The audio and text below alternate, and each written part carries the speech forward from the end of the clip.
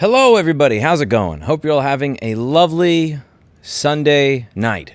So before I get started with today's stream, I just thought I'd like to do a tribute to one of the best technicians that I ever had here back in the day. His name was Milan. He worked here from 2012 to 2016, and then he left to pursue what he wanted to do with his life, which is work in high-level IT. And he was a really good dude. And when I first started in this business around 2009, I wasn't the most organized. And, you know, like when I say organized, having the ability to do repairs in an assembly line fashion, one after the other, after the other, after the other, and just bang them out in a very quick and efficient way, keep my desk very clean. This was something that I failed at. I'm not very much a clean desk person. I'm a messy desk person. He was a clean desk kind of guy, and he really helped me in many ways to just kind of get everything figured out, and he helped me in a lot of ways in terms of like helping bring organization to my business. And unfortunately, he died last year. You could see him in this video over here, MacBook Pro Retina screen repair only. And there's this one particular piece where he curses and he goes, "Fuck." And what the hell is, yeah, there we go. Let's see if I can play this so you guys can hear. This is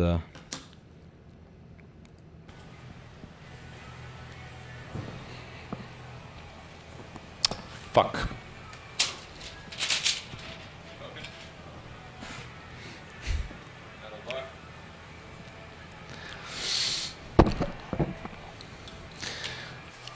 Okay, you fucked up, so now you need to take the screen out. He was a good dude. I thought that he had yeah, so I just want, we're going to be going out to dinner tomorrow just as like a tribute to remember him. But he was, if he didn't work here back in the day, ooh, my food is here. Give me one moment. Hello. Yeah, be there. Okay, this is one of those lazy ass delivery people that won't come up the stairs. Be right back. Some food.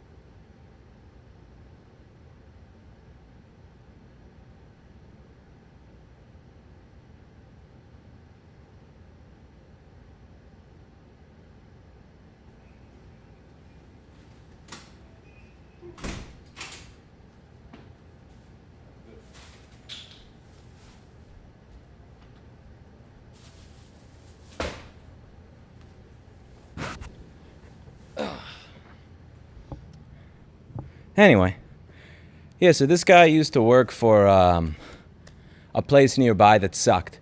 And he came by in 2011 to pick up parts. And I just remember looking at him and going, I know the reason you have that look on your face is because you work for Arthur. Nobody likes him. And he's like, yeah, man, yeah, none of us do either. And I couldn't afford him at the time, but I was able to afford him 1 year later. We kept in touch, and when I could finally afford him, he came by and he started working here.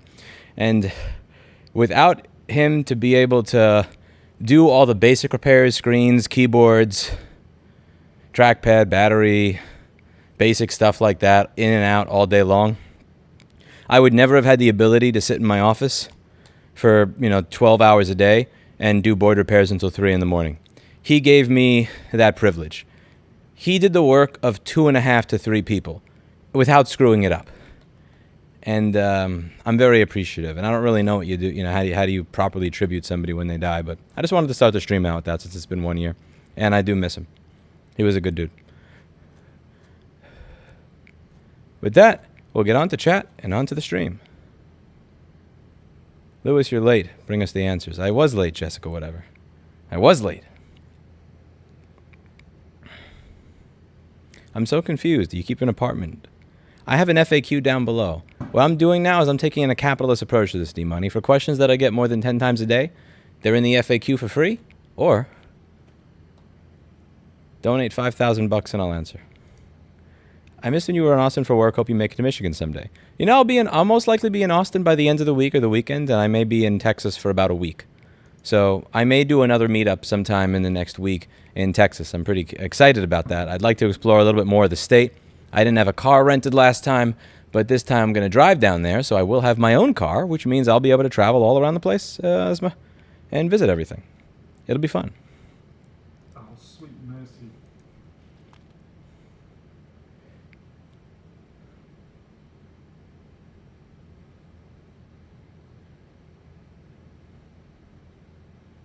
We're in Texas. The business that I have is in Austin, but I'd like to visit the rest of the state because Austin doesn't really feel like Texas. Austin kind of feels like New York City. Like Austin is very much so. If Bushwick were a capital of a state, if Bushwick were a capital of a state, it would be Austin.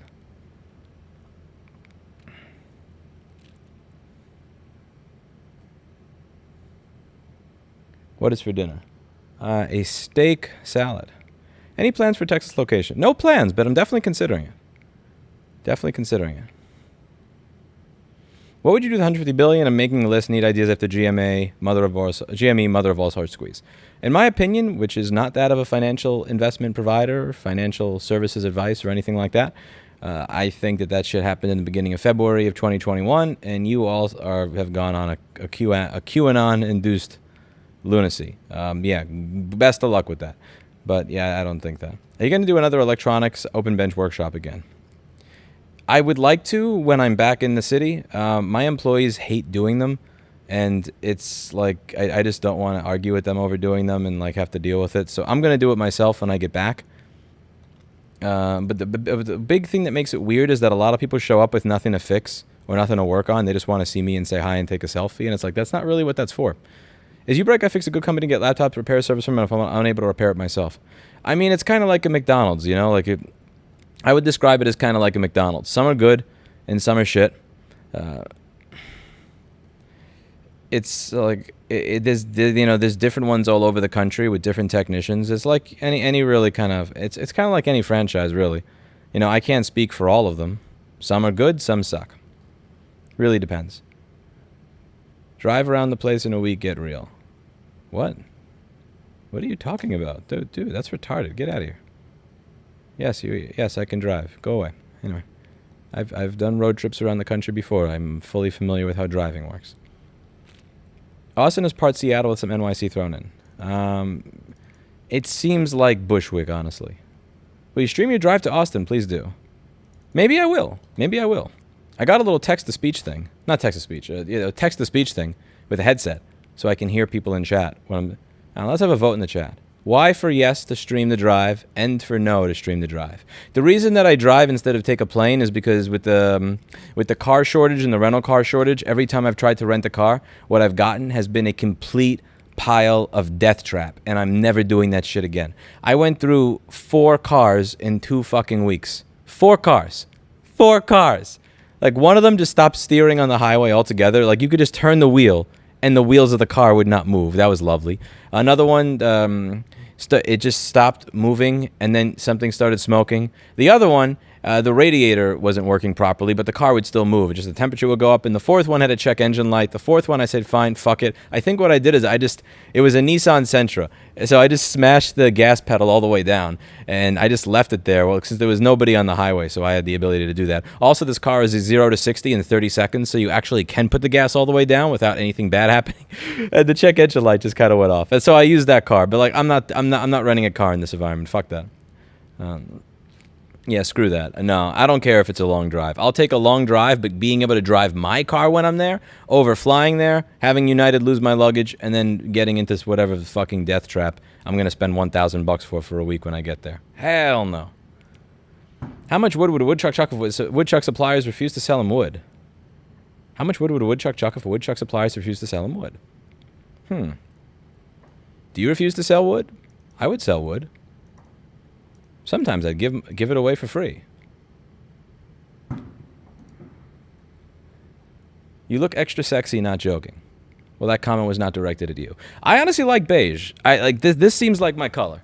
This is a really basic shirt over here. This is like a $7.99 off of the H&M discount rack shirt, and I like this shirt. I thoroughly enjoy this shirt. I think it's a quality shirt. I enjoy it. It doesn't really go with a beige set of pants. That's actually bothering me. I might change into a set of jeans.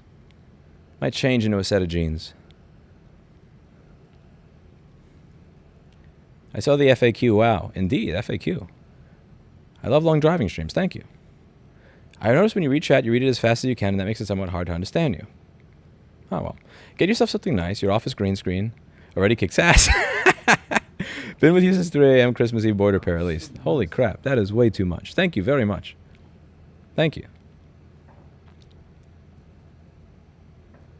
Is there anything I can do to help in Right to Repair? Yes, there is. I will copy and paste from my FAQ, which I actually, let me see. Right. What can you do to help Right to Repair? Here we go. Okay, I'm going to put it in here. Bada bing. This, honestly, this color matches, but the pants don't. You know what? I'm going to change my pants. Actually, I have to because these have a giant oil stain on them already. Yeah.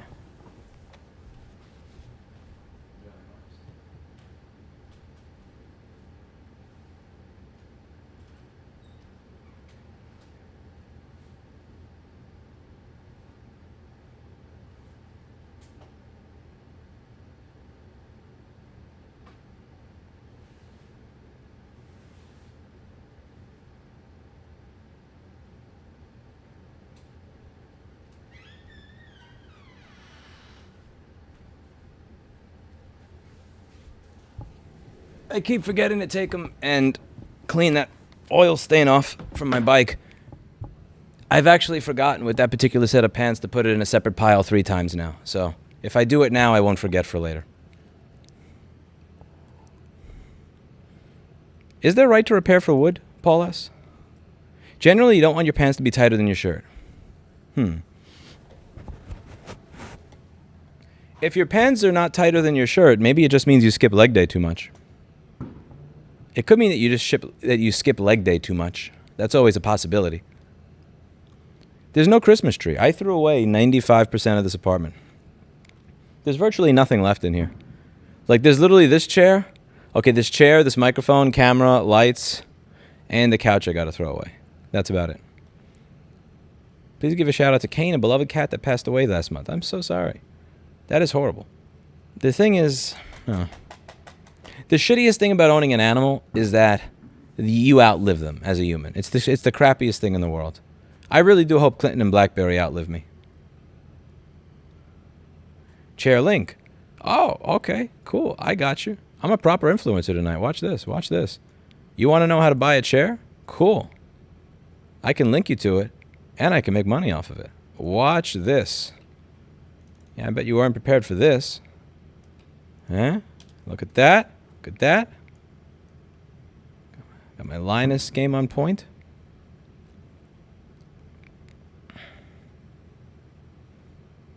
Ann says I always skip leg day.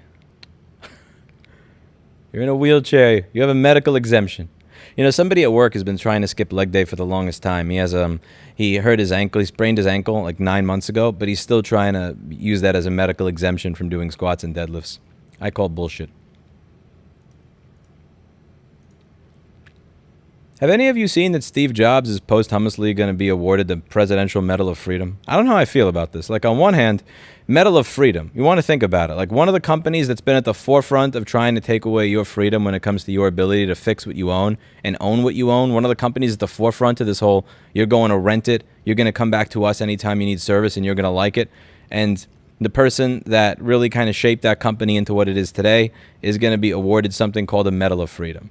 Like, on one hand, I'm not with it. On the other hand, saying that, again, Rush Limbaugh, Jim Jordan, and Devin Nunes got one. Giving one of jobs is fine. Like, I get it. The Presidential Medal of Freedom has been kind of watered down. But even if you didn't like these people, even if you didn't particularly like these three individuals, and I'm not the biggest fan of either of them, they didn't do anything that I would say necessarily massively cuts against the concept of freedom in the same way that I think that a company like Apple has. Like, if anything, you could say that I really like their products. I really like the innovation. I like the money they make. I definitely like the stock price and all this other stuff. But it's really difficult to say. That like have the word freedom associated with that. I don't know how I feel about that.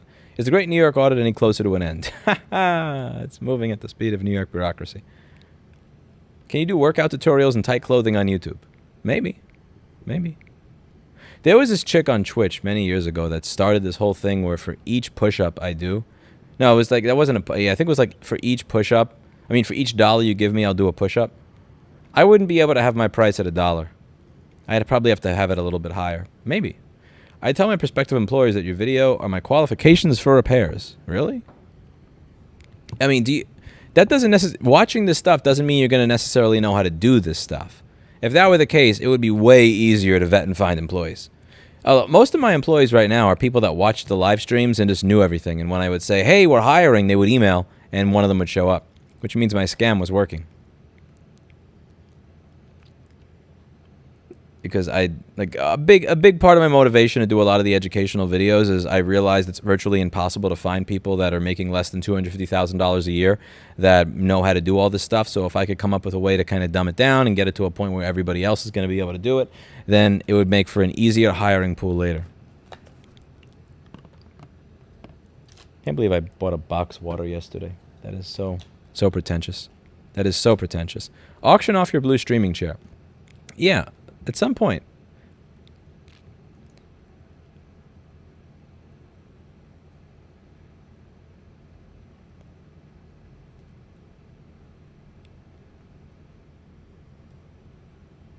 What are your thoughts on rooted phones?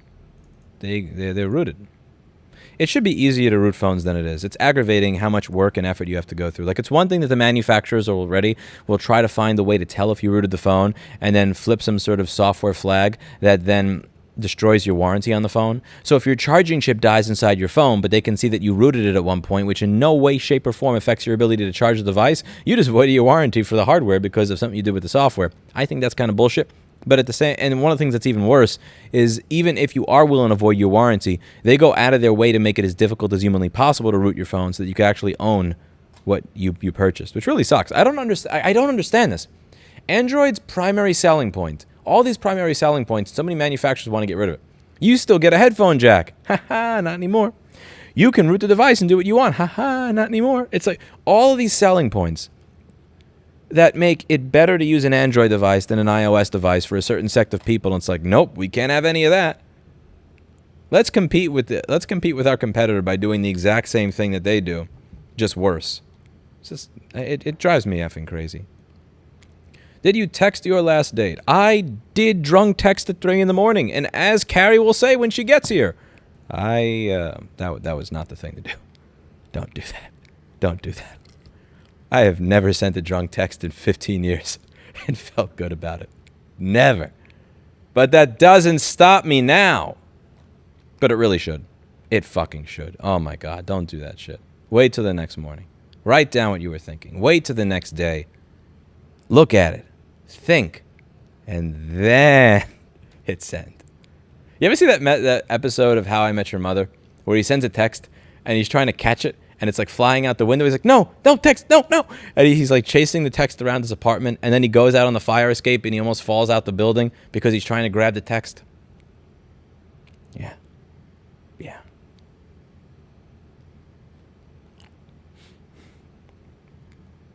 If we donate $5, we do 10 push-ups. I just said $1 a push-up isn't enough. Now you want 50 cents a push-up? Get out of here. I also did bench press, squats, bent over row today, so I am a little tired to do push-ups.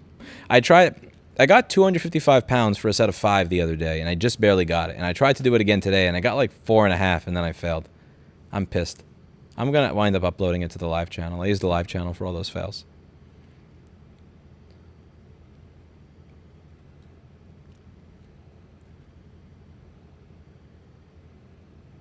Lewis streams to train new employees. Big brain. True. Again, every other person in this business, like, I don't want to show other people how to do it, because if I show other people how to do it, I'll lose business. No, man, that's not the concern. If you're even remotely successful, that's a very shitty scarcity mindset. If you're even remotely successful, you will get so much business that you will have to do, like, again, no offense to Northridge Fix, but like he just said, we have so much fucking business, I had to turn my phones off.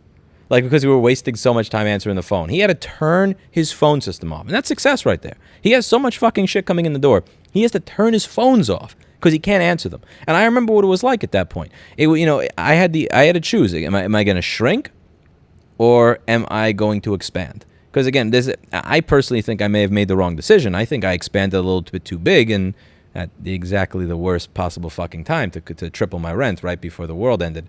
Again, it would be much nicer to be paying $5,000 a month in rent right now rather than $13,000. But hindsight is 20/20. But the point here is, if you're successful at what you do, you don't worry about, oh my God, what if other people steal my business? That's bullshit. What you worry about is, when I become super successful, who's going to be able to help me? Which is why I want as much information to be out there as humanly possible, so it's as easy as humanly possible for me to pluck people who are good to be able to do this type of work. So yes, my videos were intended to get people to watch so that I could at some point point to something, and again, instead of spending 3 or 6 or 9 months training somebody that may wind up sucking, to be able to get somebody to just walk in the door who knows 90% of how everything works already, and not have to pay for the training. It worked. It worked. It was a good scam. It's a good... Lewis, out of curiosity, what phone are you currently using? I'm guessing not an iPhone. I use a Samsung S10e. It fits in my hand, which most phones don't, because I'm 5'6" and have small hands. It has a headphone jack, so I can plug in my Rode video mic microphone. So if I'm on my bike, or if I'm doing a video, or we're just walking around outside and it's windy, you can still hear me without the wind noise, because I can plug a microphone to the phone because it has a headphone jack. And I paid $290 for this on eBay. So $290, headphone jack, decent screen, decent processor. Battery life is what you expect from a small phone that had a flagship processor at the time, but it's not that horrible. Dog, the business trip is in Austin, but I'd like to visit the entirety of the state. But the business trip is in Austin. Can you live stream your wedding when time comes so we can all attend? Maybe I would. I would like to get married someday. With my current state of mind, I don't think marriage is in the cards for me at this particular point in time, but yes, I would consider that. Where in Texas are you going?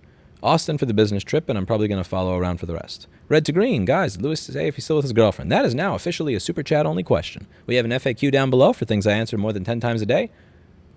But if you are an evil capitalist bastard like I will answer that question for the 50th time for money. Did you do e-bike law activism like right to repair stuff, or was it just commentary? Just commentary. Is there someone you know already on that? No, I don't. And I don't do that. I do commentary on it, and I try to ride my bike like somebody that you would be okay having on your street. I actually stop if I see somebody in a crosswalk. Like, I don't just fucking bang into them. I don't go the wrong way down the street all the time. I try to be the opposite of a Grubhub or DoorDash, Arrow 7, Arrow 9 delivery guy, for lack of a better way to put it.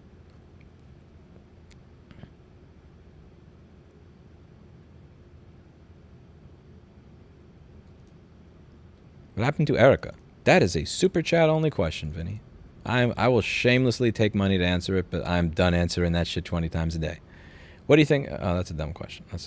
The Galaxy Fold literally breaks the circuit for the camera if you root it. I think I covered that in an older video. I'm pretty certain I went over that. And again, I got this used. Samsung got no money from me for this phone. I bought this from somebody that would otherwise have thrown it away. So, and I'm going to use this thing as long as I can.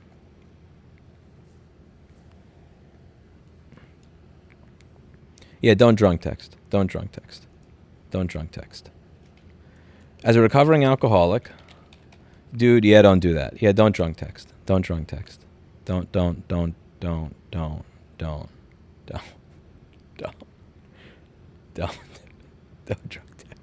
Don't drunk text women. Never do that. Never. Okay. Move to South Dakota. What about South Dakota?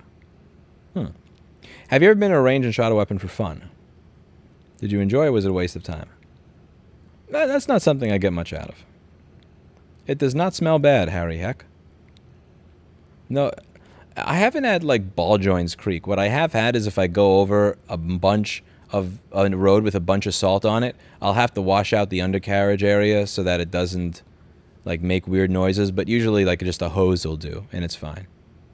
You feel better since you stopped being vegan. You know what's really weird? When I switched over to being vegan, I felt better for like 6 months. I felt better. I felt healthier. And but the weird thing is after a few years, I actually felt worse. And then when I switched back to meat, I felt better. So I kind of wonder if I do another 2 or 3 years just eating steak and eggs every day, and then I go back to being vegan, would I feel better if I constantly kind of piddle-paddle back and forth?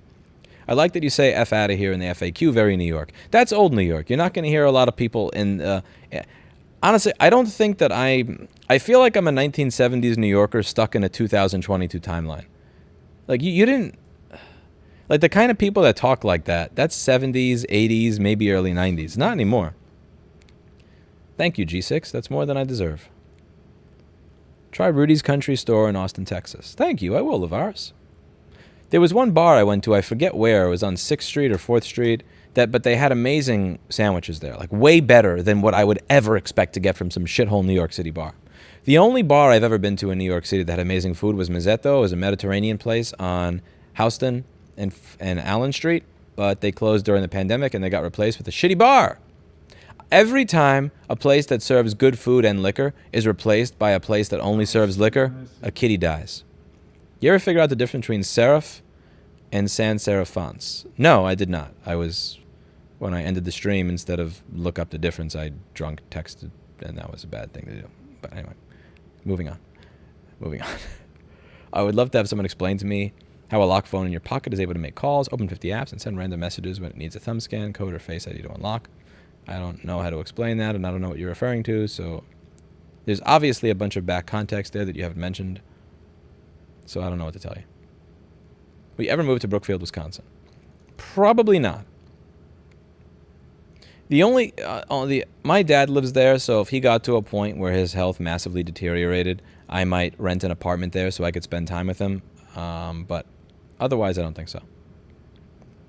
Rib headphone jack, USB-C audio sucks. Yeah, like, you have to sell me on why you got rid of it, you know? This is liquid resistant, right? So if this phone is liquid resistant with a headphone jack, then why is it that the new phones that cost more money don't have a headphone jack? There's no space for it. Okay, if that's the case, then why is it this phone that's tiny has it? Like, you know, this thing's existence really cuts against a lot of the arguments that get made against the headphone jack. It's easy to blame Apple, but there was a time when people had a choice and they gave up headphone jacks, voting with their money.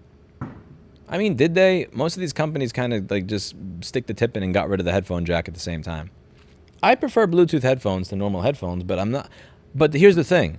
You need to explain to me why I should pay more money to get less. It's just a fucking principle thing. So I have these like Bluetooth MMCX things, and the only time I wind up using wired, I use wired when the Bluetooth headphones die. And then whenever I have to warranty out the wire, because I use MMCX headphones, so I get my own Bluetooth dongle, whatever the hell, for them. And I like Bluetooth. It's just my Bluetooth thing died. My new one is coming on Tuesday.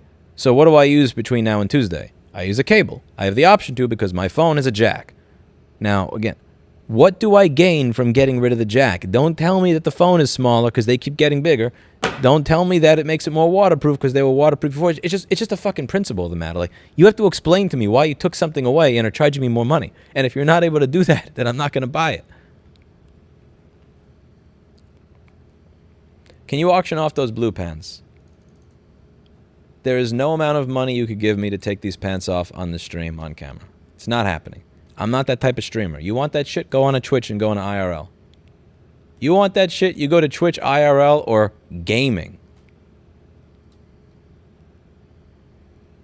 Get rid of phone system. Make a ticket one. Northwich made a good choice. Can't babysit everyone in a good real business. I mean, again, I have 12 employees right now, and the rule is they need to answer the phone on the first ring. They need to respond to people quickly. So there's a number of things that will cause people to... There's a number of things that are going to cause people to call in regularly. Again, A, if you don't...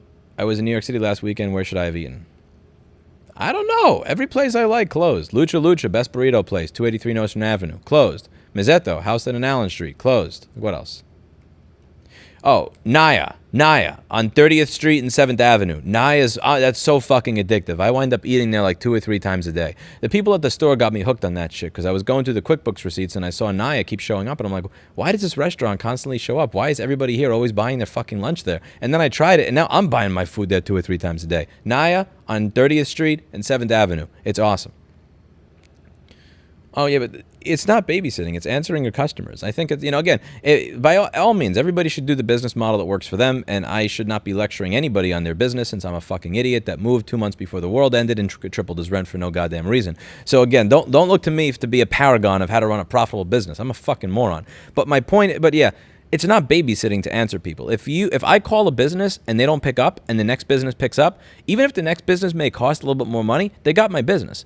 So, again, the thing is, if you don't have a working phone number, there's a lot of people out there that are going to still do business with you. But there's also a lot of people out there that are going to answer the phone in the first ring where you don't, and you're going to get the business, that the other person didn't. So here's the thing. Let's say business is going, this is mirrored. So let's say business is going up and up and up and up and up.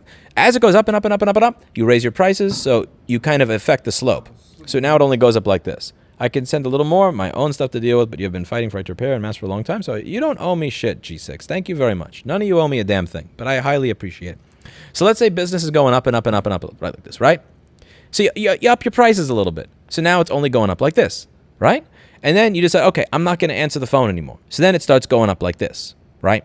Now here's the problem. Let's say that business starts to do this, or dare I say it even worse, this. It's very difficult to reverse this. You could say, okay, I'm going to turn my phone back on. I'm going to lower my prices. But it's not like the slope is going to go right back to this. It may just go from this to this. So you have to be careful. Anytime you do something that is going to turn off a bunch of your customers or potentially turn away people, you have to be very, very careful with that because it has the potential to kind of start going back down again. Now, hopefully for him, it won't. Hopefully, Northridge is not a moron like me and actually knows how to run a business that, in a direction other than into the ground, which is what I've been doing a damn good job with my place lately. And maybe he does. But the reason that I wouldn't want to do that is I don't want to risk having business go, just do this. Because I see that happen. I see places where they turn off the phone or they just stop letting people in the store after a certain point rather than expand and hire new people to take on the workload. And what winds up happening is at one point, once they finish everything in their queue, well, their phones were off, so they weren't getting the business. That lack of business means they're not going to get all the referrals they would have gotten from that business. And then they wind up kind of going back downhill and falling off. It's very, it's very difficult in this business to establish a reputation and to start getting a bunch of people to walk in the door. It's really, really hard. And once you get that done, I'm never going to give up any one of those people that's calling me. I'm going to answer every single one of their emails in a few minutes. I'm going to answer all their phone calls in the first ring. And if that's not happening, I'm going to kick the crap out of whoever's working the front desk. Make them deadlift and squat every day. Full body 5 times a week, baby. They say Austin is similar to New York City in many ways. Not every way. Not New York City, Bushwick. If you've walked around Bushwick, you understand, then that's Austin.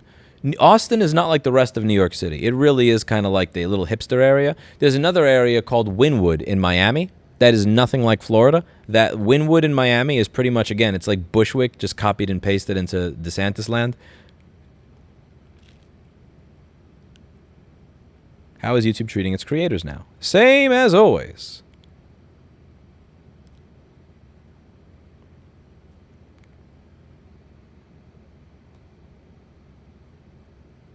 Okay, I'm 10 minutes behind. I'm going to grab a fork so that I could eat this lovely steak salad. I always like to support my local Mexican restaurants because I don't want them to ever go out of business again.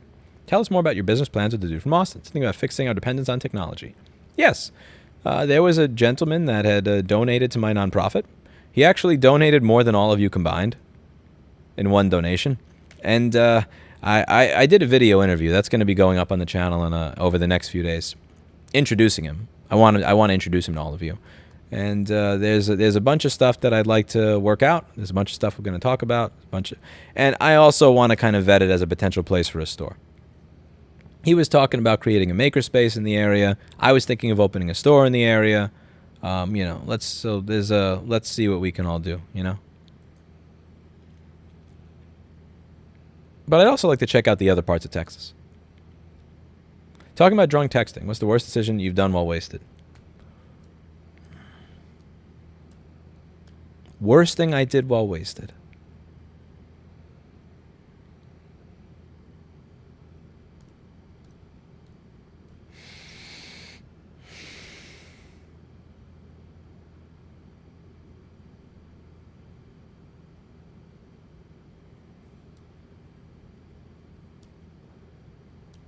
I don't remember.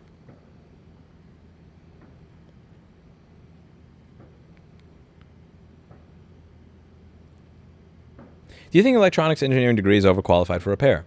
Yes and no. You learn a bunch of stuff that you don't need to do this, but also a lot of people who are electrical engineers make horrible repair people. That was true when I worked at Avatar Studios, and that was also true now. There's a lot of people that don't have basic fundamental troubleshooting skills down pat that have engineering degrees that could design and build the hardware that I fix, but they couldn't fix it. It's crazy. I really would have thought that they would have been way better. It's clearly a safety issue, Lewis. He's referring to the headphone jack. You mean OnlyFans? No OnlyFans for me, Catherine. I'm a modest man. Okay. The serif is a decorative stroke that finishes off the ends of letters. Oh, sweet mercy. Make more Clinton videos. Maybe. Speaking of taking away functionality, you have an opinion on Windows 10? Nope. I'm using Linux on this computer. I have no plans on going back to Windows on here. I use Windows in the framework because I can't use DaVinci Resolve in Linux without a dedicated GPU, but I can use DaVinci Resolve without a dedicated GPU in Windows, which I'm not really happy about. But I'm using a 10 on that. I got no reason to go to 11.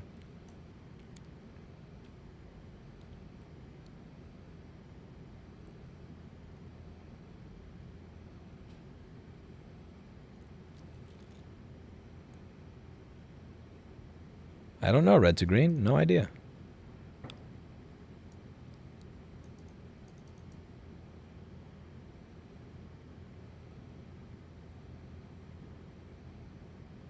Why do you think YouTube is throttling your channel now? Right to repair?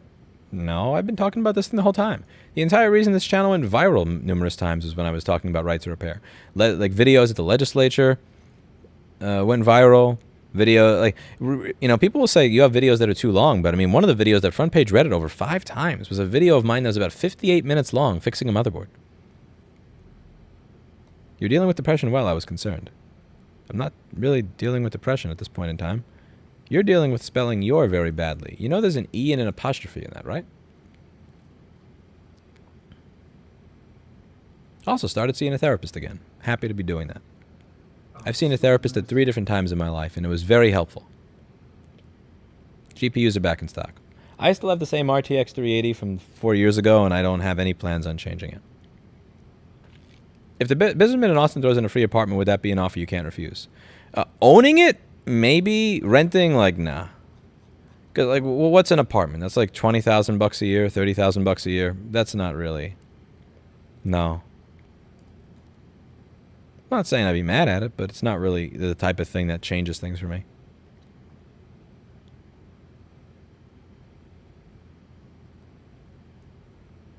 Do you think there should be a repair licensing requirement similar to how healthcare works? No. We already have licensing requirements. They don't do anything. Do you know how many times the Department of Consumer Affairs has come into my business and asked to see my solder joints in the last 10 years? Never. Because they're morons. They're there to collect money every year and collect money for asinine bullshit fines to fund their existence. And that's that. It's not how people resolve conflicts now. Like, people resolve it's just obsolete. Like, people resolve their conflicts with these businesses: Yelp reviews, Google reviews, filing a chargeback. Like, that's it.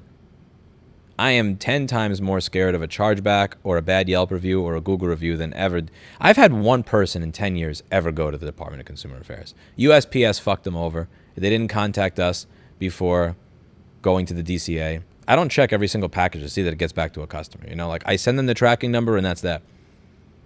There was one person in 10 years that ever went to the DCA.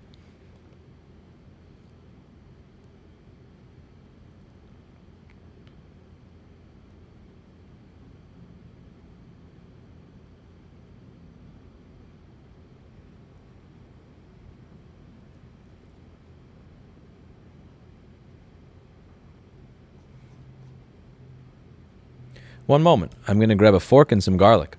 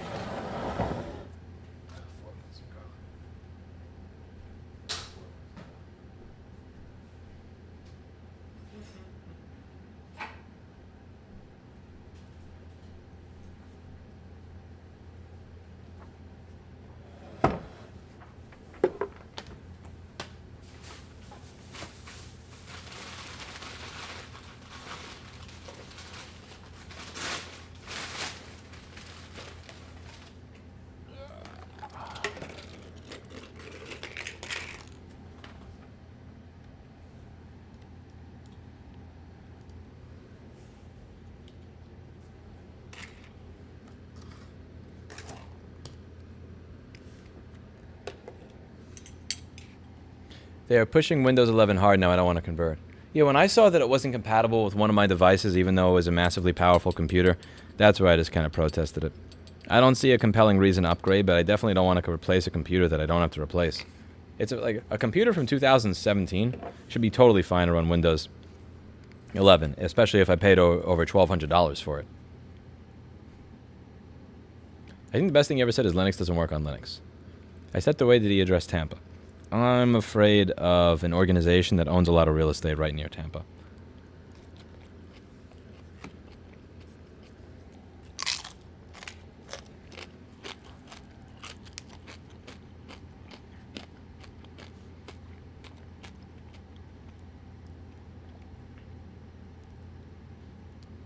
James Lynch says, are you allowed to screw the therapist? Could be worth it. That's not really what therapy is for, man. That's not the point. Nope. How hands-on are you with maintaining your PC's operating system? I don't want to maintain anything.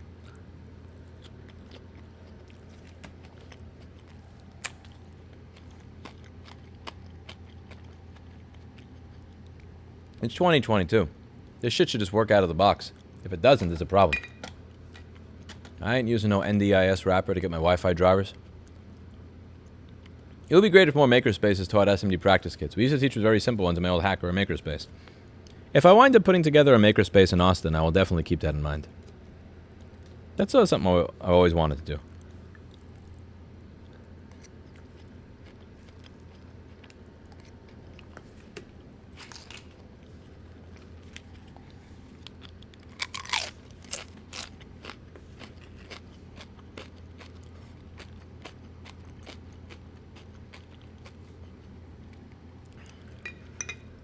What you said about dating yesterday cut deep. Never been on a date, and I don't use those bullshit apps. I'm quite introverted, and I'm probably equally afraid of a woman saying yes or saying no. The thing with rejection is, here's the thing with rejection. The more it happens, the less sensitive you'll be to it. So, you have to have it happen. Once you pass like 15 or 20 times. Why is my phone ringing? Oh, dude, I'm doing a stream. Stop. No. Anyway, when this, how do I put this?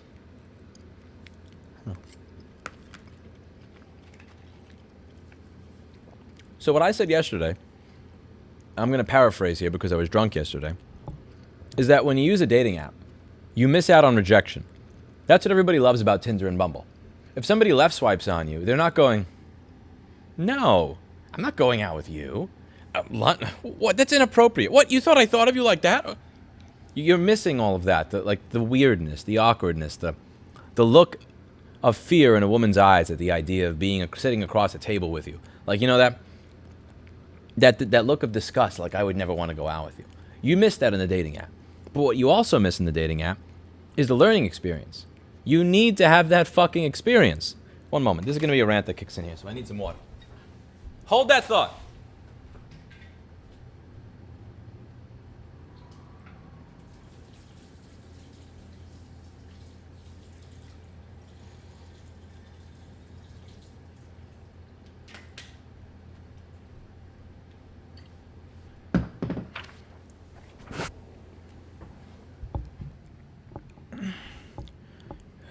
Where is the damn button? Okay, so the thing that you said is what you said about dating yesterday cut deep. I've never been on a date, and I don't use those bullshit apps. I'm quite introverted, and I'm probably equally afraid of a woman saying yes as saying no. Point taken. One of the things about a lot of these apps is that a lot of people like the fact that they're avoiding rejection. In person, when a woman rejects you, she may not just say no. She may laugh in your face and go, she may go...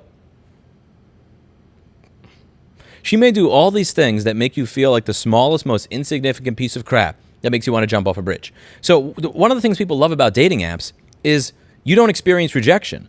When somebody else left swipes you, you don't see it. You don't feel it. So it's out of sight, out of mind, right? Here's the problem with it. You don't experience rejection. That's the good thing, but also you don't experience rejection. You need to experience rejection to socially advance. You need to experience rejection to grow as a person. You know, the first time you get rejected, it's like, it's scary. It's like, oh my God, I can't believe I'm talking to a person.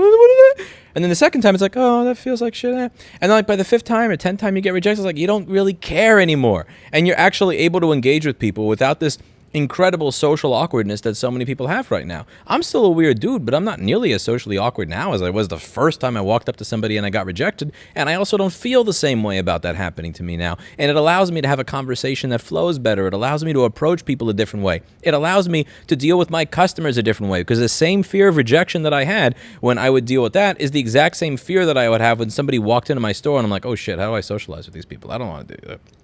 It's the same general idea. So the thing is, a lot of people say, well, I'm just going to use a dating app so that I can avoid rejection. Point taken. The thing is, you need rejection. You need to feel what that feels like in order to kind of sharpen the knife of your social skills and get better and do better next time. And the thing is, what a lot of people are trying to do is they're trying to avoid paying the cost of how awkward and how weird it feels when you get rejected for the first time or the second time or the third time. And the thing is, there's no way to avoid paying that. There's no way to avoid paying that bill. You can either pay it right now, or you can pay it by being a miserable fuck every single day for the rest of your life. Looking in the mirror every single day, knowing that you hate yourself because you do not have the balls to walk up to somebody and say hi to them. It feels like shit. It really does. And I'm sure that a lot of people watching this feel the same way. They know when they look in the mirror, they just looking like, you're a bitch, bro. You're a bitch. Like, why didn't you say hi to this person? That woman smiled at me and said she was interested in what I was reading. Why didn't I strike up a conversation instead of go and like hide back into your book? You're going to pay the price one way or another. You can either pay it today or you pay it every fucking day for the rest of your life until you learn how to do better. And you may not know how to do better, and that's totally fine. That's what a therapist is for. There are people out there that are dedicated to doing this, and getting a therapist doesn't have to cost like, $2 or $3 or $500 an hour. You don't have to go to some fancy schmancy New York City office on Wall Street or something to go see a therapist. They got online therapists now that are working at a place with a better cost of living. You could pay less than $200 or $300 a month and get a therapist. There's all different types of resources out there. There are charities that help people get connected to therapists for free if they're in a bad place. There's a lot of people that will help you through that so that you can get on to handling your first rejection and do better. But again, it's a bill. You're gonna pay the bill one way or the other. You can either pay it right now or you could pay it every single fucking day. And like any bill, if you have a $10 bill today, and you pay it today, you paid $10. However, if you have a $10 bill today and you put that shit on a credit card with 18% interest for the next 30 years, yeah, compound interest is a bitch. Not only are you going to be miserable, but you're going to be paying a far higher price the longer you put this off. So hopefully that motivates you or incentivizes you to actually see a therapist if you do have this issue where like you genuinely can't talk to other people. And that's what I would say there. It's not what most people want to hear, and it sucks. Because it really, again, I get where you're coming from. Like, that is a shit feeling. It is a shit feeling to walk up to somebody and be like, oh God, what are they going to say? Oh God, what are they going to think? 99% of the time, the world doesn't end. The world doesn't end. Maybe it ends if you drunk text. But just don't drunk text. You know, you can be smarter than me. No reason to be as stupid as me. Okay. No adding me, Rob K. Ah. Actually, you can add me. What the hell? Is mail-in business you get more hard and complicated to fix than walk-in business? I don't know how it is for Northridge Fix. I'd be curious to hear what he says. But for me, 100%. Mail-in business is everybody else tried to fix it. They fucking destroyed it. Their cousin tried to fix it. The local repair shop tried to fix it. The manufacturer tried to fix it. And they all fucked up, so they sent it to me with a nice pile of flux on it. The walk-in repairs are much easier. So not only are they more profitable because you're not dealing with shipping, but they're also better because we offer free shipping to the customer. But they're also easier. So they take less time. So the local repairs are usually more profitable. So I keep that in mind when I look at revenue. So when I look at mail-in revenue versus walk-in revenue, I always got to skew it in my head because the walk-in is more profitable than mail-in.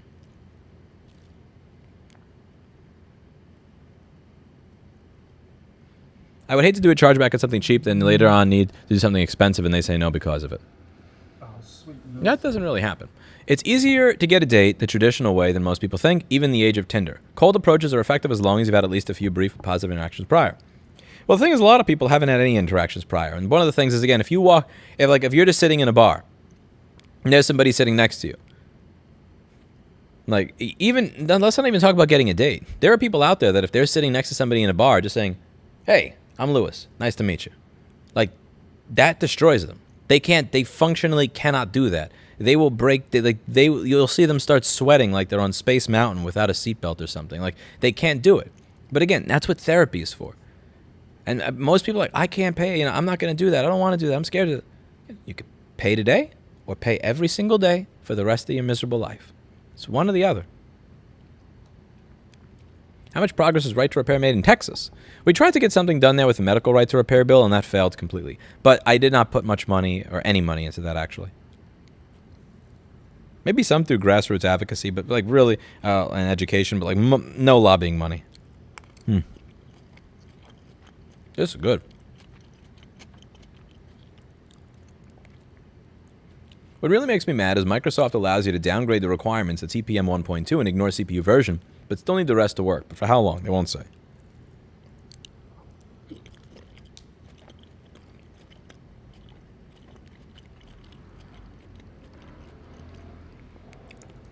I'm not Randall Smith. Do not project in my chat. Bye-bye, Randall Smith. The projector is gone. The projector is gone.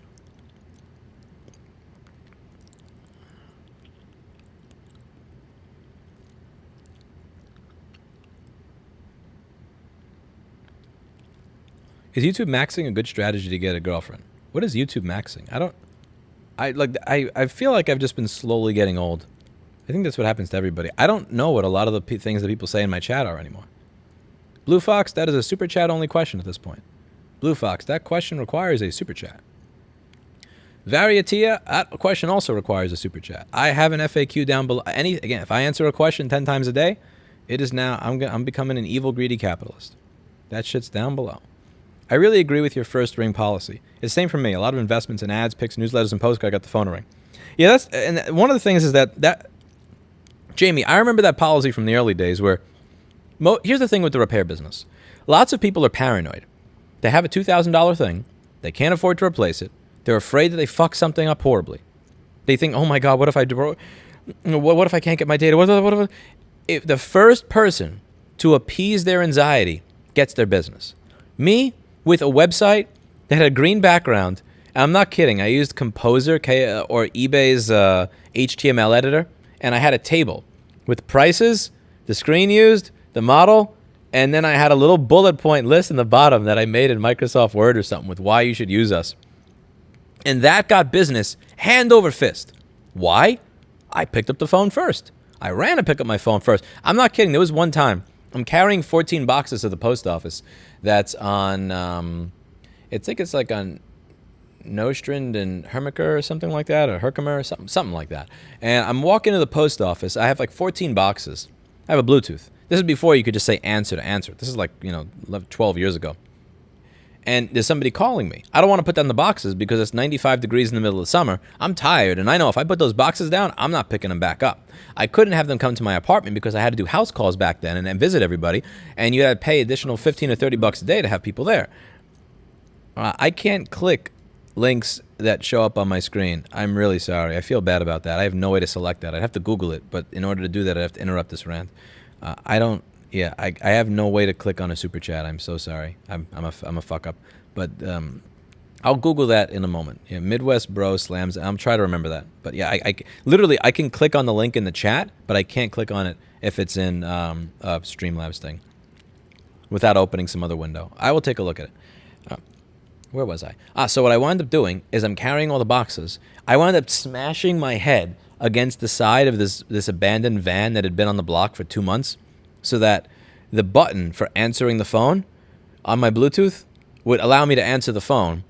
I probably wound up getting brain damage from that. That's probably why I'm such a fucking idiot. But I did that also so I could answer the call so I could get somebody's business. No comment, Igor. No comment. There's only one man that knows the answer to that question in the entire United States, and he lives in Lumberton, North Carolina. You want more board repair videos, Lewis? No, you don't. No, you don't. Please stop virtue signaling. Please, for the love of God, just be honest with me. Just don't lie. I have analytics. Since 2016, virtually every board repair video I post loses subscribers.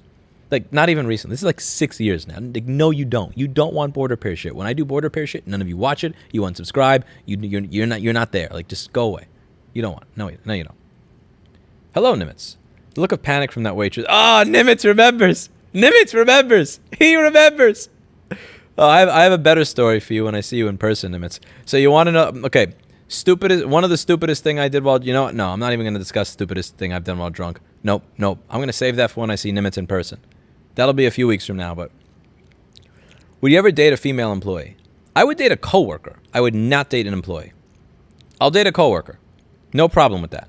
Employee? Like, oh my God, fuck that. No, that's a mess. That's a mess. No way in hell. No way. Not in a million fucking years. No. No.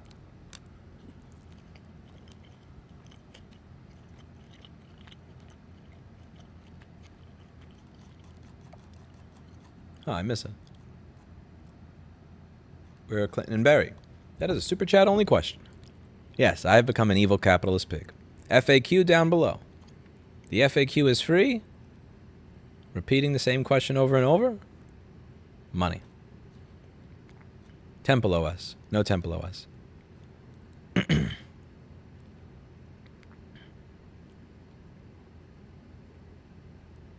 Woman here, we assume something is up with guys who are skittish. True.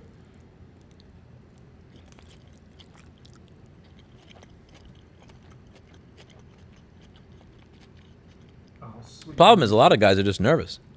Let's Google Bodega Bro. He's a guy who just moved into the area and was confused why bodegas were more prominent than actual grocery stores. He uploaded to TikTok, was branded a racist for no reason, and was fired from his job.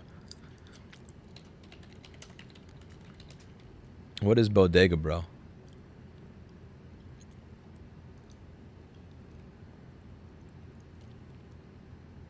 Griffin Green was fired from his tech job and second day of work after video showing complaining about bodegas in the Bronx went viral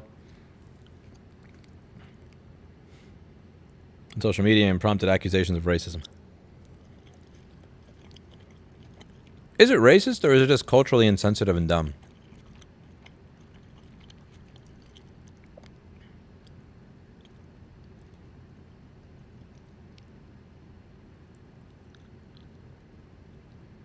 Okay, they're like this shit. Okay, so here's the thing. So the problem is the Bronx is a real... a lot of the Bronx is broke. So when somebody that has a really nice job shows up in that neighborhood, there's already a sense of tension because the people in that neighborhood are broke and you're not, and that's kind of weird.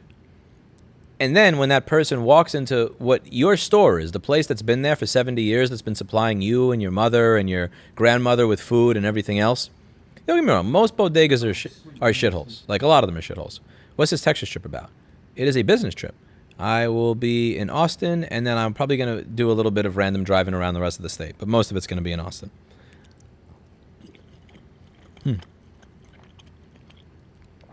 Business trip to explore some opportunities. Talk to a donor. Other stuff. So when you use that language, Every fucking one I go to, they're this shit. Like, people were already looking for a reason to say something about you, right? Now, you got this smug face. Again, whether he's white, whether he's Mexican, whether he's black, whether he's Asian, like, whatever the fuck. This is a smug-ass face. It doesn't really matter what the race is. He looks like a douche. Now, is it racist? Not really, but you look like a douche. And again, you have a nice job.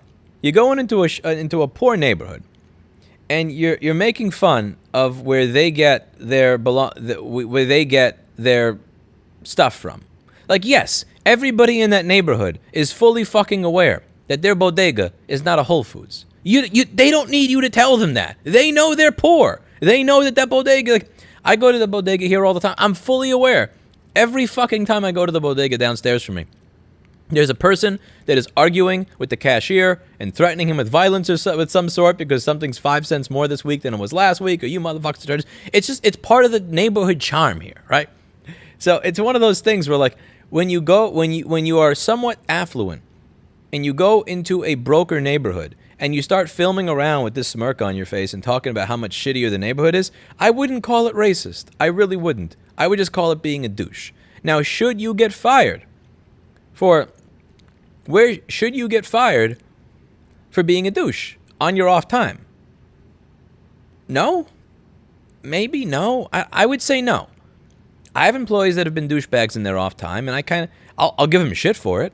I definitely give them shit for it, but I wouldn't fire them for it. Like, he says, like, bro, that's not a grocery store. I'm trying to get, like, eggs, yogurt, cheese. Like, I've literally been to 5 of these. Now, also the other thing, note the Valley Girl language. Like, I've literally, like, oh my God. I'm going to move to a neighborhood where a lot of the people are poor and go, like, oh my God, like, literally. Like, fuck that. Who wants to get the fuck out of here? What the fuck are you doing in New York City? Fuck off back to where you came from, you know? I don't know what the fuck I'm about to do for dinner. Like, where are the Krogers and the Whole Foods at? Like, I'm going to eat fucking cereal and ramen for dinner. Like, what the fuck? You're not supposed to go to a bodega to get your goddamn dinner, you dumb cunt. Ah! Okay, there are some bodegas where, again, there's another one downstairs from me, where even at 3 in the morning, they'll make you a sandwich. If you want a turkey and chicken on a hero, $4. $4. Cheese of your choice, jalapeno peppers, anything dressing that you want, $4. Did he ask? No. What do you want? What, you want Whole Foods in every fucking corner? Suck a dick. Go to Union Square. Take the fucking train. It probably takes you less time to take the train from the Bronx to the nearest Whole Foods than it does for me to drive to Whole Foods from my apartment in New Hampshire. So from where I am in New Hampshire, the time it takes for me to drive to a Whole Foods is actually about 41 minutes. I'm pretty sure that if you want to get to Union Square from the South Bronx, that's actually faster via train. I'm just saying. So yeah, I get this guy got fired. Okay, he got fired, right? He got fired. Do I think he should get fired? No. I don't think you should. I don't think this is racist. I just think you're being a fucking douchebag. And now, again, the article says, I'm sure this bro thought he was being funny. Did anyone else think this is racist or just me? TikTok star also slammed saying, I mean, what? He's been on here like 2 days and he's found a way to make fun of the stores that many people in my community rely on. Again, like when I moved to Bed-Stuy 15 years ago. And before I lived in Bed-Stuy, I lived in Canarsie. I was the only white guy there. And I made friends with my neighbor. I was weird looking. Like, again, I would walk down the street wearing, you see my uniform. I have like a polo shirt, fucking slacks, and a set of dress shoes. I looked cheesy and corny as shit, and I was white, and I was socially autistic way more back then than I am now. I was much worse at hiding it, and I'm a fucking computer repair person. Like, I did not fit in at all. So one of the things I would do is I would just walk. See, he's not... no. You missed my entire point, for fuck's sake. He wasn't fired for being white in public. He was fired for being a douche. Now, again, we can have an argument over whether or not you should be fired for being a douchebag on your off time. I personally don't think you should be fired for being a douchebag on your off time. But that's what he's getting fired for here, because I don't see this as being racist. I just see this as being a douche.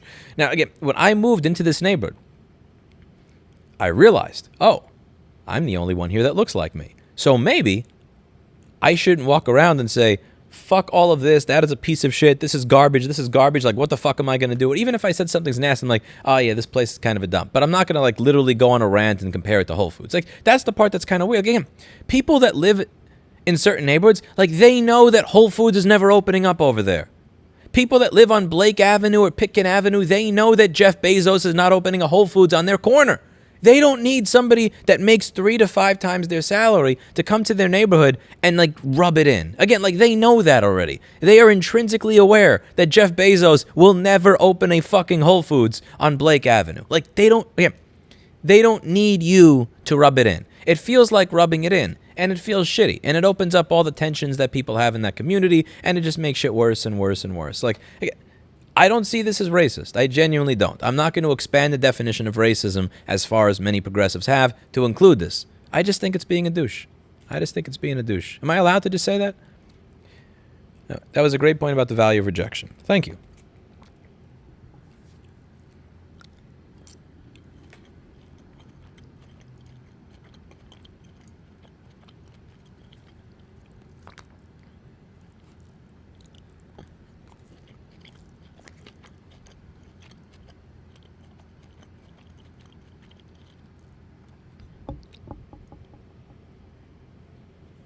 Some of us don't want to socialize. Is that okay? I honestly don't believe most of you. I don't think you don't want to socialize. I think that you don't like being alone all the time. It's just that you don't know how to do anything else, so you tell yourself that you like it. I don't believe that. I genuinely don't.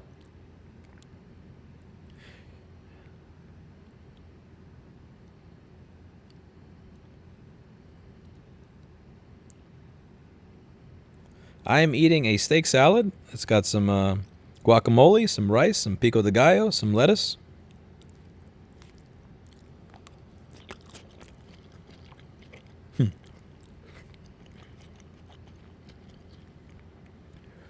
No right to repair in Montana. Nothing happened there. Senator John Tester introduced something federally, but that's not local. That's federally.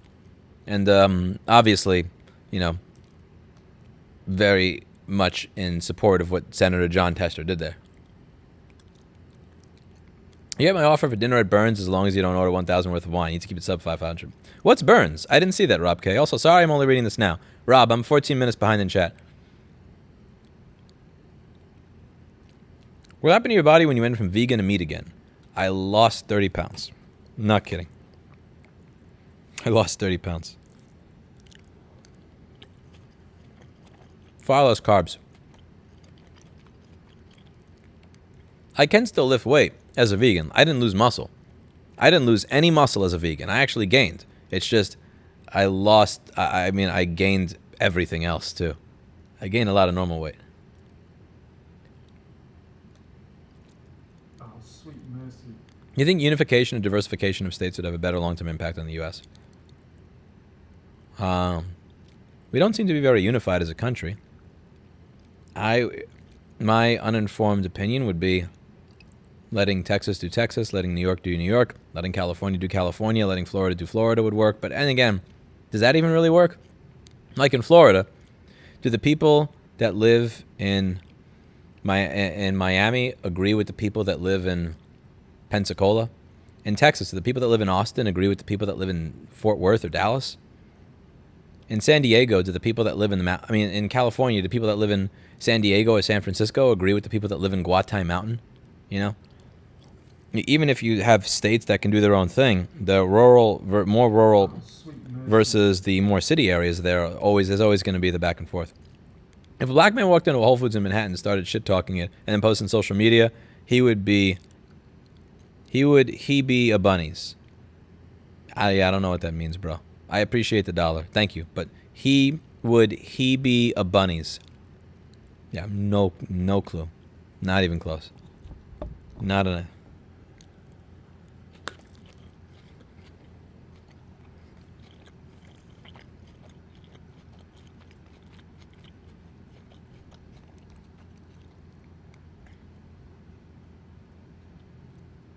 Don't want to hear you chew. I don't want to hear you bitch. Get the fuck out of my stream. Bye-bye. Suck my balls, asshole. Next.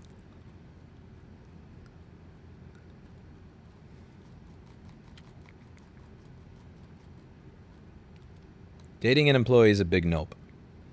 I agree. No. Not doing that.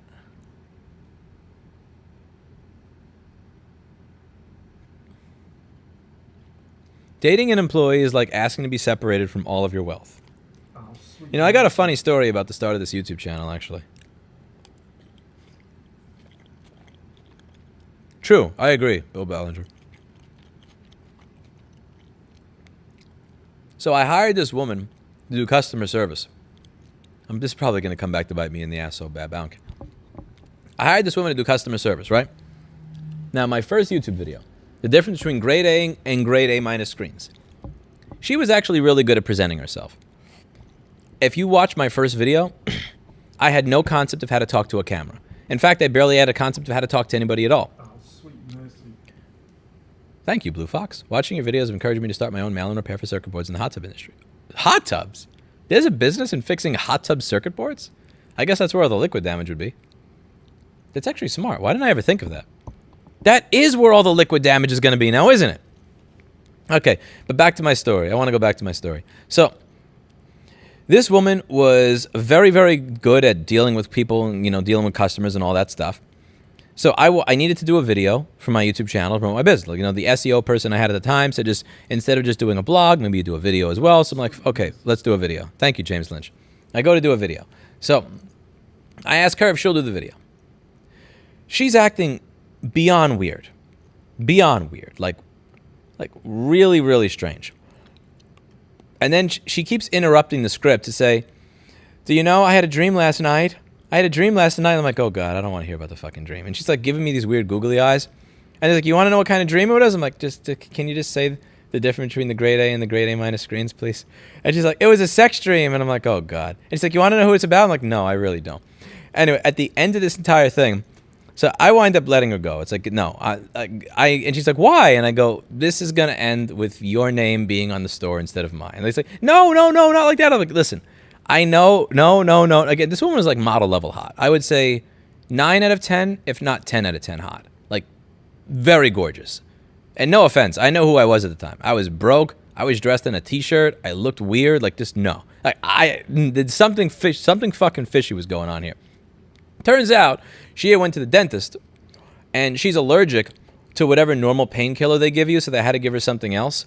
And the other painkiller that they give you, it's kind of like drinking way too much alcohol. So she was high. And I didn't know that. I didn't find that out until a long time later. So I wound up doing the video instead of her. And then I started using YouTube as an outlet. So if I hadn't had that experience, this channel may actually be stuck at like 15 subscribers with just videos and how to tell which screen goes into your computer. You could go back and watch that video, the difference between grade A and grade A minus screens. I think this is the first video I ever posted to this channel.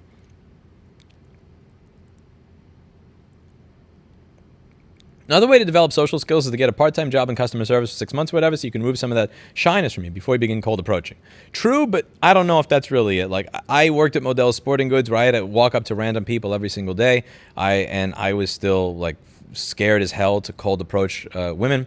Even after I started my own business and I would have to say hi to everybody who walks in and deal with all their problems, still scared to cold approach women. It really just took actually doing it and then just getting punched in the face over and over, and then like at some point it just doesn't, it's not the same. It's not as scary. If men use pickup artist techniques, then that's a bad thing. I don't use any of that shit, and don't get me wrong, I'm not saying that when I do this, it actually works. Like, most of them still say no. It's just I don't have a crippling fear of like, oh my God, I can't walk up to her. Like, I don't have a crippling fear. I still get the same result, but it's like at the very least, like I'm saying that you should learn how to not have that killer anxiety inside of you when you go up and walk to somebody else. My dad fell in love with his wife, who was his employee at the time, fired her once they started dating, so there's no conflict. LOL, happily married 30 years this month. Okay, how the fuck does that work, bro? Explain this to me. So, like, seriously, explain this to me. So you have a woman that was your employee, you want to date her, so you stop paying, so like she loses her job? Like, really? There's no chance for a lawsuit there. You're not seeing any potential for a lawsuit with that particular tactic, really? Am I the only one that sees that?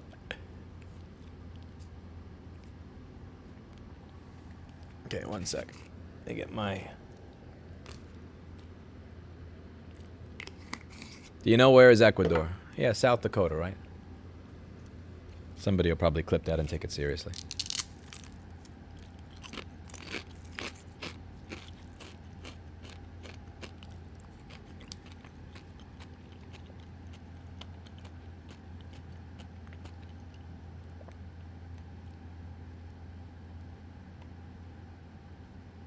You said something about Tampa. Could you please elaborate?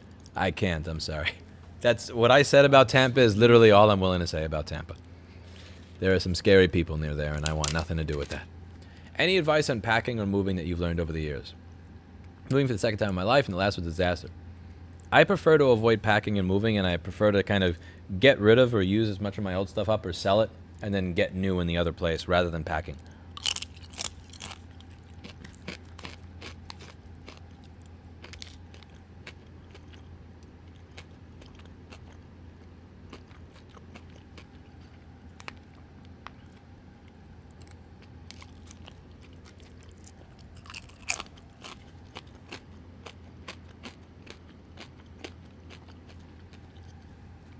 Criticizing a shitty neighborhood is not a douche or a bad thing to do.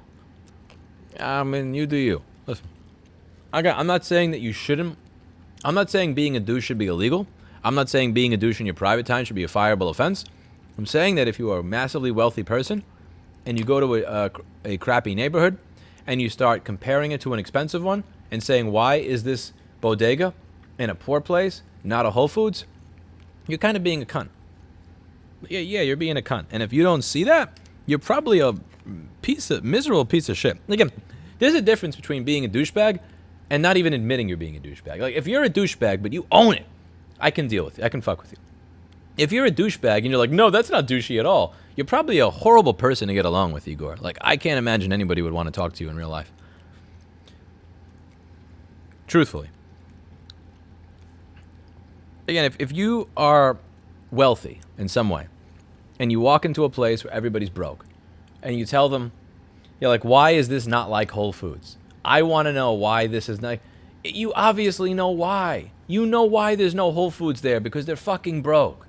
Like, again, you're just like digging in the knife, you know? It's kind of like walking up to a person. I'll give you another one. It's like walking up to a person that weighs 350 pounds and then saying, why does your girlfriend not look like Shakira? Like, why? Why? Why does your girlfriend not look like Shakira? Because a 300-pound dude at my height is most likely not going to be able to pull in a girl that looks like Shakira. He knows that. His friends know that. Everybody in the room knows that. He's already internalized. He's already dealt with this. He's already gone through the process in his head of coming to terms with the fact that he is not going to be able to get a woman that looks like Shakira. He doesn't need you to point it out to him. The people in that neighborhood are fully fucking aware of why Jeff Bezos is not opening something in their neighborhood. Like, you know, to be the person to come in there and just like laugh at them all for it with a giant smirk is being a douche. Now, again, I'm not saying that you should be fired for being a douchebag on your personal time, but at least fucking own it. Like, as Dino said, if you're going to be the bitch, be the whole bitch. If you're going to be the bitch, be the whole bitch. Like, being a half bitch is just not something anybody can deal with. You could not be a bitch at all. That's fine. You could be a bitch, but be the whole bitch. Okay, we can at least engage with you. But you can say, that's not douchey to go into a poor neighborhood and ask and laugh at them for not having a Whole Foods. Like, fuck you, bro. Seriously. Listen, I remember what it was like to be poor. Hell, this apartment literally here. This is the same apartment that I've had for almost like fucking 15 years. I was broke when I moved into this neighborhood. I'll still walk around here. I don't know. It's just, it's really douchey. Not racist, just douchey.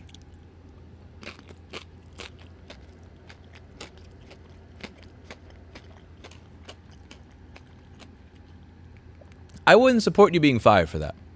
Now, if somebody would just like smack him in the fucking face while he was doing the TikTok video, I don't know. I wouldn't come to his rescue. Just saying. Do what I do. Do what I do. What do you notice about the real estate series on my channel? Is there anything you notice? Any commonality? I'm going to the most expensive areas of the city and demonstrating that they are shitholes. When a place is on Madison Avenue and I make fun of it for being a shithole, that's funny. That's funny. This is a building that's worth $38 million. The person that owned this building has more money than God, and it looks like fucking shit, and it's been empty for 10 years. That's funny. I don't go to fucking, I don't go to the Bronx or like Brownsville or East New York or Pitkin Avenue and go, oh, look at this store. Why does nobody want to rent it? Why does this building look so bad? Like it's fucking lame. It's not even about race. That's the thing. It's not even about race. It's just about being a douchebag. Like, Like all these places that I go to, all these fucked up, even when I'm showing you, look at this restaurant that has a bunch of cockroaches in there. Yeah, we're laughing at it, and we're laughing at the fact that they're showing it for lease in that condition because the building owner has a lot of fucking money. That building is worth over $8 million. Some of the buildings where I'm showing you these stores that look like shit or these offices that look like shit, it's too close to Scientology, bro. I don't fuck with those people. I can't live near there. No, I'm not doing that. No. I'm just like, no. No Clearwater. Nowhere within a 100-mile radius of Clearwater. No. Nope. No. Dude was fired for being a prick, likely because he's never traveled anywhere. He's the one. He is a one-town, no-experience asshole. Again, but he was a prick on his own time. Should you be allowed to be a prick on your own time? Like, Anel says stupid shit all the time at the store. He says stupid shit 5 minutes after he punches out. I don't fire him for it. Like, I would fire him for the stupid shit he's done on the clock. And in fact, I have. We've had it back. But the point is, I don't fire people for the things they do off the clock. There has to be a really high bar for the stupid shit you do off the clock for me to fire you for being off the clock. All right. Next topic. I think I've repeated myself enough on that one.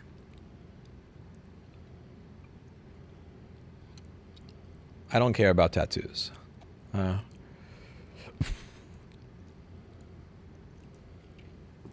Where's my cat?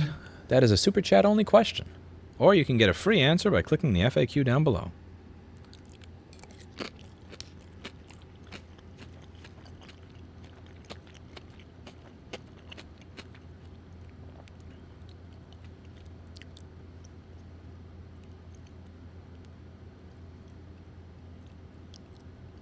It's not even about punching up versus punching down. I'm happy to punch down. I've punched down many times because sometimes it's deserved. It's just like, they know that.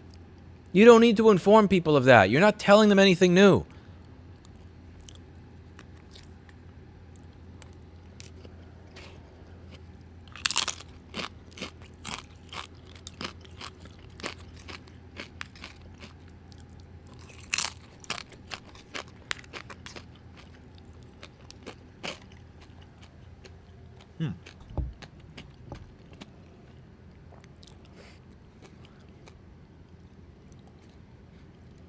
The modern dating environment is more complicated than ever has been. That's true. I'm not sure. I can't speak for that. I'm not experienced enough. Lived here for 30 years, make a business app. It's fine. You can at me, Rob. Yeah, I can't do Scientology, though. That scares me. Nope. I'm just, nope. There's no amount of money you could give me to convince me to move there.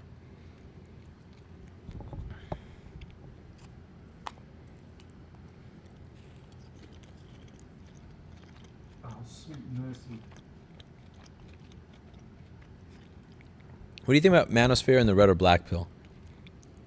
The thing with red pill stuff is that a lot of it actually works. However, when I meet a woman for which it works on, I find myself immediately losing all interest and attraction in them. And that's a sad thing. Like, I remember thinking, this is all bullshit. And then when you say, wait a second, that worked? What? It's this weird feeling where I can't look at the person the same.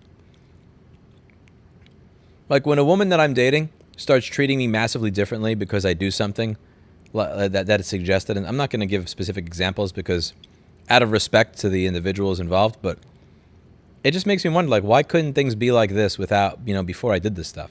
And the thing is, there are actually women out there where you don't have to do some of that stuff to actually get the level of engagement and respect that you're looking for. All right, just find those. You change your Italian accent to fit in. I think a lot of it went away.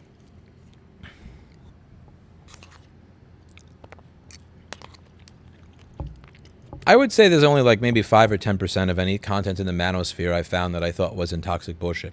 But of the 10% that's not toxic bullshit, well, some of it is spot on. Like that 10% that's good is spot on. It's just when certain pieces of it actually work on somebody, it's like, ugh. I find myself not wanting them anymore. Oh, sweet mercy. My brother works at a long-term care facility. He had to fire a nurse for making degrading comments to her.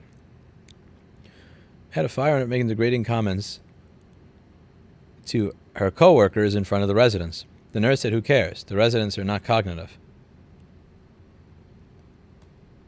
Oh, that's fucked up. That's kind of fucked up. I mean, yeah, again, that's being a douchebag on company time, which can fuck with company culture. Because that's going to bring everybody else down. Everybody else is going to see, okay, that's the standard. I can talk about people like shit. And when you tell somebody else, why are you treating somebody poorly? Why are you treating somebody? No. No. I'm not answering that question. No amount of money. Don't super chat me that. I'm not even getting into that. Fuck that. I like my life. No. No. No. Big no. You could super chat $1,000. I'm not answering that fucking question. Fuck that. I forget what the last question was, but I think I gave an answer to it. This chair, I think, came from Amazon. The chair that was the precursor to it came from Macy's. So the beige chair I used to have was Macy's. This one was Amazon. Many black men walk into Whole Foods every day in Manhattan, says Tweety US News. True, and they're not assholes about it, which is fine. But that dude was an asshole walking into the bodega. Where's the cat? The kitty is at the store so that when I travel, which I've been doing a lot of lately, they can be taken care of by people who love them.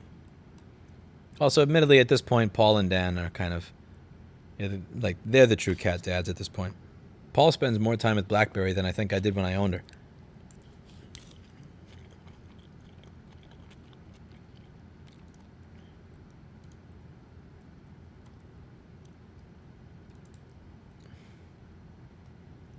NZK Shakira says, I am not alone. The constant messages from my bank of me being close to my credit limit keep me company. That's sad. That makes me sad to read.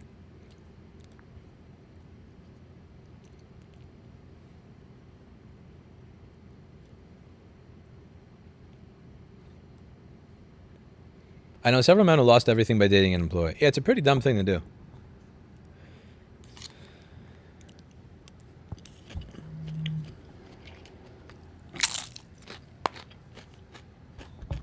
Might as well marry Amber Heard while you're at it.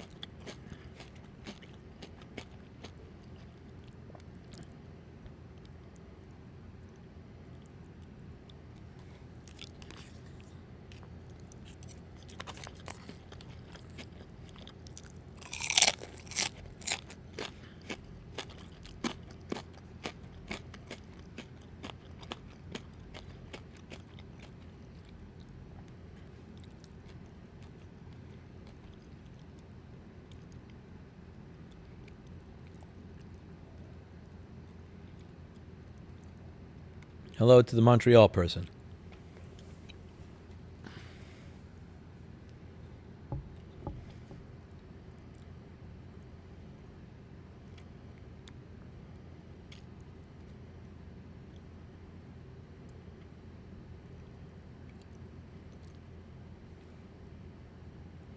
My father dated an employee who ended up destroying his family, taking every penny of his, wanting him dead when he became sick due to her borderline disorder.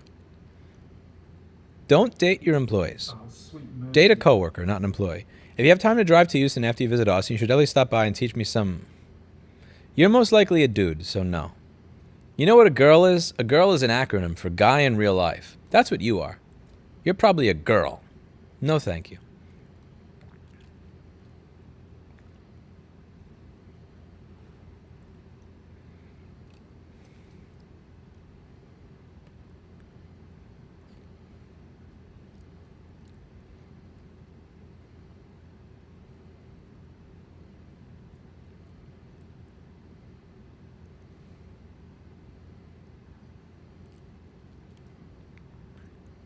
You have a real estate channel. Maybe. He has real estate videos. That's how I got here. I just never left. This is Jamie of the Corcoran Group. We have a realtor in the chat, by the way, if anybody here is in the market for some New York City real estate. I know most of you here, after watching these videos, what you're probably thinking is, I really want to get it on the ground floor of owning a building in New York City. Well, if that's who you are, check out Jamie. She's right there. She's right there. Willing and able to give me a 10 to 30% commission for all referrals that come to this channel. What's 30% of zero? Officially, he was fired for disclosing a confidential letter online. Is that what it was?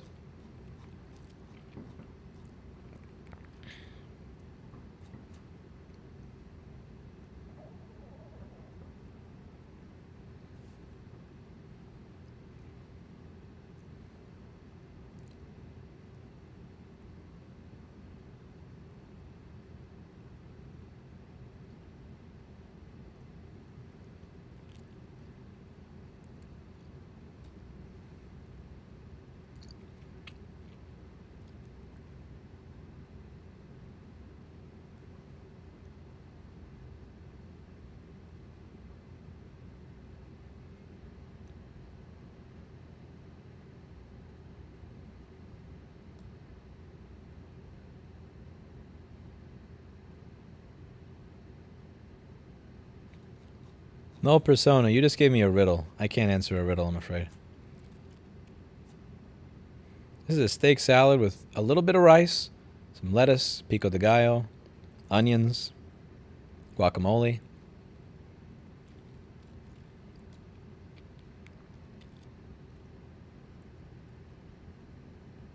Lewis, I'm having a terrible day. Hope you're doing better than on Saturday. I wasn't doing bad on Saturday. Thank you very much, Fob. I hope you don't have a terrible day anymore. I had a pretty damn good day yesterday, honestly. It started shittily, but it ended pretty well. I got to visit, I got to do an impromptu meetup with an acquaintance from high school that I had a lot of respect for. And it ended with alcohol and drunk texting, which the person, yeah, so that was bad. That was bad. Don't drunk text women. Don't drunk text women. Especially women that cancel a date on you at the last minute. Don't fucking do that. That's retarded. That's actually retarded. Drink water, write down your thought, the next day, read what you would have sent, and then look at it and go, oh God, oh no, no, no, no, no, oh no, oh no, oh no, no, no, no. And then you take it in little bits and pieces, you toss it in the fireplace, and you fucking, no. Oh man. Anyway. My day was pretty good yesterday at the end of it. Sec.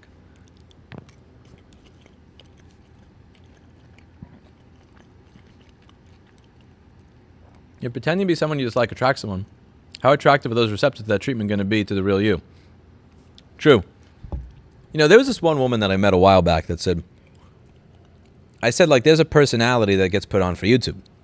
People don't naturally talk into a camera.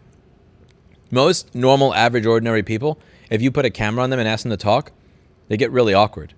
On me, it's the opposite, but that's because this is a character. And she said, I don't believe you. I think that the you on YouTube is the real you, and this person I'm talking to right now is actually the character. And she was really disappointed because she thought the person on YouTube was like the real me. And she thought that like this, but the me in real life was not the real me. It's like, no, I'm going to, like, I'm sorry to disappoint you. I apologize for the false advertising, but this me that you get in real life, that's actually the real me.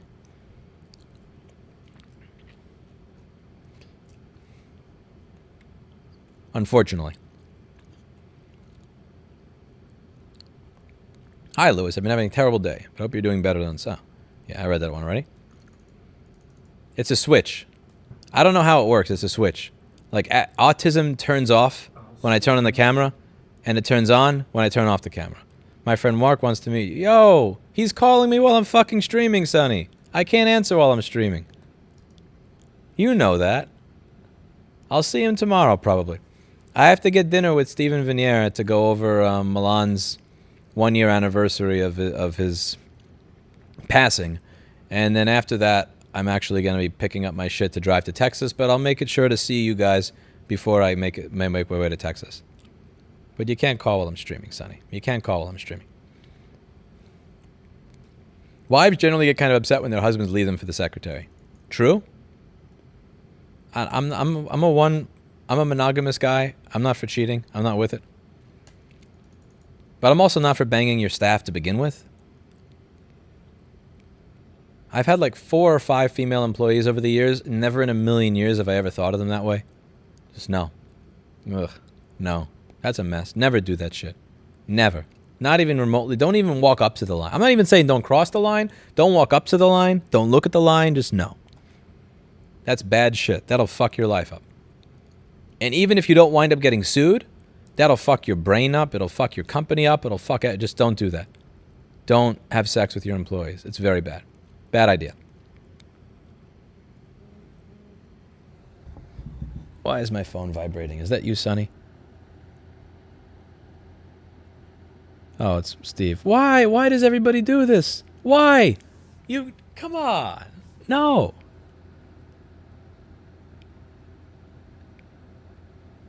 I could throw that thing out the fucking window. The trick to drunk texting is to only send them to yourself. True. That's a good idea. That is a good idea. Yeah, that's a good idea. Sonny, tell Steve I'm streaming. Tell him to pick a place. Sonny, tell Steve to pick a place.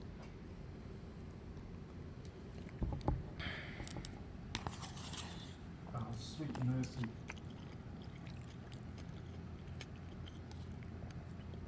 I'm not a nervous wreck. I'm not a nervous wreck. I'm just quiet.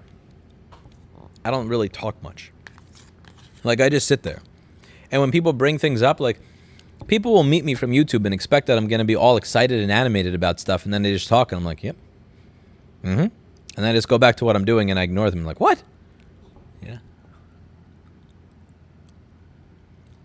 You're driving to Texas. What's wrong with you? I don't want to rent a car when I get there. I'm not doing car rentals. Mark didn't know you're streaming because notifications didn't come up. Fuck you, Susan Wojcicki. Fuck you. I gave this platform 10 years. You can't notify my goddamn subscribers.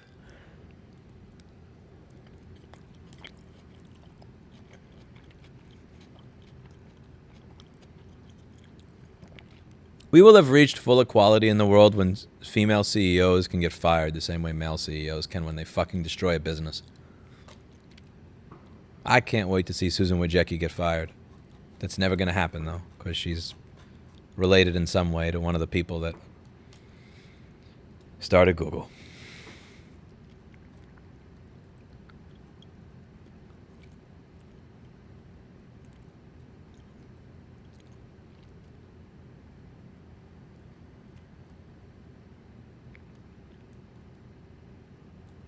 Believe me, secretaries can be flirtatious as hell. I've seen that personally.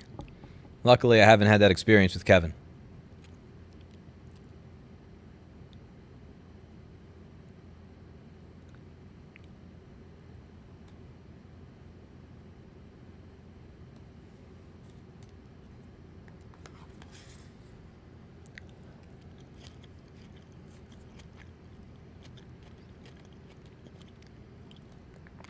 Have you ever met a fan in real life that genuinely scared you with their behavior or anything? There's two that stick out. The first is a dude that showed up at 1, actually it was like around 11 or 12 o'clock at night. He wanted to get in and ask me free board repair questions, and he wanted to try to talk his way into a free course.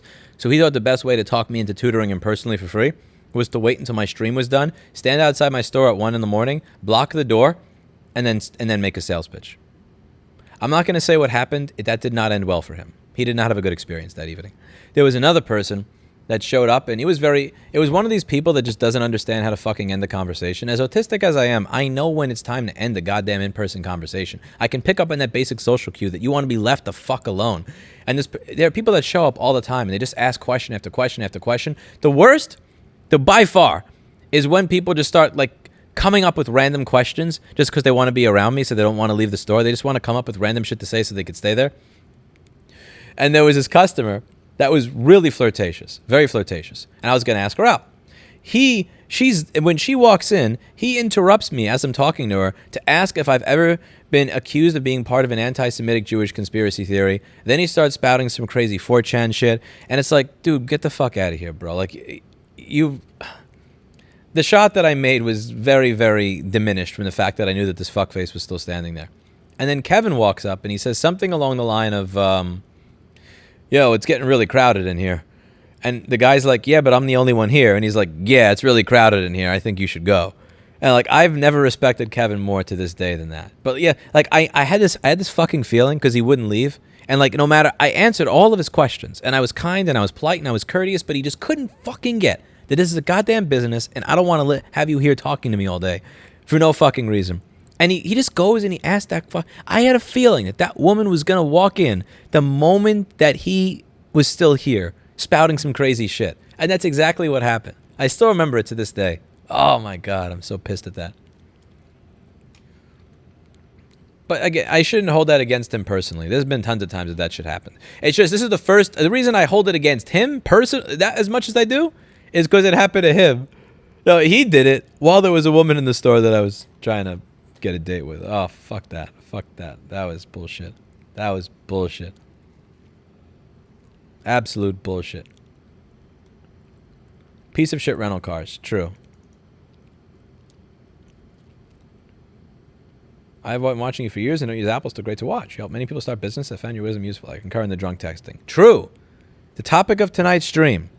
Avoid drunk texting. Avoid drunk texting. If you drink Everclear, have your friend take your phone away from you.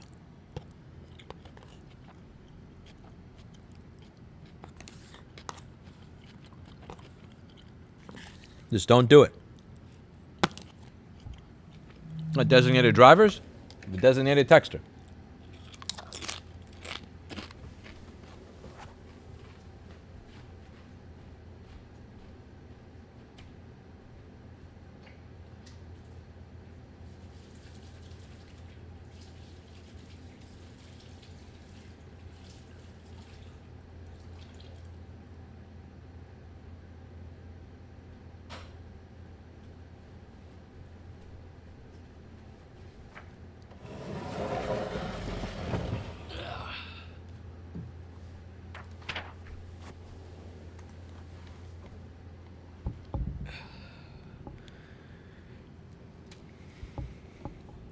Drive to Texas blows. Probably does. Probably does. But it probably sucks or blows less than renting 4 rental cars in a row and none of them working.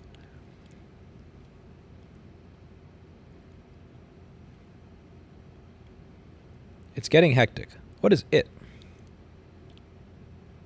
What is it? Define it. Also on the spectrum, drunk text all the time. No. No. Don't. Just don't do it. Don't do it.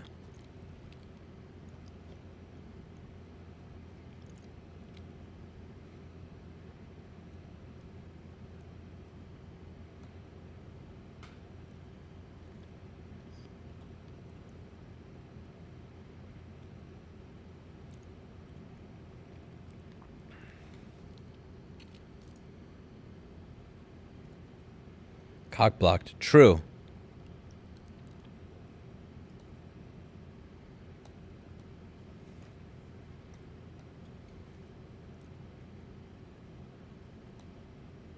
Would you let a drunk, slutty Sansa piss in your store bathroom?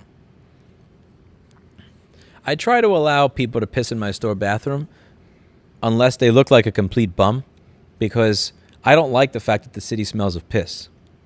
So if the city smells of piss and I don't let people use my store bathroom, then that means that I'm part of the reason that the city smells like piss, and I don't like that. Good evening. Would you say that you're content with your lot in life? Content with some things, not content with others, but the things I'm not content with, I work on.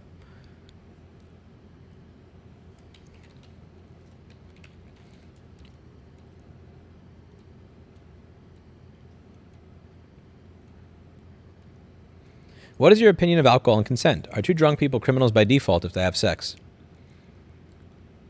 Depends on how many drinks. It depends on how many drinks.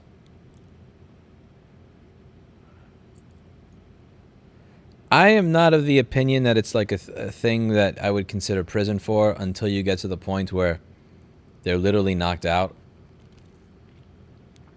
So I have a particular rule when it comes to this, and this is probably going to seem really stupid to a lot of you, and I don't really care. If I am on a date, I don't drink. There are a few times that I've broken this rule. I'm not perfect, but my typical rule is if I'm on a date with a woman, I'm not drinking. If I'm in a long-term committed relationship, and I've been with you for like 6 months or a year, then yeah, sure. If we go out, I'll have 2 or 4 drinks. If I'm on a date, like date 1, date 2, date 3, date 4, date 5, date 6, I'm not touching alcohol. And if you touch alcohol, I'm leaving. Because the world that we live in nowadays, I'm not like trying to draw the line somewhere, figure out where it is. I'm just going to stay as far away from it as humanly possible. I'm thinking of taking a few electronic classes to better grow my skill set and board repair at my local college. You think it's worth the time and money to do that? No.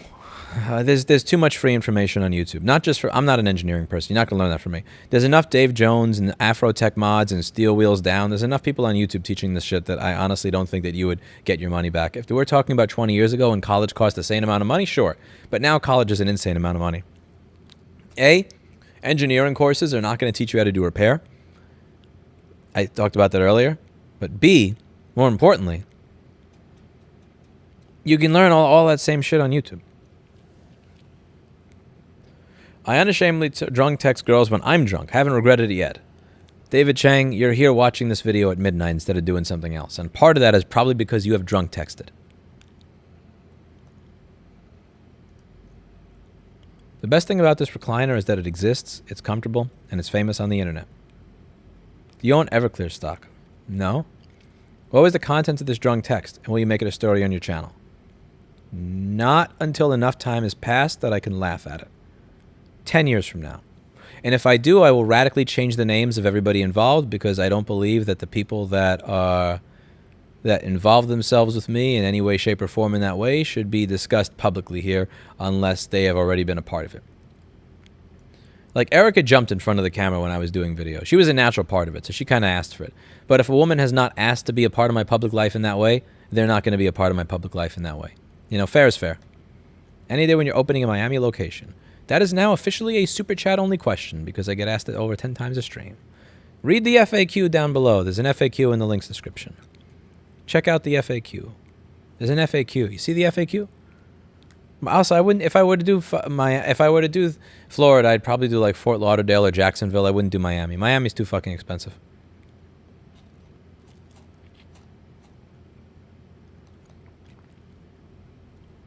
But yeah, if I'm on a first date, second date, third date, fourth date, fifth date, eighth date, anything like that, like no alcohol.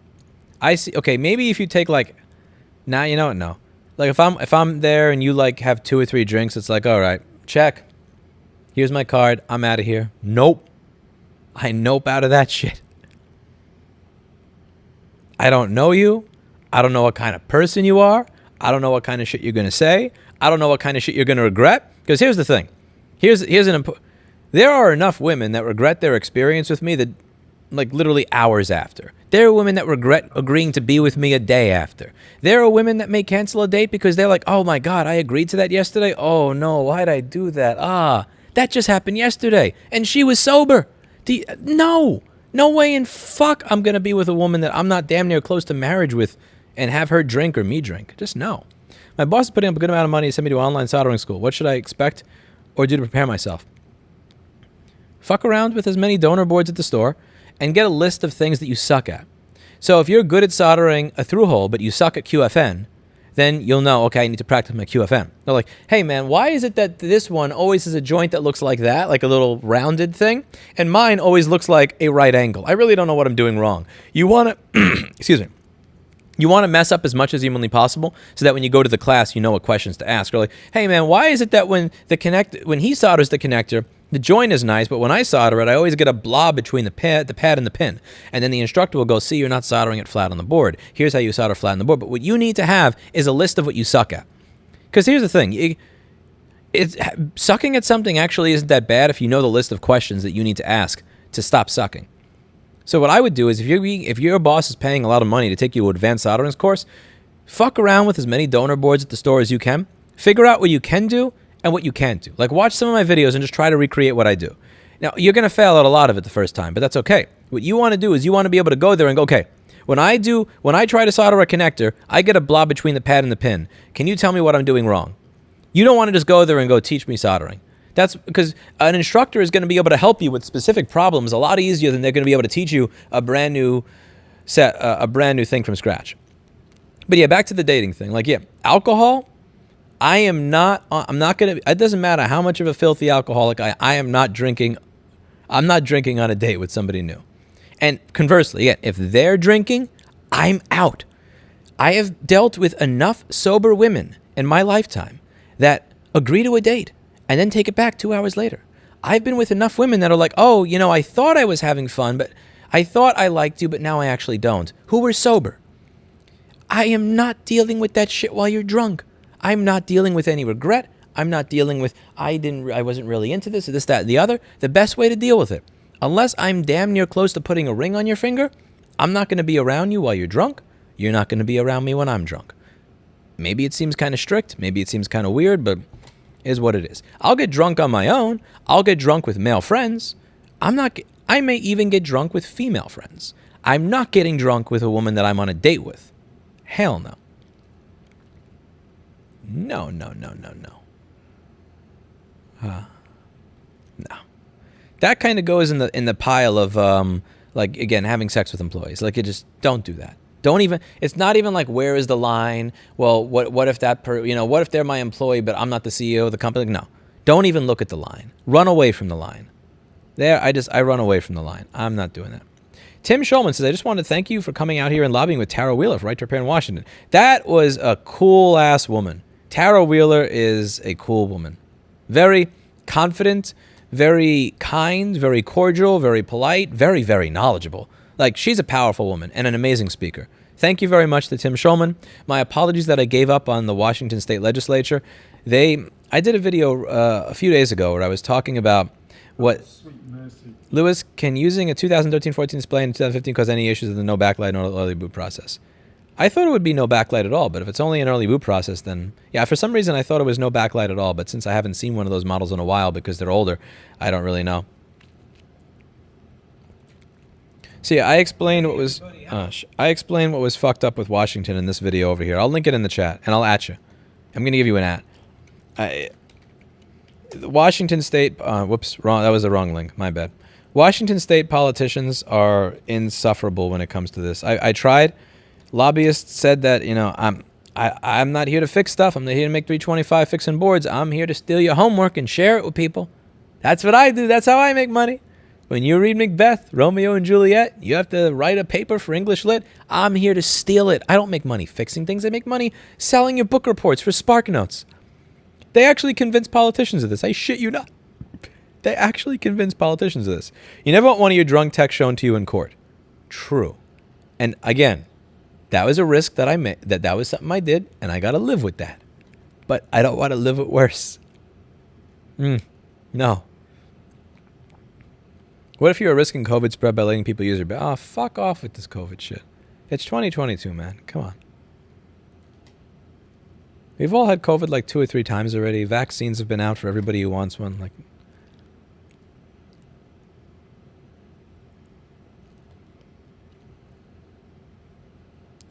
I respect your dating will have something similar for girls been drinking. I don't... Yeah. David Chang, it's just... This is not the environment to be doing that shit. You know what I would dare say? I would dare say it's never been the environment to be doing that shit.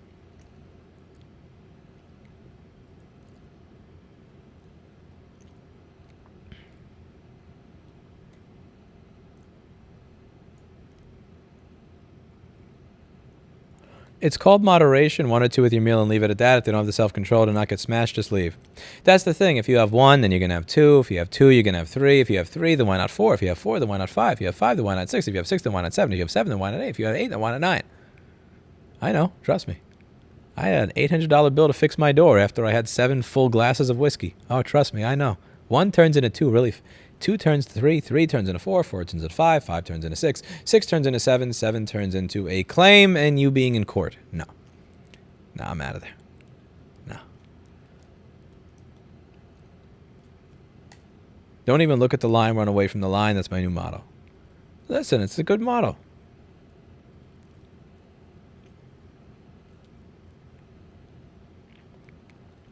Along with that, hold off on sex for the 5 to 6 dates as well. I don't think you have to wait 5 or 6 dates to have sex if you're with the right person. But, yeah, no, I'm not doing the alcohol for it.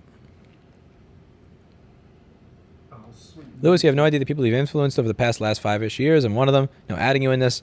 Burns, sub, $500 anytime. Rob K, you're too kind. I don't deserve it, but thank you. I'll get you something if I'm ever in the area, if I do a meetup there. Email me, lewis@rossmanngroup.com. You don't got to buy me stuff. I appreciate it. Don't look at the line, run away from the line. It's a good model, man. It's a good model. We have to wait 10 years until you tell us the whole story with the... Probably more. Probably more. I went on a first date with a girl who got trashed and gave too much information. Lol. Why do people care so much about Lewis's dating life? I don't know. Did you see my question earlier about the FAQ.text link to make it easier to read? Let's see. I asked someone twice if he would marry me. He laughed at me while sober. And then he wrote me a drunk SMS asking if I would marry him. I said no to him. If a man laughs at you when you ask him to marry you and he laughs at... Yeah, that's a person. I would not even just not marry him. I would also not talk to him ever again. I don't see what you said about the FAQ link, though, Catherine. I didn't see that. Also, crap, I'm behind by 6 minutes. Awesome answer to the Sodom question. I find it very applicable to myself. Thank you. Humanity, what is the concept? Thoughts on Destiny's appearance at the Festival of the Minds? He got booed quite a bit. Yeah, that kind of sucked balls. I was in the audience there, and I was yelling, voice of reason, voice of reason. His present... So the booze started because he conflated horse ivermectin with human ivermectin, and he did what a lot of the media did, which is they pretended to do the same. Now, I agree with the overall the thesis that he had, which is that even human ivermectin is not really doing much for you, and the idea that a lot of people just want to hear their own echo chamber repeated back to them, and a lot of people would actually listen to what they hear on the internet rather than what their actual fucking doctor tells them.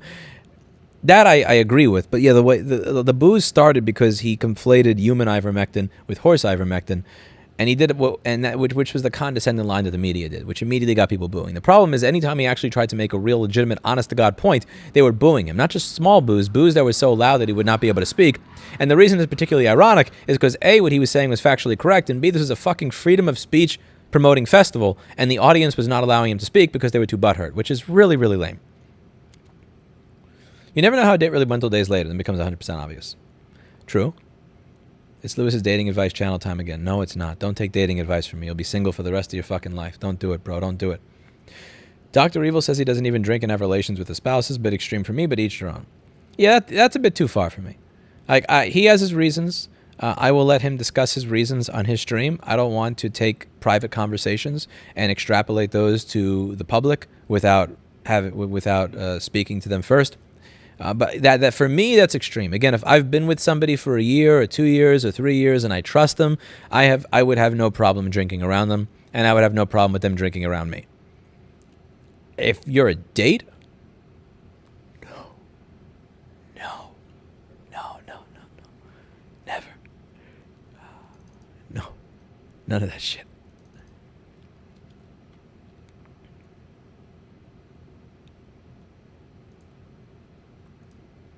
And yeah, I'm sure they should trust you instead, April. Never trust doctors. I'm sure they should trust you instead. Everybody says never trust doctors. The moment they get smashed into by a car and wheeled into an ER, it's like, oh my God, please help me, help me. Ow, it hurts. How messed up is it that there is a perception that Romeo and Juliet was a romance rather than a few days of a bunch of people dying because of horny teenagers saw each other? I don't know. I never read it, actually. I managed to get out of reading it in high school. Oh, sweet mercy.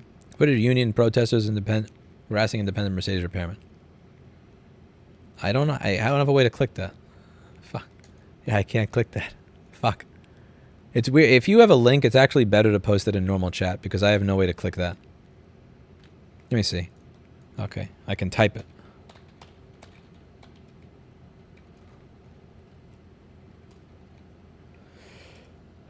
Okay, let's see if this works.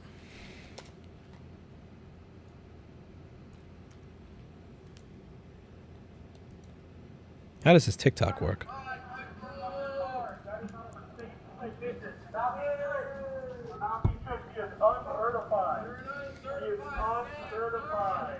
No Mercedes technicians here. Uncertified technician Michael in the house. He's not.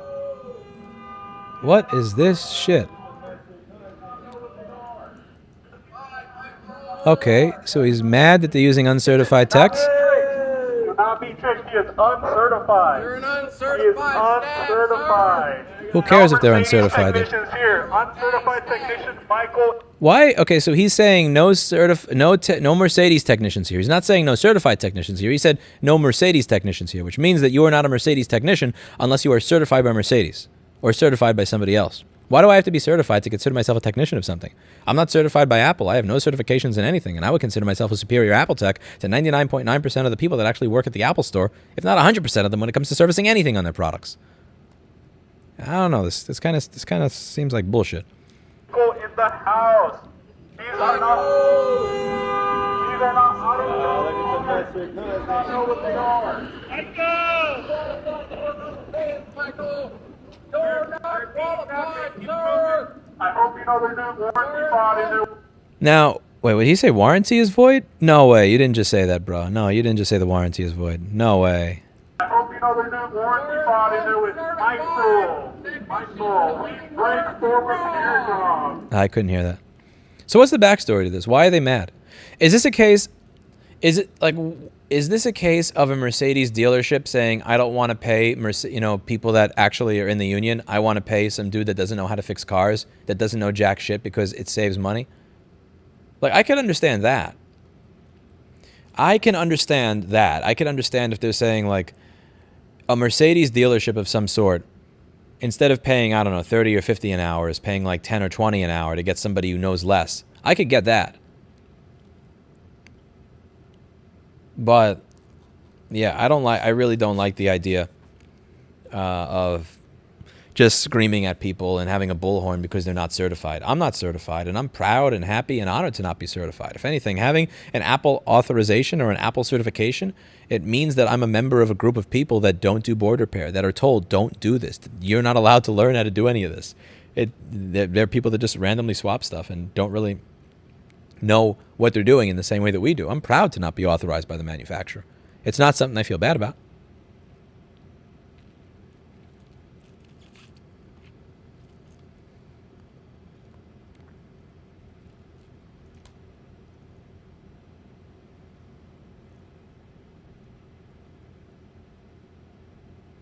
You could email Paperlight. Hello, Alana. How are you? Hope you're having a lovely evening.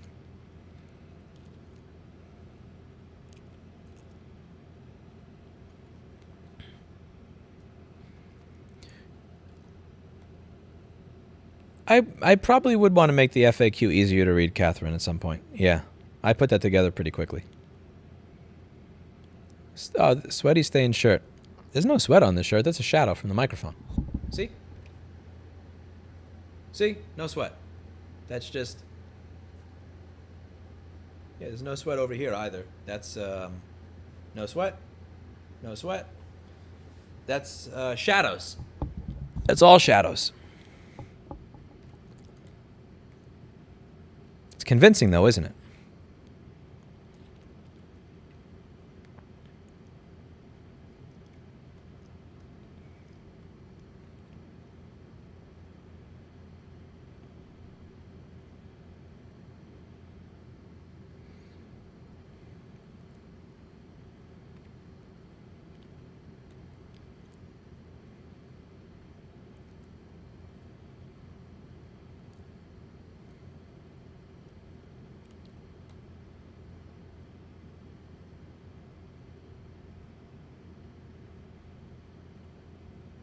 I don't know what that means, James Lynch. A lot of your comments haven't made sense, and that one definitely doesn't make any sense.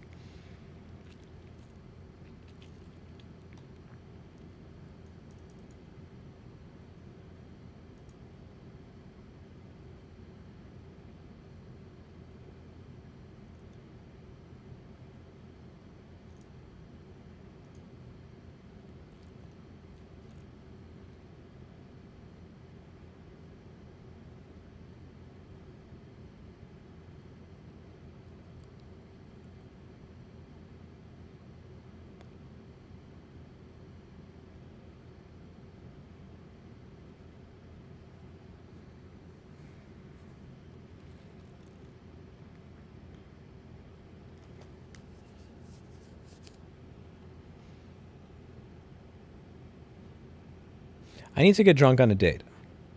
I would suggest changing that. The only thing worse than drunk texting is drunk dating. Don't drunk text. Don't drunk date. Don't drunk text. Don't drunk date. Don't drunk text. Don't drunk date. Both bad things to do.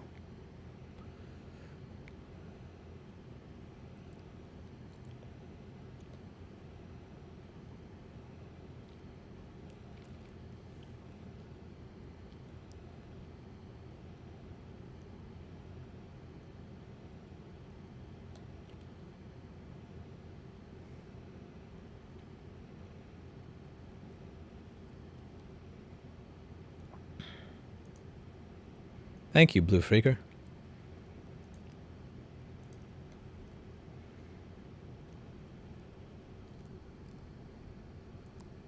What was it like beginning a YouTube channel way before it was a thing? It was like going to youtube.com and hitting the upload button and then uploading a video.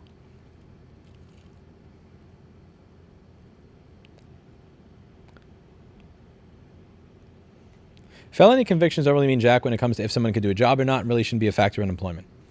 I've hired 2 people that were felons before, and I really don't care. I don't feel like I got a bad deal out of it. They were both dedicated people. I don't screen people by stuff like that. Happy 4th of July. Happy 4th of July too to you, Alana. Happy 4th of July to everybody here. Bring drunk on a date. Oh, Jamie, you drunk right now, aren't you? That's why all of you lie about the fucking size of real estate in this city. All these Corcoran girls are getting wasted. Look, bring drunk on a date. You mean being drunk on a date, right? Usually means you're presenting this chemically altered personality. It's not the Monday or Thursday version of yourself. I don't know if that would be... Next time you post a workout video or max on 225, please do it shirtless. Listen, I appreciate it. $5 ain't enough to make that happen. $5 ain't enough to make that happen. Actually, I don't know if there's any amount of money enough to make it happen, but definitely ain't 5.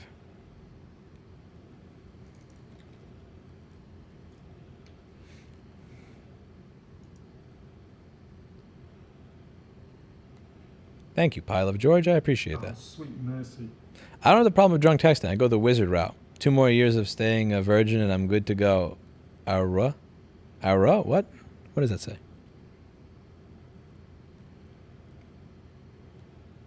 What would it take for schools to go back to teaching the importance of fixing your own stuff? Probably starts with having shop class in school again. But before it even goes to school, it has to be something that's inculcated into the culture. It's not inculcated into the culture at this point. I give it a generation or 2.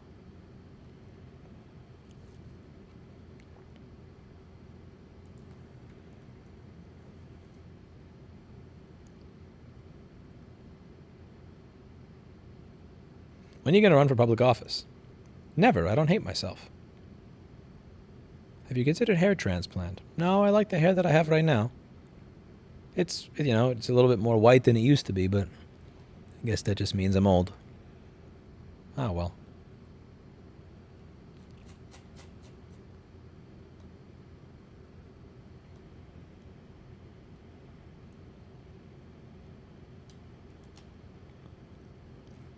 Null persona with the attempt to get somebody to do something really stupid. Happy people blowing up the neighborhood day.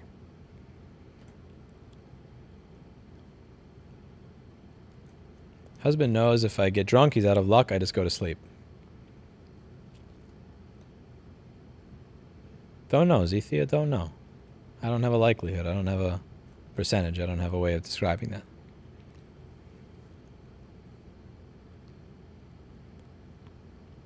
Alana said if a guy showed up drunk on a date with me, I would take offense to that. Horrible first impression. What if he didn't show up drunk, but he started getting drunk as the evening went on? I still prefer to do neither. I still prefer to be on a date fully sober so that I can watch myself bomb in real time.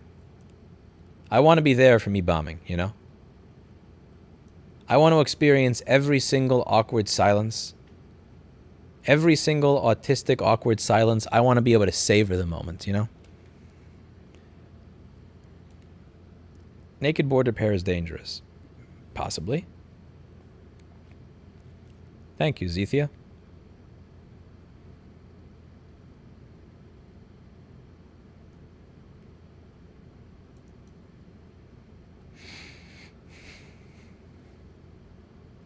Don't judge a person by their past. I kind of do. I judge people by their past, but I also take into account what they're doing now. It also depends what I'm doing, you know? Like if I'm hiring you, that's different than if I'm marrying you. If I'm marrying somebody, I may judge their past to some extent, but if I'm just hiring you, I don't really care.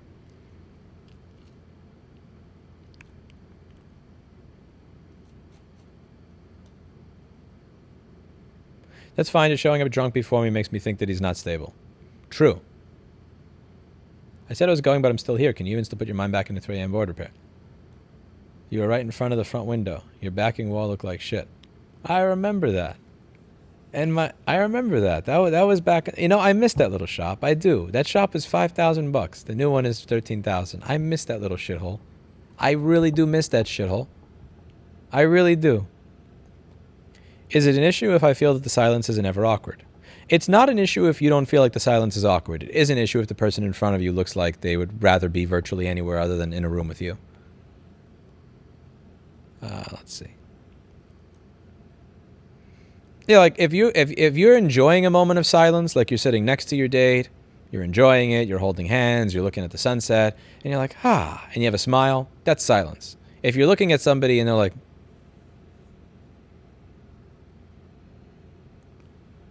then like that's different altogether.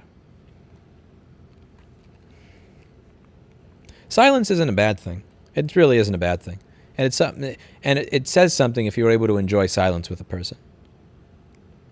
There's a level of trust and a level of understanding present to be able to just enjoy silence with a person. And it's actually beautiful when you find somebody that you could actually enjoy silence with, where you could sit next to each other and feel happier together as a result of you just enjoying the same moment together. You fail on a date just like you fail on your 4th rep, it makes you stronger. Fuck. Low blow. Fuck you. Low blow, you fucking... Anyway. Hello, Lewis. I am Shandana from Sri Lanka, repairing the MacBook Logic board professionally for 15 years. I would very much like to apply for a job at your company. There are no jobs at my company. No. If anything, we're downsizing, not upsizing. Sorry.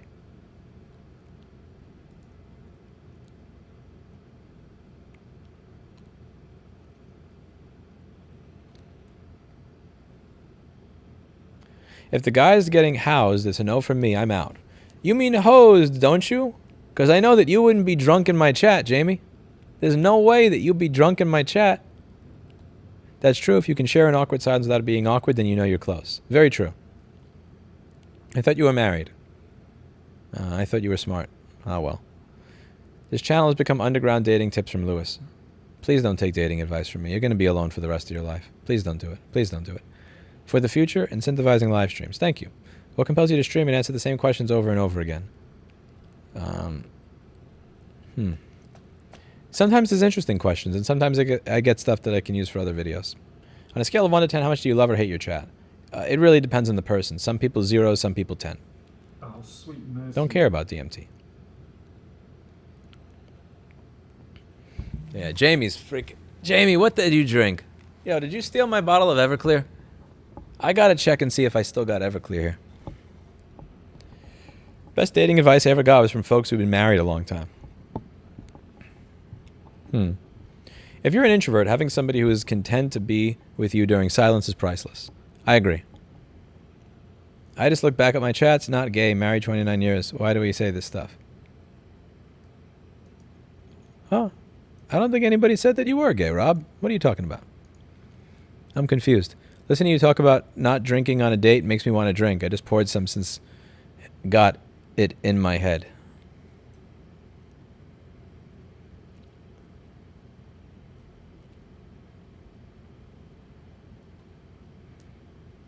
Why do people like wasting their money on fireworks?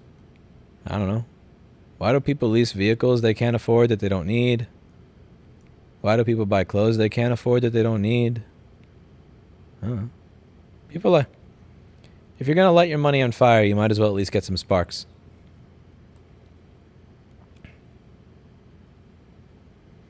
My husband and I enjoy quiet moments all the time. That sounds like a quality relationship.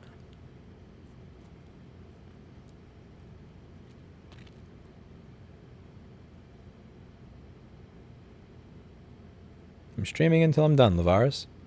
You enjoy backpacking? I have a backpack. I take my backpack to the gym. Sometimes I take it to right to repair hearings. It depends on how much stuff I'm carrying.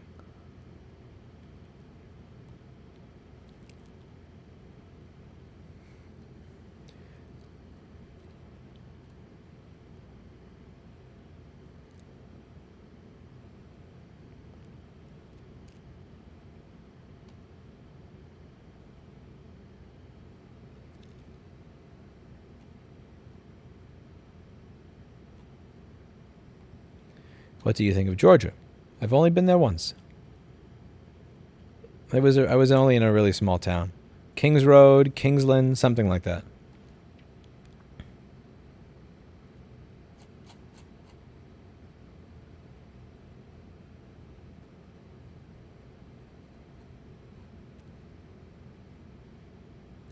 Your dating advice is the best prophylactic there is.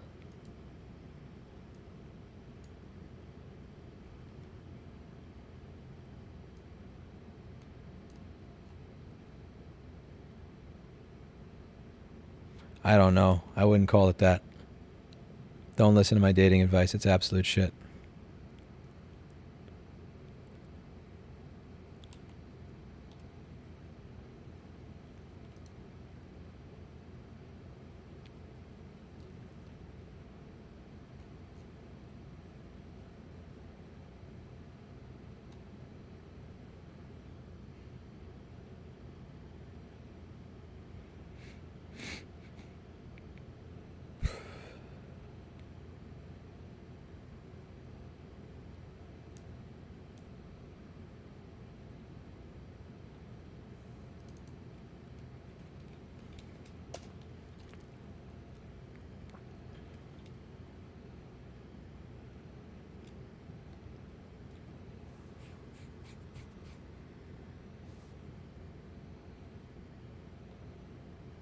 Don't know, Matt B.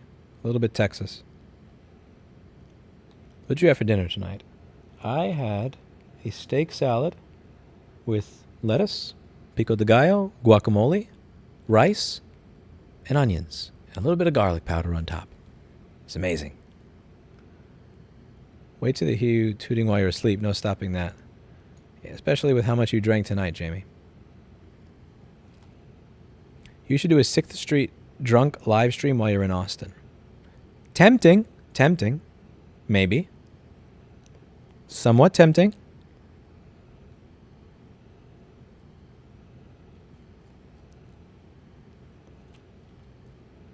Even bad relationship advice can be good if you go, yeah, I did that too and I need to work on it. Okay, maybe. Would you buy a remake of Final Fantasy IX? Yes.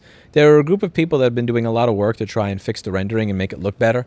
And I am really interested in, if they ever produce a commercial product, of purchasing it. Definitely.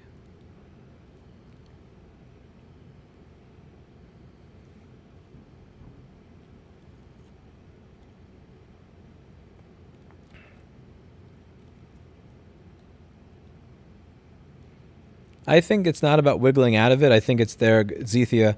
When you ask, do you think the rights for payable in New York is going to be effective, or will companies wiggle out of it? It's not even about wiggling out of it. I just think that they're going to do their best to just have it overturned or fight it out in the courts for the next 5 to 10 years while taking on measures and practices that bankrupt every independent service center. What's your opinion of having a wingman? I don't have one.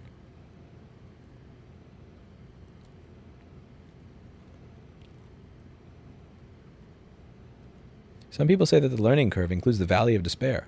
I've been there with regards to electronics for about 10 years now. What do you mean by Valley of Despair?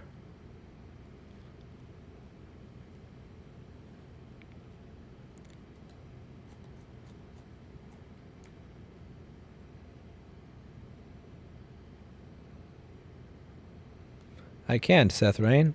Can only do that if they respond to my email. Can't do that without an invitation. I just watched your MacBook Pro repair from last night. I had my girlfriend laughing like crazy. Is she laughing because somebody lost their data? That's not very nice. Fuck me, Anne, I forgot. Tonight, I promise.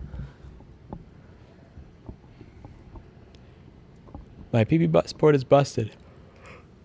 Oh, man. Jamie had too much.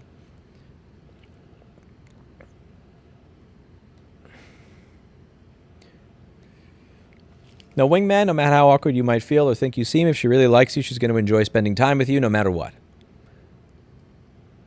Possibly. I tend to believe that. Yeah, if somebody likes you, they like you. If they don't, you don't. They don't.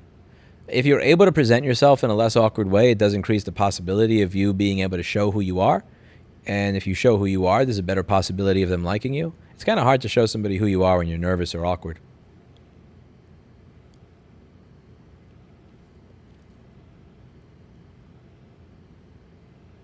I don't remember Akula Mirari. And you have a name that's really impossible to pronounce. Akula Minuri? Yeah, I have no idea what site. The Valley of Despair is when you realize you're a moron and you know jack shit. Oh, that's my life right there.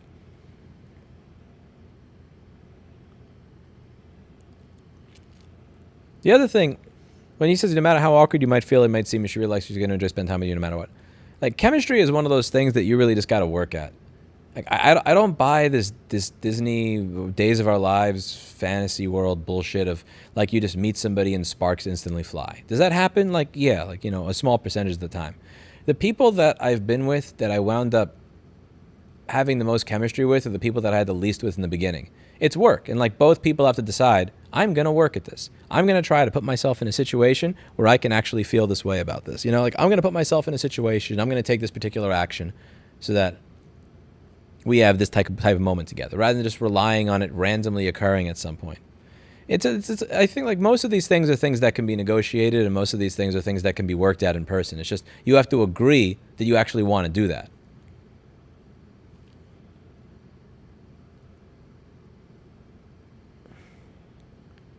It's a rare occasion that two people can meet and instantly have chemistry.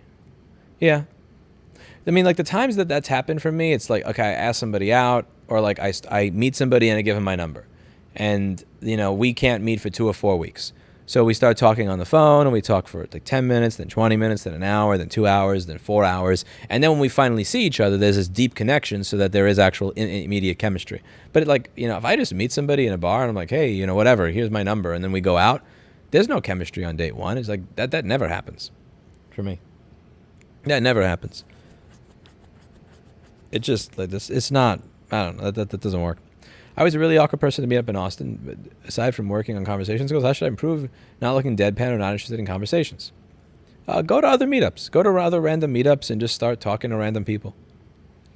I'm not good at them either. I mean, I think at any of my own meetups, I'm the most awkward dude there. Like, just like say, I don't know, hi, how are you? What do you do? What brings you here? You know, like, come up with shit to ask. Don't care if people look at you weird. Embrace the fact that there are people that will look at you weird. Why you ring phone? I'm scared every time I look at this thing now.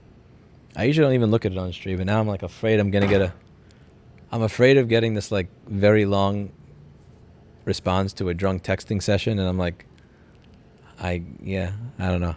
This is why you don't drunk text, because like every time your phone vibrates, you're just expecting the world to end. And what is your relationship with Destiny like? I wouldn't say I have a relationship with him.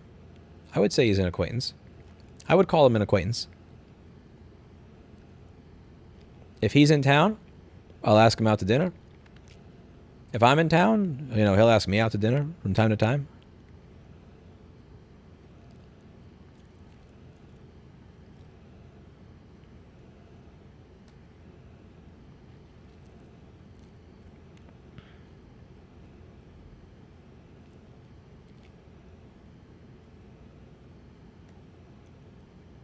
I did not, Def Palms. What is the eTubers email group?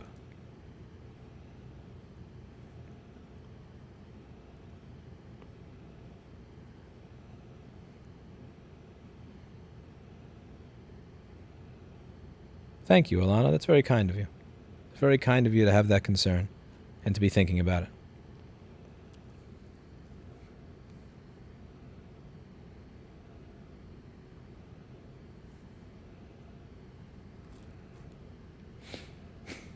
Texas is so hot our roads are melting. Google Texas roads melting. No, you're making that up.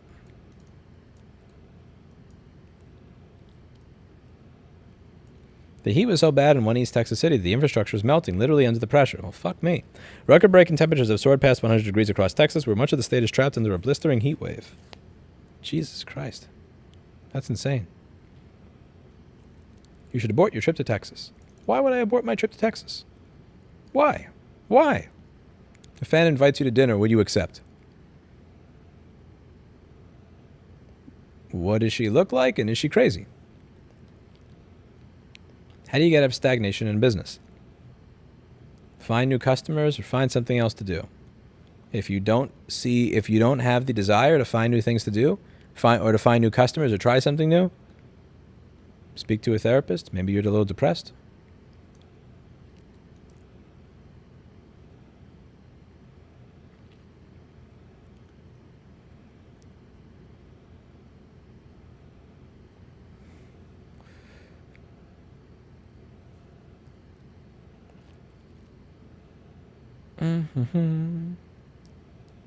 I tried reading The Art of Electronics, but it was too dry. I tried watching Steel Wheels Down. They didn't click either. I'm trying reading There Are No Electrons, but it was kind of hippy-dippy. Steel Wheels Down really helped me understand what a transistor is. His stuff is good. Watch it again. You said it didn't click, but it's not supposed... just watch it again. Keep watching Steel Wheels Down until it makes sense. He's very...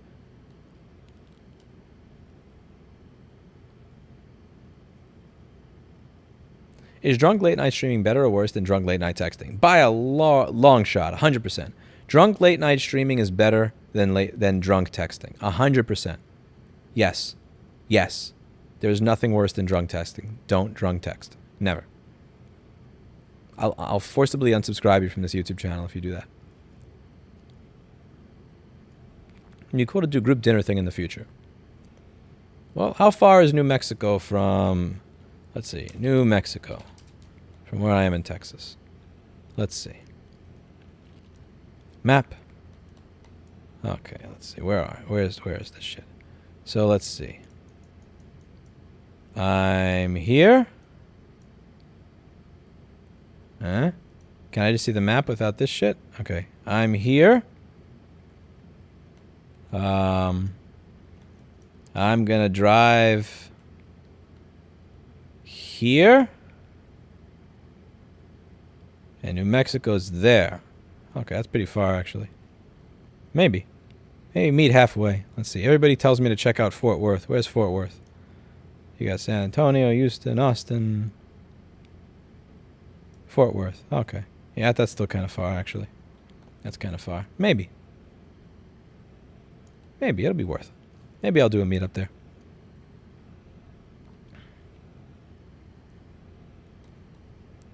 It's been raining here in Colorado every day. I've never been to Colorado.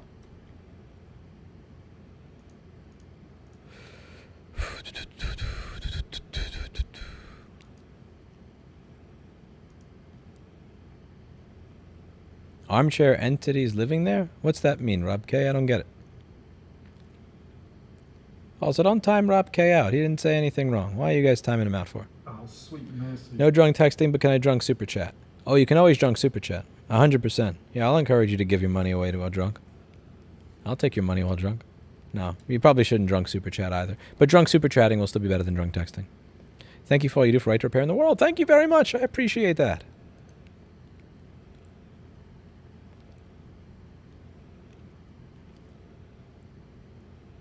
That's a long drive, Alana. You should go to Colorado. It's beautiful. Maybe I will visit Colorado. They just passed the right to repair bill there. I should go there to show my appreciation. Benzo texting is better than drunk texting. I've stayed away from benzos. Have I ever been mean to a wagey before? Probably, but I think at that point they probably deserved it.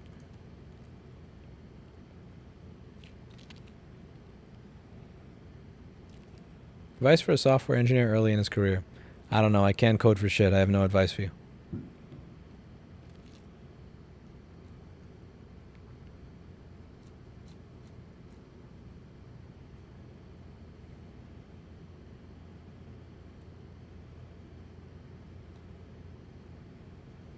I do, Oscar Gonzalez. It was in Tennessee. I forget the name of where it was in Tennessee, but it was in Tennessee. That was creepy. I'd know it if I saw it on screen.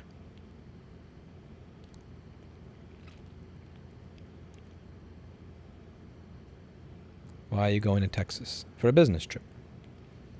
I should go to Colorado again one of these days. And Vegas, funny enough.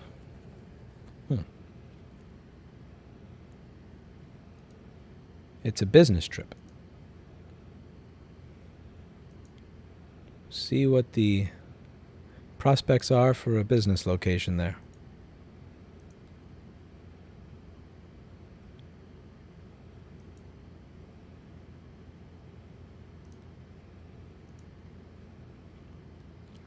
You think Northwood Tricks will be successful after his policy change?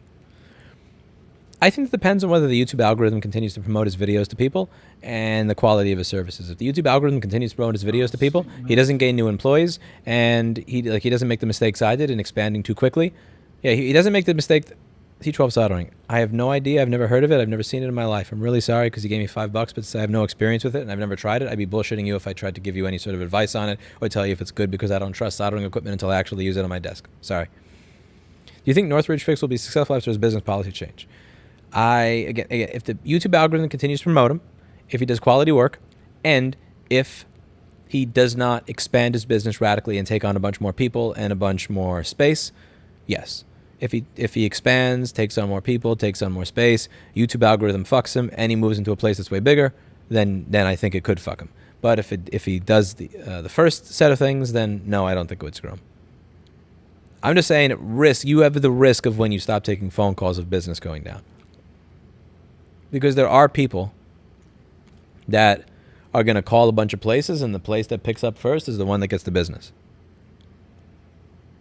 Lewis, the person you have to thank or hate for me turning on to Right to Repair is Minichim David, is my husband. Oh, cool.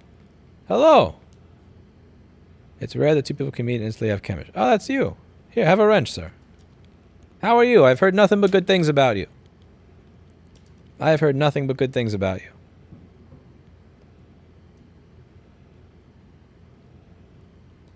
Hello.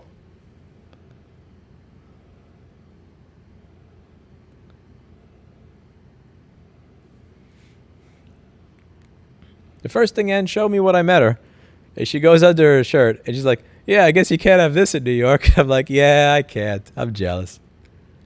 Oh, that was fun. He had a nice big old gun. Ah, that was funny.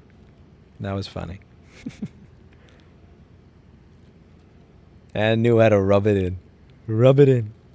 I hate dealing with the phone, especially being a company of one, but it's those things that can make or break you.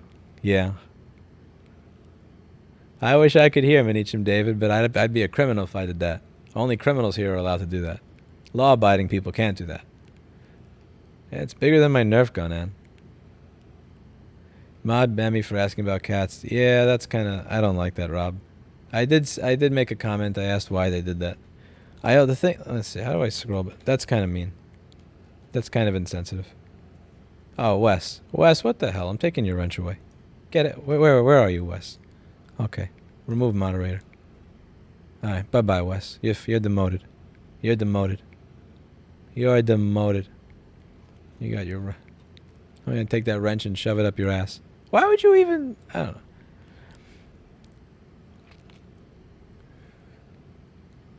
Lewis, glad I can catch a stream live. Thank you for sharing your thoughts and opinions and stuff. A lot of it is insightful. It helps me realize what I think in my situations happen. Thank you.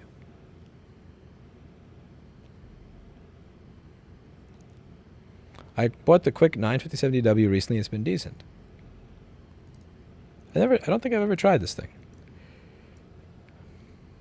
You think push-ups are a good workout? I think they're decent. It's just you get to a point where it's just going to be like cardio for you. Yeah, I never tried the smaller Quick. So this is the smaller Quick over here. I never tried this thing. I've only tried the 861. Yeah, I mean, like, I'm at a point where even dips are cardio. Like, once you can do 22 or 24 dips and not really feel it, you know that it's really just not doing anything for you anymore. I could do 25 dips and not be tired.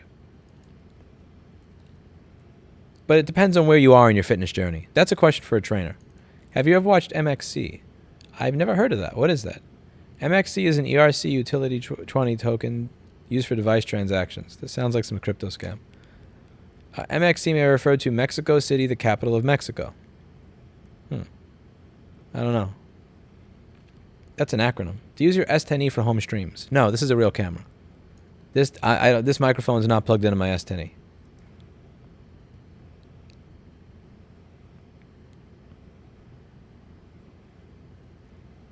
If anybody wants legitimate solder comparison videos, see Tom's and evaluate based on that. There are enough Hacko, Weller, and Pine-So clones. The whole gamut there covers half of the market. That's cool. MXC is a game show. A game show. You guys in the US have a lot more options when it comes to soldering irons and hot air blowers. We do.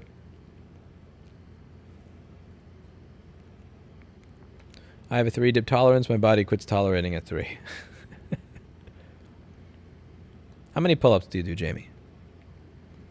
MXE is an awesome TV show about a Japanese-style ninja warrior with average people. I think you'd like it. I don't watch a lot of fiction.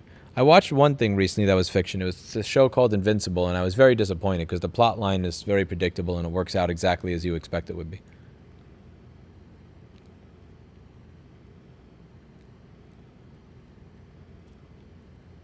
Yeah, Wes, you were a little too frisky there, man. Somebody gives $150 and you ban them for asking a question about a cat. Oh, fuck.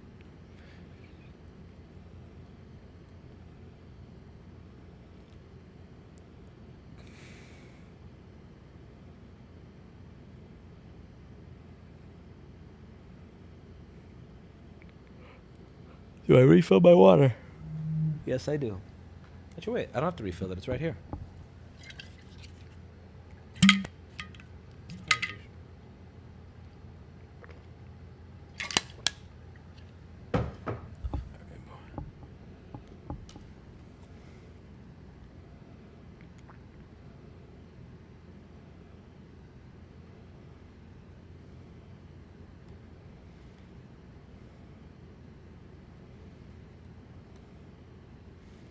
When's the last time you touched an actual real wrench?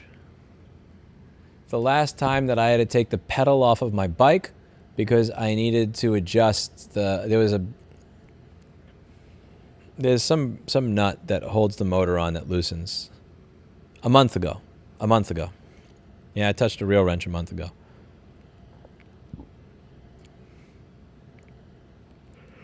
What's an Invincible also a comic book, so of course it was predictable. It follows the comic. Yeah, but I don't read comics. I have a job.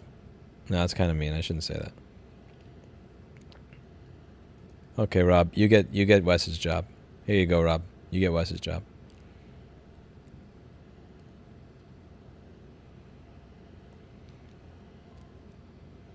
Maybe, Jessica, maybe. If I need real heat to solder, it's a Weller clone gun.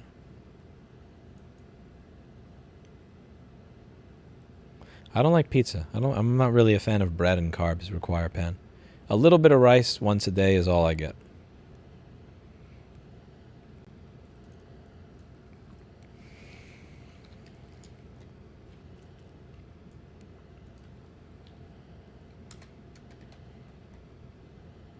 That water bottle is made from glass. Enjoy your walk. I did enjoy my walk yesterday, and I enjoyed the dinner that I had with a friend before the walk. You thought the $5 was a waste. The super chat is a bigger waste of $5, but having the honor to speak to you directly is priceless and worth it. Thank you. I don't think I'm worth that, but I highly appreciate it. Insights behind the stigma of not paying money for mobile games. You know what's weird about mobile games is that, like, I remember playing Xenonia, and it wasn't as involved as like Final Fantasy IX, but it was at least as involved as, let's say, a Game Boy game. And even Game Boy games were $20 to $30 back in the day. Most of these mobile games are like $3. How do they make any money when they're selling the game for $3? Was the store really taking that much? And even if the store wasn't, even if the store was taking a lot, I know that the Google Play Store and the Apple Store are taking a good amount. I mean, the iOS Store are taking a bunch of it anyway. So it's not even like I don't think you're saving that much money on the retail section of it.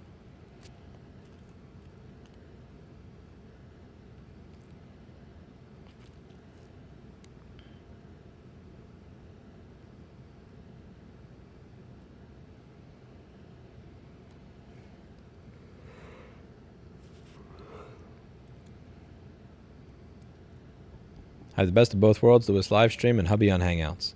Aw, that's very nice, Ann. Thank you. This is water. That's water. Bro stole Wes's rank. I am straight. You got to give your employees the gift of insecurity sometimes. Sometimes you got to give people the gift of insecurity.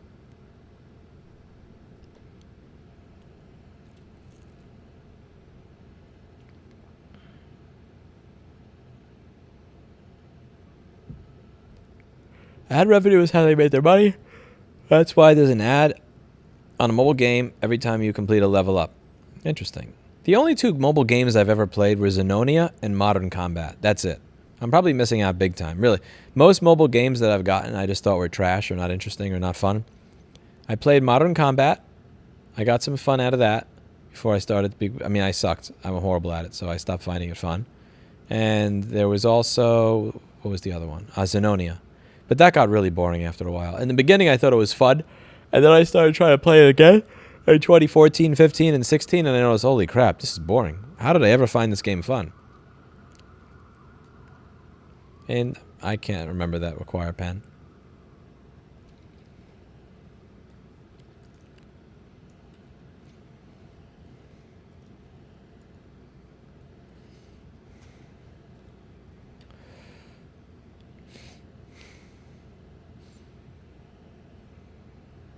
I never played Mario Kart. I was more of a Crash Team Racing person.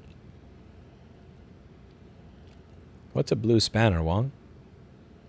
I didn't play Metal Gear Solid series on PlayStation, although when I got Zone of the Enders, I did enjoy the Metal Gear Solid demo that came with the PlayStation 2, if you bought Zone of the Enders. I like Zone of the Enders, and particularly the soundtrack to Zone of the Enders is really good, too.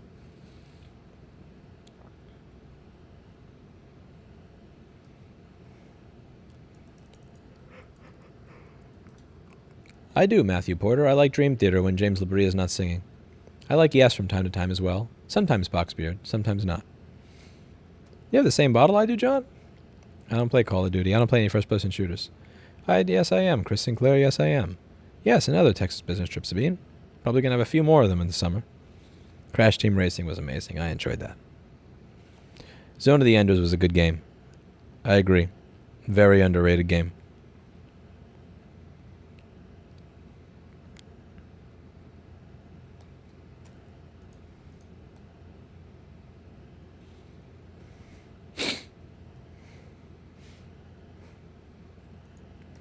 Dream Theater was at Avatar Studios 1 or 2 months before I worked there to record. I think Systematic Chaos was the name of the album.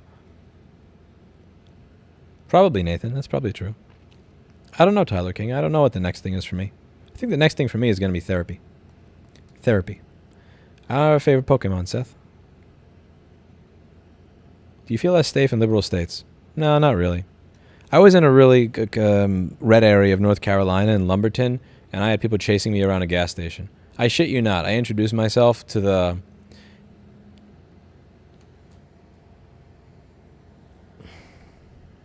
Really, Mark?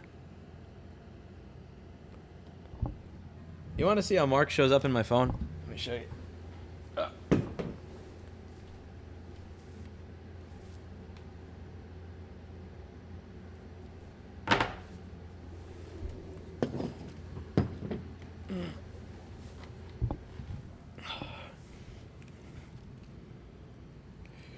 I don't know Keith Leadham.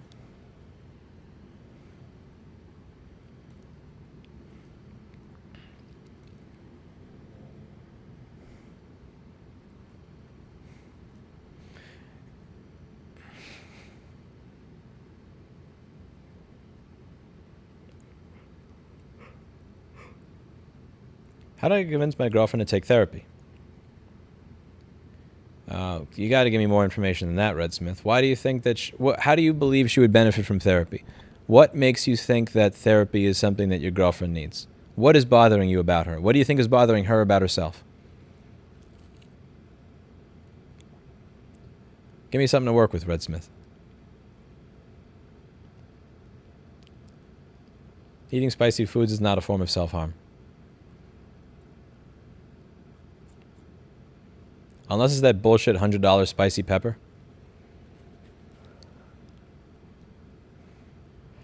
This is one garbage pepper they sell just to torture people. Therapy is the biggest scam and load of horseshit I've ever gone to. Fuck therapy. Jessica, whatever. This is like saying repair is such a scam. I went to the Genius Bar and they screwed me over. Fuck repair. There are good therapists and there are garbage therapists. And there's a lot of... The thing is, there's a lot of garbage therapists out there.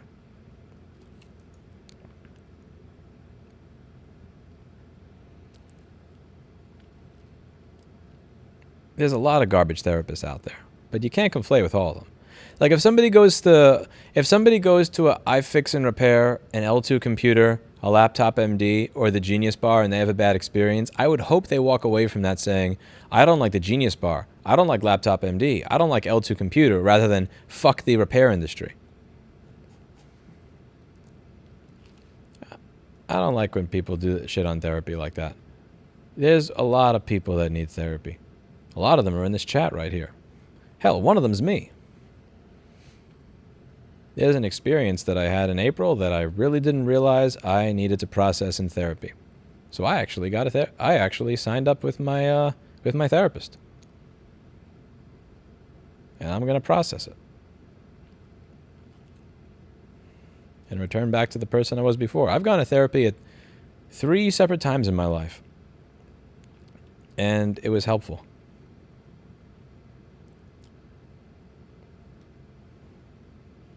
Finding the best therapist is like finding the right date. Sometimes you have to try multiple ones before you find the one that really gets to. Yeah, just think of it like a date at an expensive place. Yeah, pretty much.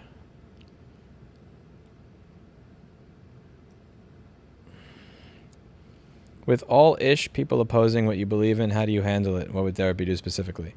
Therapy is not about ish. I don't know what ish is. Therapy is to sort things out in your head. Yep, she attacks me and or my father when visit him, and her son, it's on the same path. Red Smith, are you dating a single mom? Because you said her son. You didn't say our son, you said her son. Okay. Let's rewind here. You want your girlfriend to get therapy because she attacks your family members and is messing with her son.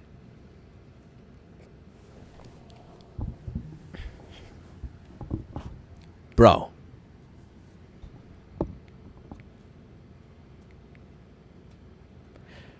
Find a woman that does not already have kids and go date her. And leave her to solve these problems on her own.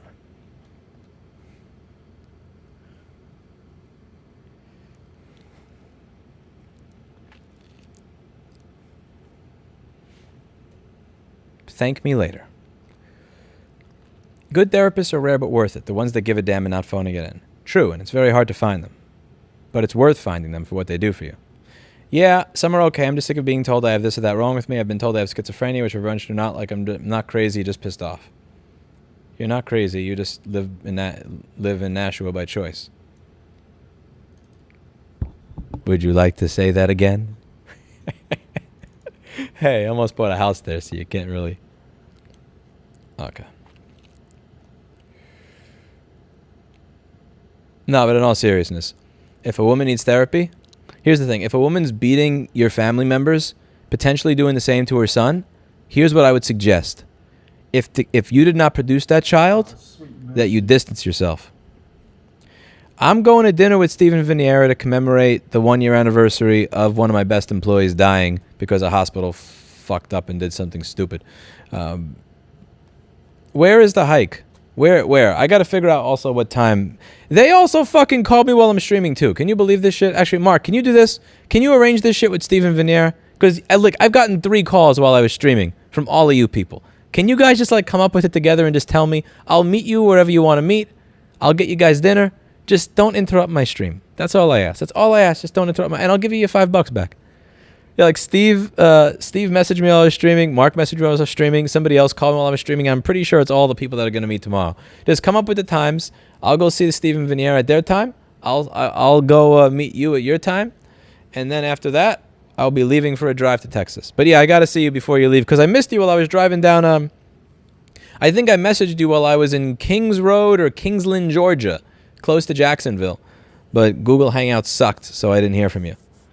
But absolutely, Mark. Yes, 100%. I'll make time for you tomorrow. Tell me about the chair.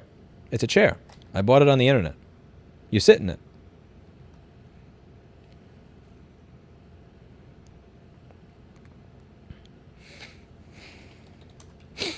Being a step-parent is a challenge worth it if you can make it work.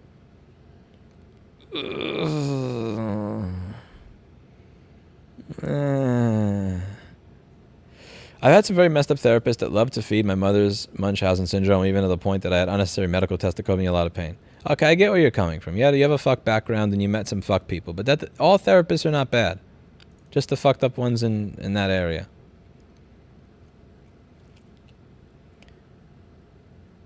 Did you get any updates on Troy speaking to that girl? I have not. I wouldn't tell a therapist what I really believe. They will rat you out. Oh, it depends. Honestly, glad to hear about therapists. Don't take this the wrong way, but it seemed like you had changed. Oh, F you. F you. No, I know what you mean, and F you. Right to repair your life by leaving the single mom. Possibly. Yeah, the last 3 times that I was seeing a therapist, I had this YouTube channel. I don't know. It's something that 99% of the time when somebody says you should do that, like they mean it in this insulting way. I called you. I know you did, Mark. I know. And I'm streaming. I can't pick up the phone when I'm streaming. Have your people call my people. True. God, not real life people invading the stream. Dude, I was streaming last night. I shit you not. A fucking date that changed their mind. Like, don't get me wrong. Good judgment on her part. A woman that changed her mind on the date showed up to my fucking stream. You guys are like... Mark showed up to my stream. Steve showed up to my stream.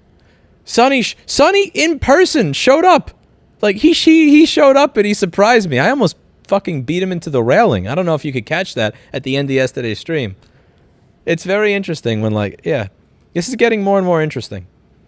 As time goes on, this gets more and more interesting.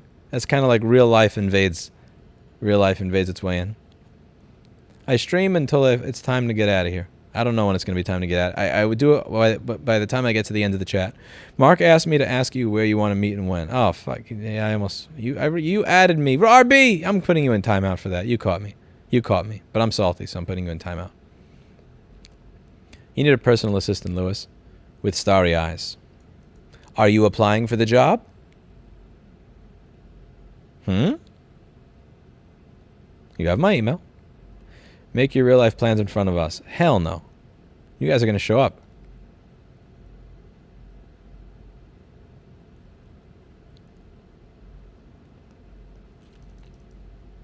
Troy said he wrote her, but he never heard back. Listen, it's better to get rejection out of the way when you're younger.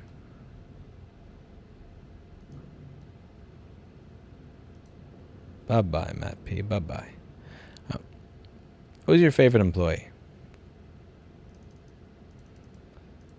Probably Chris or Steve. Chris for being the best repair person I've ever met that just fucking absorbs knowledge and does crazy shit. Like he loves CPU replacements, like trying to replace the top of a T2 chip without replacing the bottom and crazy shit like that, just to see what happens. He does SD card recovery, SSD recovery, logical recovery. He just absorbs shit. He has a PC3000. He has everything on his desk. And Steve for being like a problem solver. Steve is kind of like the mafia problem solver. And Chris is like the smartest tech I've ever had. So probably like Steve and Chris. They're better than me at all their jobs, respectively. That's a powerful duo. Steve and Chris are a powerful duo. What do you mean you don't want to deal with a kid that doesn't like you and a baby dad? It's crazy. Require Penn is kind of... He's on my wavelength there. Anytime you're in Charlotte, North Carolina, I'll be happy to take you out to dinner. You know, I did get a really nice steak when I was in Fayetteville, North Carolina. I was streaming while I went down there on the other channel, and that was enjoyable. Your inspiration to show what hard work and passion you can do for a career. You don't got to buy me food. Thank you very much, Tyler King, though. I appreciate it. If I do a meetup in that area, I'll announce it in the community page. It was such a crazy stream. You were recognized so much. That was something else, Alana. Like you had some Irish dudes jump out of the back of a van, and they're like, "Oh, you're that YouTube guy," and it's like, "Well, who are you?" And it's like, no, they didn't really know. They just saw a dude with a camera, and they just decided, "I'm just going to interrupt the stream." But they were really nice, so I didn't mind it. But yeah, there were quite a few people that recognized me. That was weird.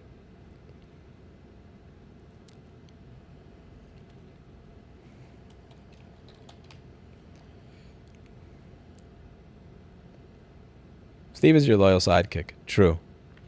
I wouldn't even say sidekick. Sidekick is kind of an insulting way to put it.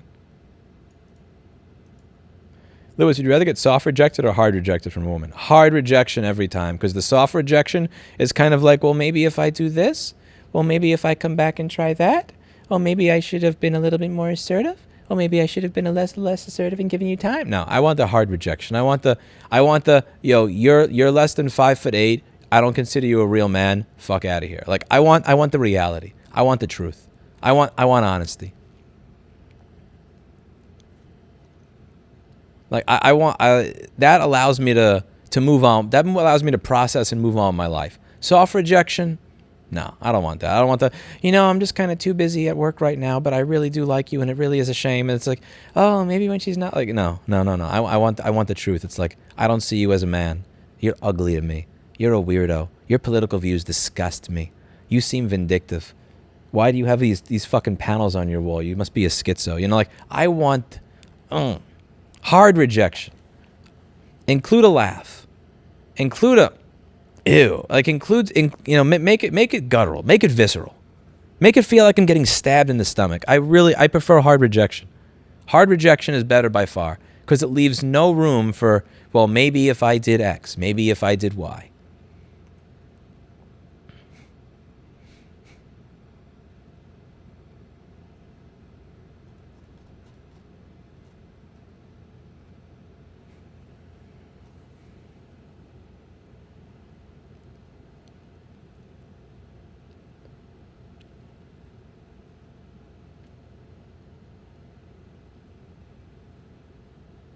I think Lewis would get off on hard rejection.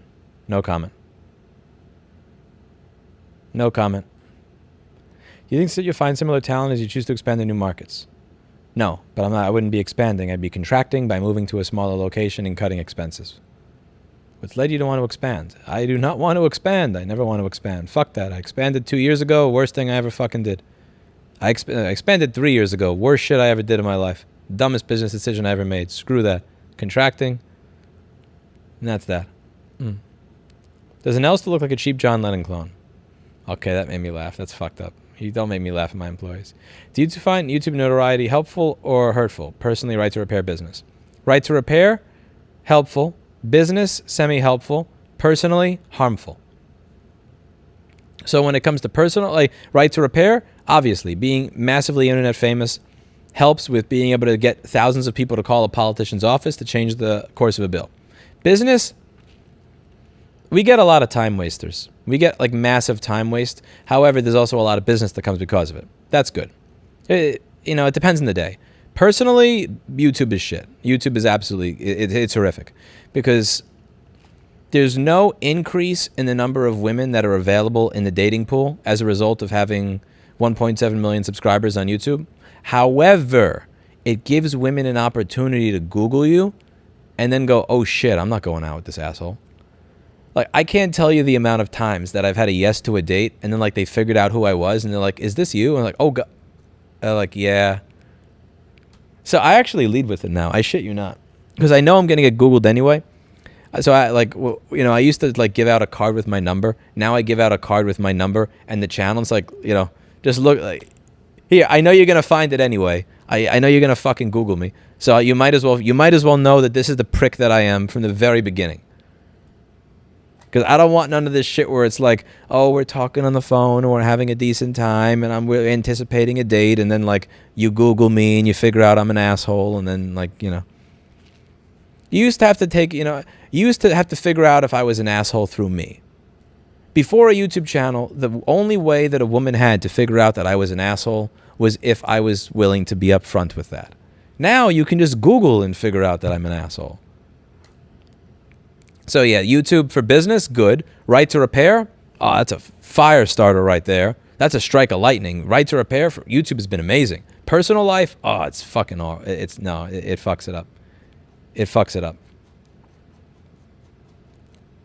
It's bad.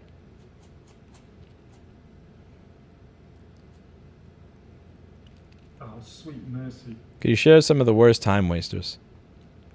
I did earlier in the stream. TLDR, a guy that came in and just spent 30 minutes in the store asking a bunch of random questions, and then right as a woman that I was about to ask out walks in. He asks me if I'm part of a giant anti-Semitic Jewish conspiracy theory or if I've ever been accused of it on the internet in the most awkward, weird way possible. And he just doesn't understand that nobody wants him there and that we all wanted him to leave. And it was really, really weird.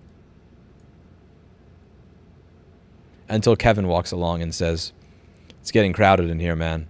And we go, "What do you mean? I'm the only one here." And it's like, "Yeah, man, it's crowded in here. We need you to go." That was something else. Thoughts on tattoos, expression or conformity? If you get the same tattoo everybody else has, probably conformity. If you get a very unique tattoo, that's something that you picked out, a specific design that nobody else probably has, then I would say maybe that's closer to expression. I don't know. I don't really have strong opinions on tattoos one way or the other. I don't care about tattoos.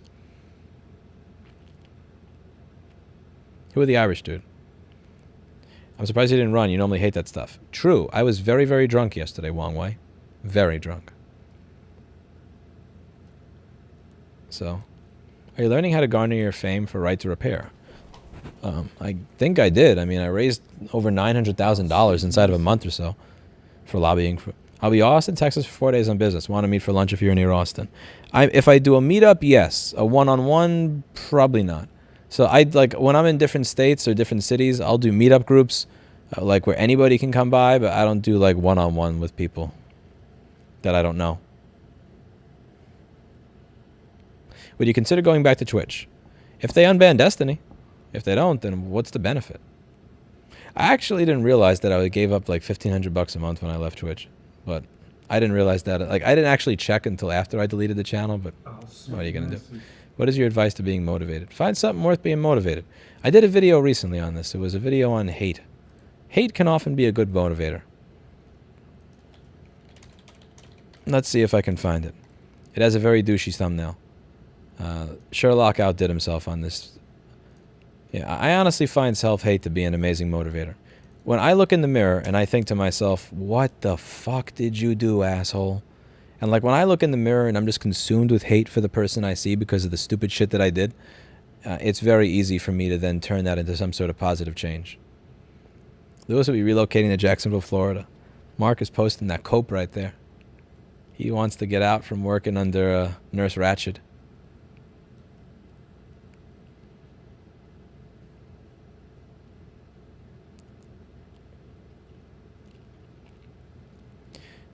Tweety says, liking a man for his personality backfires every time. They pick up artist me every time.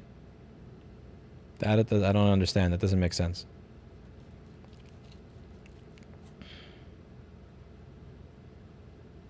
Hopefully make an alternative channel and Rumble other platforms. I have a Rumble channel, but nobody watches that. I love you if that's worth anything. Nope. Your avatar looks like a 10-year-old boy, so that's not... Nope. I appreciate it, but no. Nope. That doesn't mean anything to me, unfortunately. Hand her a booklet of a fast track to everything to know about you. Any advice on turning in my 2 weeks' notice? I'm going to feel a bit guilty because of high turnover. It's not your fault that that company can't keep people. Why do you feel guilty?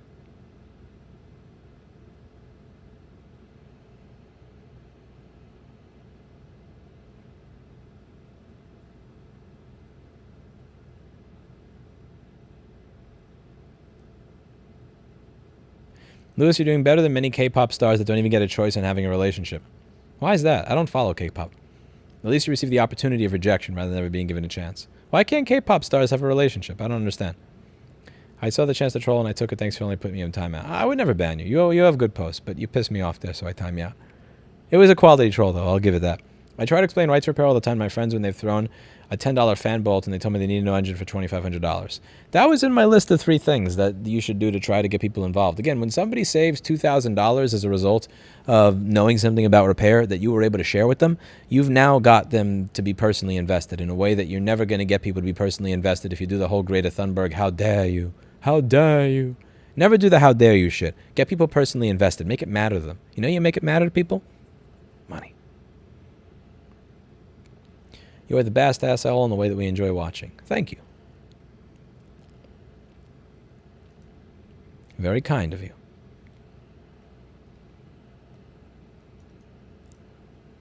Truly kind of you.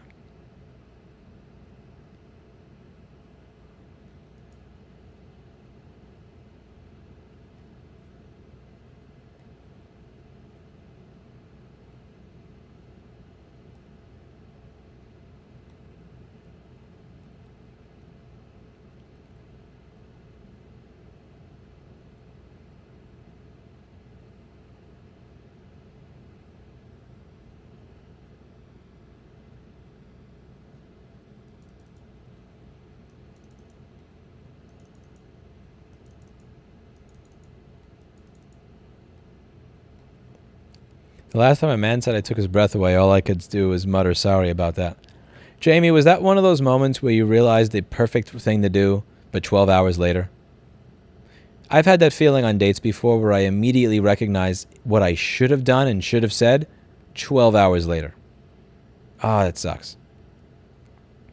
It's such a shitty feeling when you realize that's exactly what I should have said, like 11 hours after you disgusted them. Would you date a woman with a chest tattoo? Yeah, why not? I guess it depends what's on the chest. Is it like the name of her ex-boyfriend? I wouldn't be able to do that. Unless the ex-boyfriend's name was Lewis, then maybe.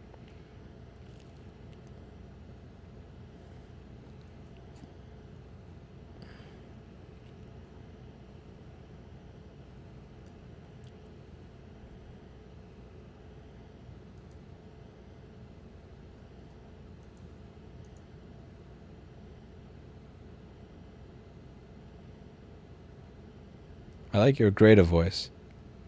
How dare you? I'm not good at doing that impression. I haven't worked on it very much. Thank you, Anne. Thank you, James. I don't, Chris.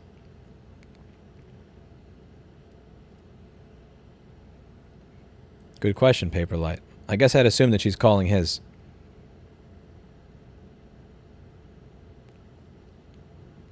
I don't know, Joseph Singer.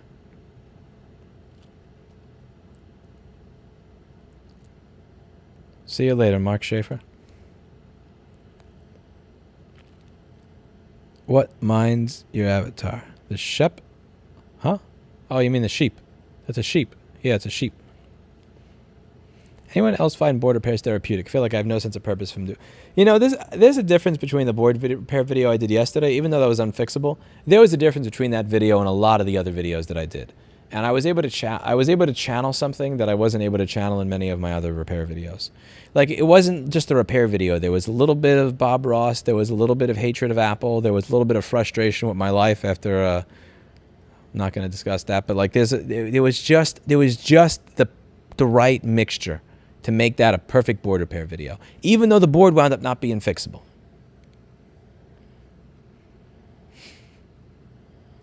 And I appreciated that.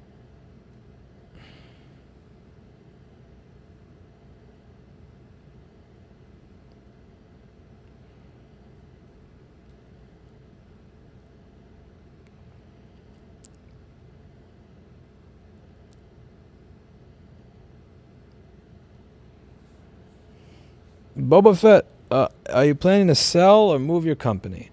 Sell, no, because nobody would buy this pile of shit for any amount of money.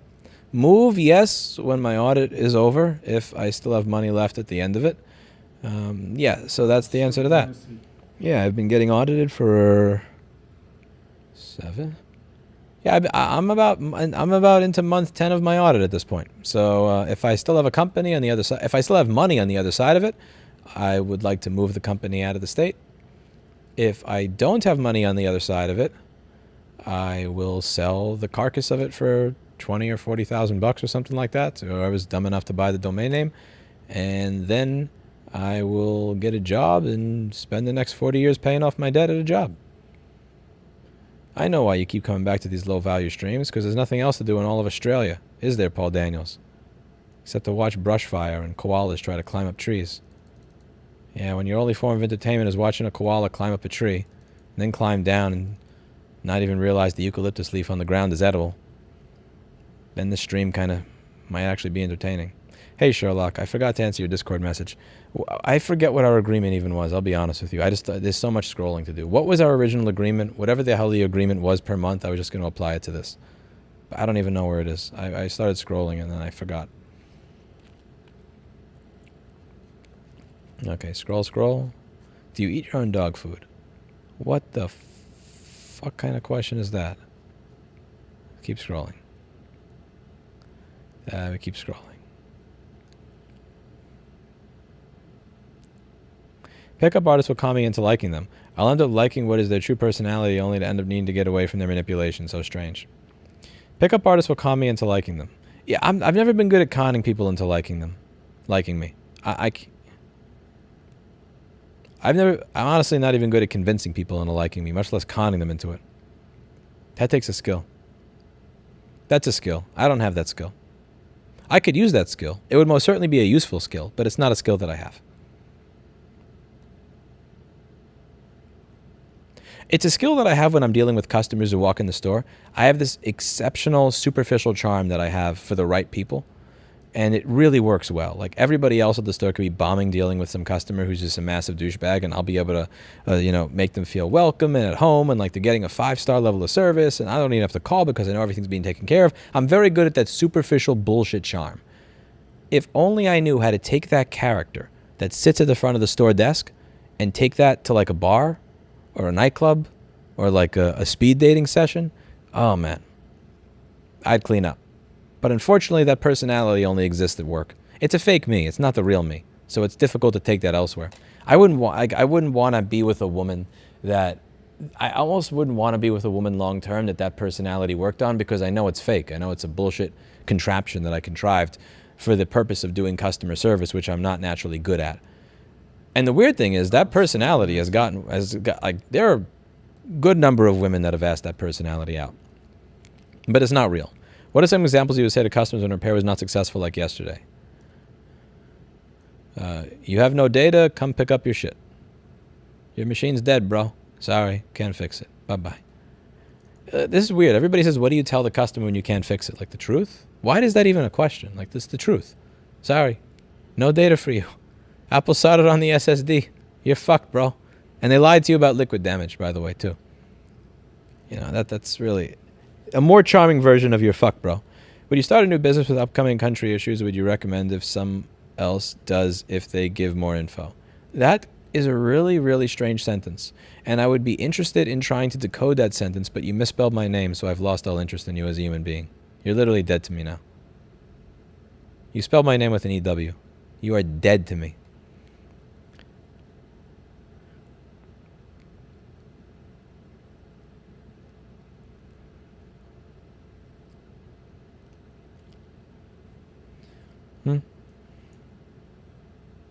I don't know, Electronics. I'm sorry.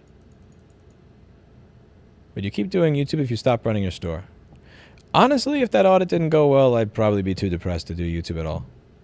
Like, that's the thing. My this entire YouTube channel, like, a lot of this shit is based on the experience of having a business. Like, all the core content here, like moving to a new place, based on business. Real estate series, based on business. Ranting about New York City shit is based on my experience running a business here. Fixing stuff for my business. Right to repair, based on my business. Like, once you take away that underlying core concept, there's really no content to hold up the rest of the channel. Also, I'd be way too depressed if that happened to actually show up in front of a camera again. I'd probably be drowning my sorrows in Everclear every night that I get home from my job as a Walmart greeter. We'll see. At what price of advice do we find board repair pointless? I don't know. I don't have a cutoff for it. It really depends on how fast the board repair can be done and how certain it is. We have to really separate this. There's open-ended board repair, where it's, I don't know what's wrong with it. And then there's obvious board repair, like this connector is burned. It didn't burn for a good reason, like there's something else wrong with the circuit. Just replace the connector. And we have the connector right here, and it's easy to solder on. Like, that's different than it doesn't turn on. There's no corrosion. There's no schematic. Figure it out, you know? There's massively different types of board repairs. There's straightforward, and there's open-ended. So open-ended, you have to have a fairly high threshold. I mean, you have to have a very low high threshold. You have to be making good money to be doing open-ended board repair. Obvious board repair can be done much cheaper. Koalas are now flipping off the other wildlife swimming for its life. That is weird. I did Lavaris because he's from Australia, and he makes fun of me as an Australian. I like Paul Daniels, though. Your tutoring classes in 2015 to 16 was some of the best of my life. Your journey from that time to present, absolutely incredible. Dinner on me if you're ever in Orange County, California. Sean Hicks. Sean Hicks, I remember you. I think that Jessa is massively improved in teaching. She's way better than I am at teaching. I think she was always better than I was at teaching. I'm glad you got something out of it, Sean. I think that you showed up once for Jessa, once for me, and then once when Jason was doing it. I remember you. I remember Sean Hicks. You are charming. I don't think it's superficial. It seems genuine to me. Where's Brad Haynes to pick on you? Because usually this is when Brad Haynes would start to pick on you. You'll get to see when I drive to Texas. Would you really feel content working a 9 to 5? No, I'd want to I would want to bash my skull in probably. But I wouldn't have a choice at that point. You have a good video explaining the audit in progress. Nope. I'm not going to go into that. I'm not going to blow it up into a video issue until I get my final judgment. We'll see. There's still a chance. I got like papers saying, okay, we want this much, and then my CPA and attorney go back and say, well, no, here's why this is all ridiculous and wrong. And they're like, okay, we're going to go back and look at all this. And it's been this annoying back and forth shit. But we'll see. We'll see. It's one of those things where they would just, it's like a slow drip of cortisol. Like, I just want to know the fucking answer. Even if I don't have a business, even if you want to take 4 times it's in my business bank account and I'm destitute and in debt for the rest of my life, like, just tell me. Just let me know. I just want to know what to do with my life. But it's annoying that you got to wait. But such is life. Listen, it could always be worse. It could always be worse. It could always be worse.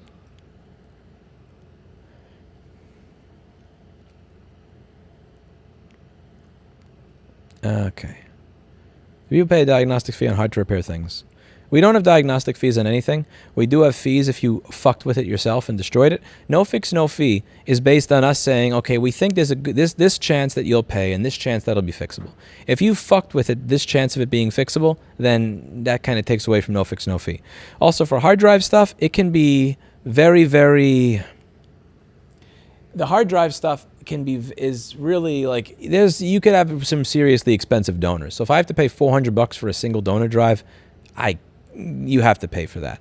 But you did fine making content in New Hampshire. You could do it elsewhere without the business. I think, like, again, a lot of that, it really just kind of came down to the experience of having a business. If you take this business out from under me, I lose a substantial amount of my identity. I started doing this at 19, you know? Like, I did this because I couldn't find a real job. And I grew it into a business that people around the world are familiar with. I get packages from all over the world. We do data recovery for the district attorney for the state of New York. Like, I would have never dreamed of that 15 years ago. You take that out, my identity goes with it. And most likely my confidence as well. I wouldn't really have anything to even post here anymore.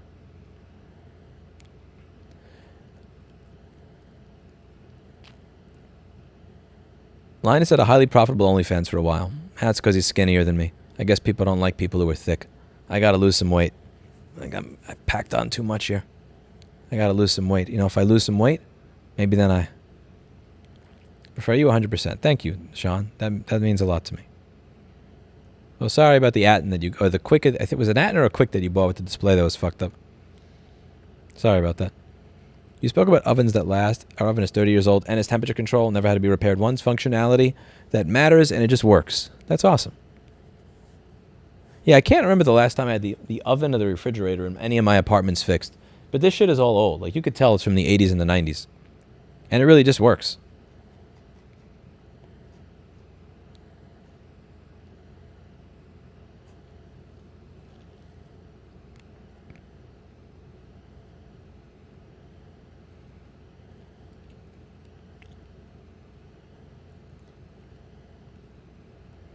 This is too much of a class act to be on OnlyFans. I don't know. You never know. No, I couldn't do OnlyFans. Not for me. Error. That is now a super chat only question. For $50, I'll answer that question for the 30th time tonight. Or you can click on the FAQ link down below. Or you can give me... Yeah. I'll answer it for $50 though.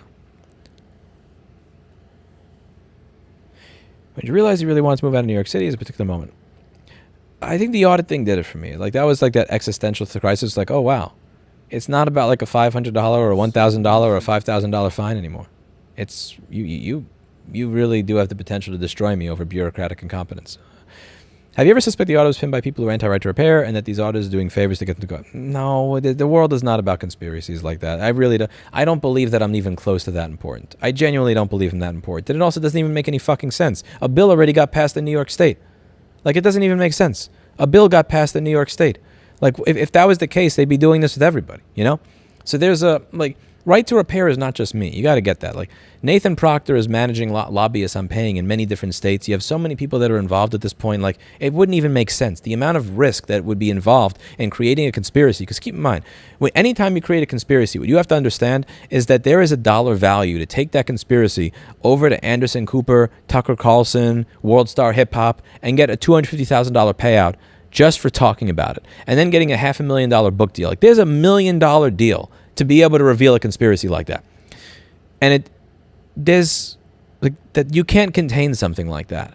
And if you could, there'd have to be enough of a payout available for everybody to make it worth it not going to Tucker Carlson or Anderson Cooper or World Star Hip Hop. And that's not there. I'm just not that important. This isn't the Kennedy assassination, you know? And above all, this is a movement that, like, the head is not going to get chopped off of it just because I go away. Even in the way I've set up the both in the nonprofits, essentially, even if I become 100% demoralized and depressed, and I just wasn't waking up and doing work anymore, all these people that I funded are going to be doing their jobs.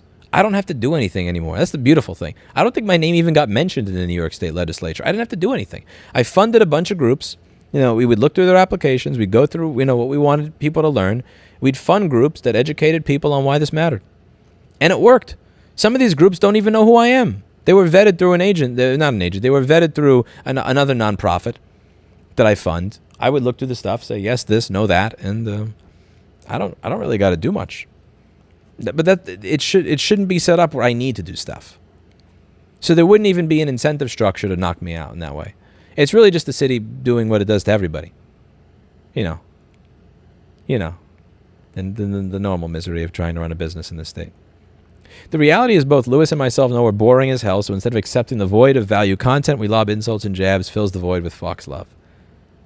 I love Paul Daniels. He's a good guy. I don't know why I have so much hostility towards him just for being in Australia.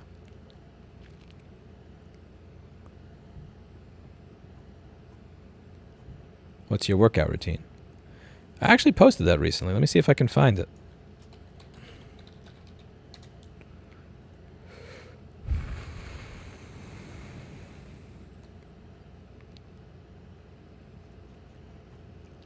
One moment.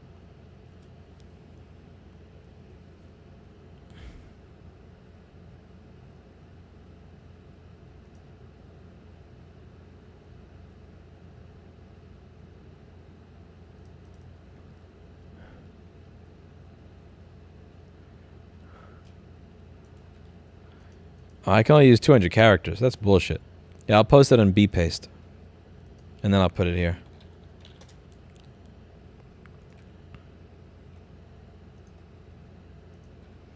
Workout. Obviously, I adjust it as time goes on. They told you the answer, give them money. Oh. There's no way I would have learned nearly as much as I have in almost 10 years, even just with the fundamentals of board repair without your channel. Thank you, Seth Rain. That means a lot to me. It makes me feel like those videos that I did back in the day, like VCCIO versus VCore, that I lost subscribers on, that they weren't a waste. They went out there, it did something, it affected the world in some way, and that makes it worth it. It really does. Thank you very much. Red Smith, that is now a super chat only question because I get it 20 times a day. There is an FAQ link down below you can read to get the answer to that for free, or you can pay me and I will answer the question again.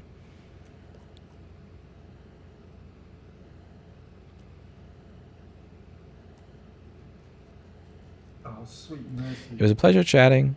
Lewis in the chat, I gotta go. Have a good night. Thank you, Blue Fox. Thank you very much. Lewis, never refer to a man as thick. Thick with 2 C's?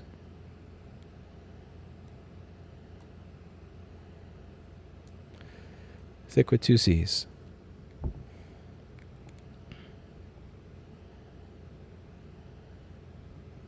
You never upload feet on a professional channel. No. No feet. What? No. No. Stop that. Alana. Alana. No. No F word.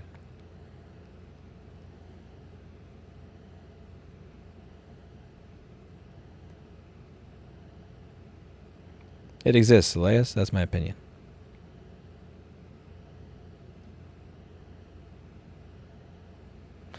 I can't do more drive recovery videos because I don't know how to do it. That's Steve and Chris, and they despise being on camera. My employees fucking hate being on camera. Honestly, everybody that I know in my life hates being on camera. Maybe not Jessa. Jessa's the one person I know that doesn't hate being on camera. But yeah, they hate being on camera. So you're not going to find them do it. I tried that earlier on with the doing videos thing, and that's just not happening.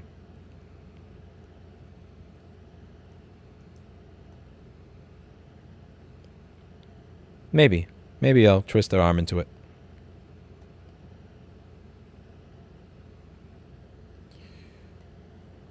Wrong. If Lewis dies, John Deere tractors will have left turn as a paid downloadable content.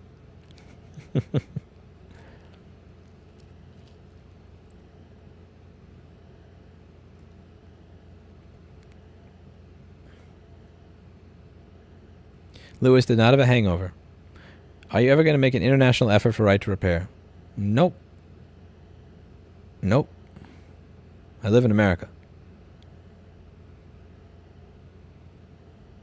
Thank you for answering my questions. You're a legend. Your notoriety will follow you wherever you go. Like New York City, get you down. If they'll tear you apart, you will rebuild and be successful. No, if they take all my money and then put me in debt for the rest of my life, I will not rebuild because building requires money and I will have none. Do you take pre-workout before you go to the gym? I have a banana and a coconut water. So I get some carbs from the coconut water and the banana. I get some electrolytes, some sugar. But I don't take, like actual... most pre-workouts is like somewhere between coffee, Red Bull, and crack. I'm not into that. A banana and a coconut water. That does it for me. Banana, coconut water. That's my pre-workout. The hostility is because of the inferiority complex caused by not being able to spell correctly. Bro, you add letters to shit. Why do you do that? Program is 7 letters, not P-R-O-G-R-A-M-M-E. Or C-O-L-O-U-R.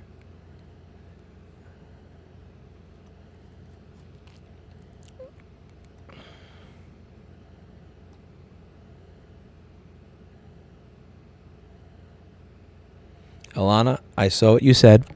You said it in text. There's a receipt. Alana, I saw that. You can go and delete it, but I saw it, and I remember. A girl can dream. I know what you were adding. No. Rose Kindred's about to get the ban, too. You didn't ask the question, but you responded to somebody asking the question with a girl can dream. No. Why does iPad screen shatter so easily? Because you can't spell my name right. Everything you own is going to shatter now.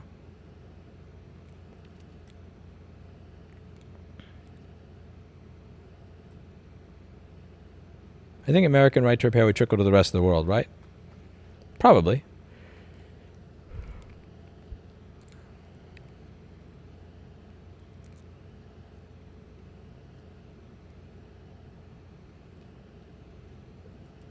I'd be open to it, Paypre. I just got to get invited.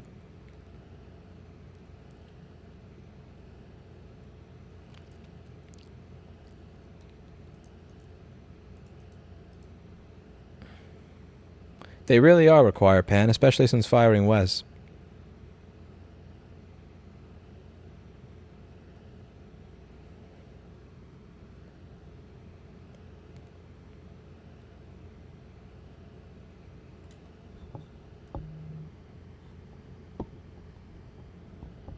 I don't see that happening, Tracy, because I've emailed several times over the past 5 years. I don't think that would occur. Wes got Nikolai Yezhoft, Sherlock, for banning somebody right after they gave $150 for an innocent question. Here's Wes. Here's Wes.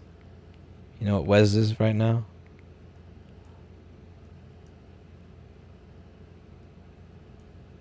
Eh? Yo, come on.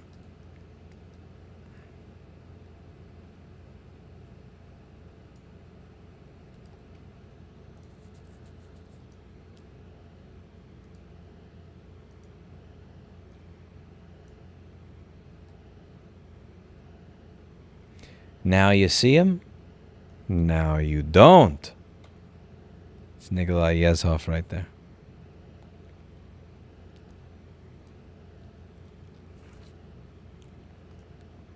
I am using Linux. How could you tell, XPYR? Did it break? Was there a glitch? Must have been a glitch. How did you tell I was using Linux? There must have been some sort of glitch there.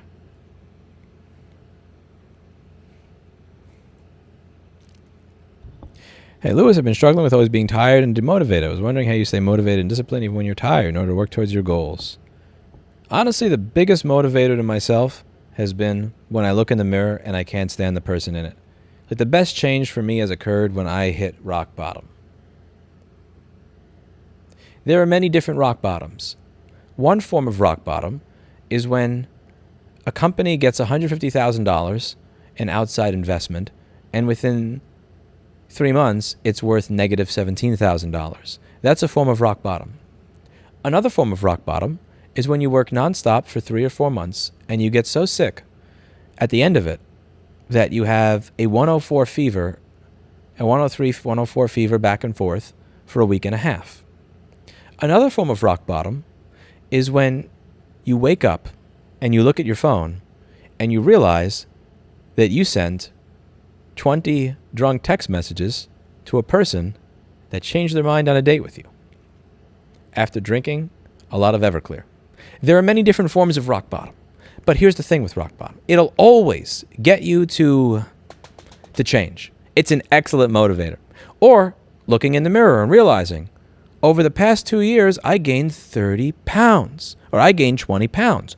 Holy, I used to look like this. Now fuck that. I can't. There's a sense of hate that actually works with this. There's a sense of hate. And when you have that sense of hate, when you look in the mirror, you're like, I can't stand that motherfucker. There's a lot of good change that can come out of it. Don't remind me, XPYR. Don't remind me. Don't remind me, XPYR. Don't remind me. Carrie's going to get me in trouble for that. If I drive through Virginia Beach on the way to Texas, she's going to probably throw a fucking stick at my car. Remember that guy? Remember the guy with the stick? Remember this?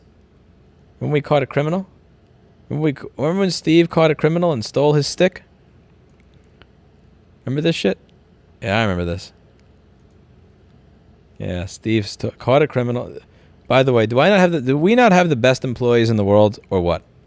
So you know how you have all these jobs where people say, do you know how there are people that say, like, well, I'm not going to do that. That's not in my job description. I'm not going to do that. That's not in my job description. I'm only paid this. I'm not doing anything outside of it. There are people that will actually say, if I piss on the toilet, I'm not going to clean it off. That's for the janitor to do. That's not my job. The staff at this store, the staff that we have here, there's a dude that's breaking into all the different car windows. So I just to say, I'm going to follow him. I don't know if he has a gun. I don't know if he has a knife. I don't know if he is a fucking black belt in something. I have no idea. I'm just going to follow him. What the fuck?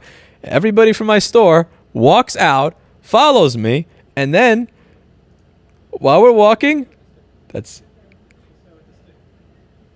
Steve steals his fucking stick and then goes, ha ha. You hear him laughing in the background? Oh, you can't hear him. You can't hear him laughing in the background because I didn't have the audio on. One sec. Let's put that back on. Hear that?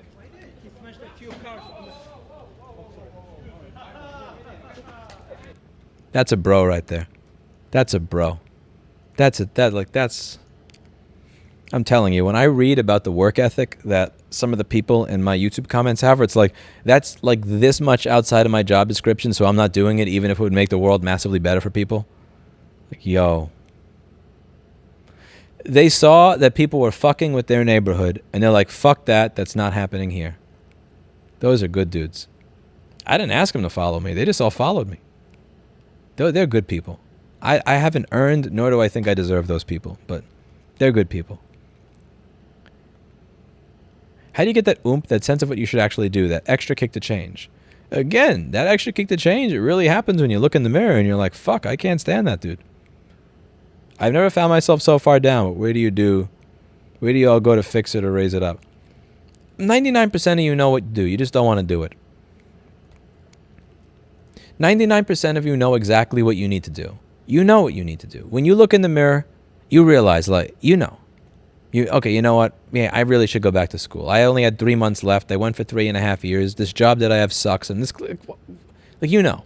Or you just look and you're like, man, when I was 17, I was 130 pounds. Now I'm 230 pounds, and I'm less strong. You know what to do. Go to the gym, hire a trainer, go for a walk, do something. Stop eating shit all day. Like, most people, you know what to do. When you look in the mirror, you know what to do. If you're in a toxic relationship and you're not happy, look, you know what to do. It's difficult. It's hard. There's some sort of resistance there. You're avoiding something. And again, as I said in the earlier in the stream, I'm going to wind up clipping that into a video. You can either pay the cost right now, or you could pay it every single day for the rest of your life with interest. Pay $10 today, or pay $10 and 30% compound interest from now until you're 90. Like, you're going to pay one way or the other. You're going to pay now, or you're going to pay later. But if you choose to pay later, it's not just once later. You're paying every single day with the misery of looking in the mirror and knowing that you are a piece of shit. It's helpful. For me, it was helpful. And you try to turn it into something good. Yeah, Manicham, David, and Ann are probably watching that shit and laughing and going, Texas, we could just shoot him. Here we have to sneak up on him and everything and make sure he doesn't have a knife and wait for the perfect moment and then do this. In Texas, you've just probably like... That would have been fun. I'm sorry, Carrie. Been back to rock bottom more than I care to say. I would say it's a good motivator, but I don't know if I got another one in me after this. Yeah, you'll see. One way to find out.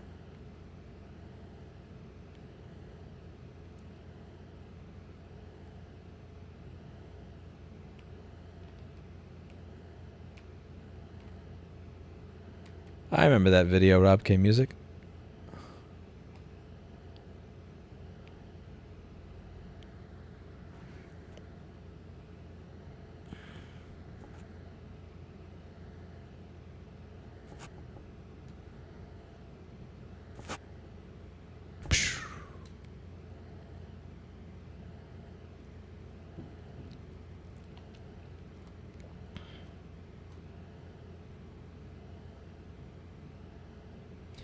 I have worked part-time and have an absurd amount of free time. Any ideas what I can do? I've been playing League mostly. You degenerate!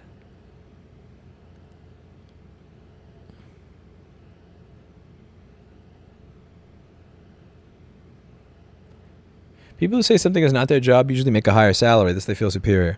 XPYR is speaking the truth here. So here's what I found, even at my own company. There is actually a direct correlation between salary and people saying that's not my job. I shit you not. Like, Steve's the only one that doesn't fall into this. The more raises and the more bonuses and the more money I've given somebody, the more that person has said this is not my job. If you actually look at it, like over the past 8 years, the most times I've had somebody say, I'm not doing that, that's, quote, not my job, every single time that's happened, that's been the person that's getting paid the most at the store. And it winds up demoralizing everybody else, which is why they usually have to go.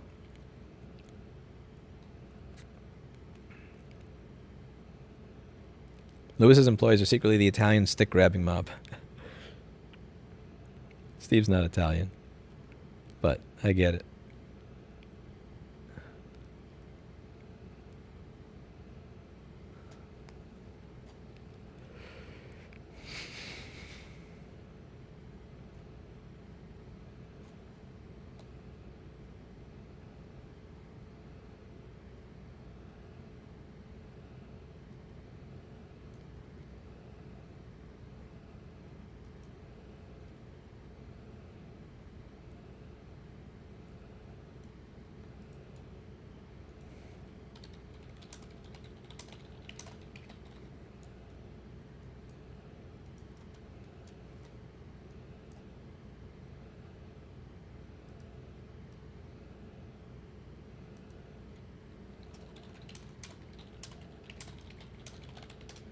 Moral of the story, don't be a piece of shit.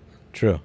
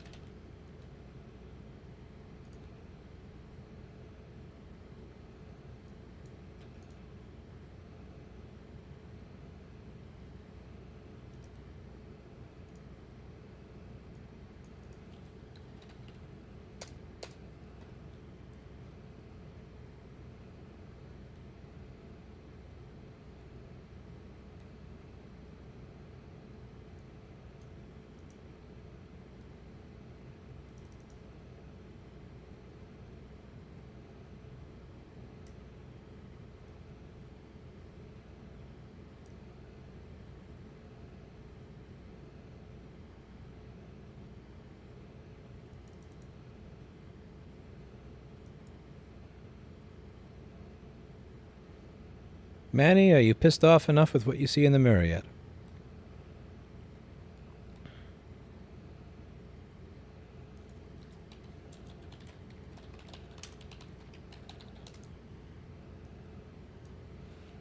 Tills G for the procrastination question. My answer is a 5-year-old video. Lewis, ever since you told me I was only allowed 2 trips to Arby's per year, every time I get the urge to go, I hear your voice telling me no. It's a great deterrent. How do you feel about that? Do you feel better? Do your arteries respond nicer to you? Do you look in the mirror and notice, God damn, I'm a thinner Alana than I were before. I like it. Sweet mercy. I hope you do. Every 3 to 6 months, I feel the need to cheat on my girlfriend. She is beautiful, and I love her more than any other woman I've been with. This is also my longest relationship. How do I stop feeling tempted to cheat, or is it just in my future? What's lacking?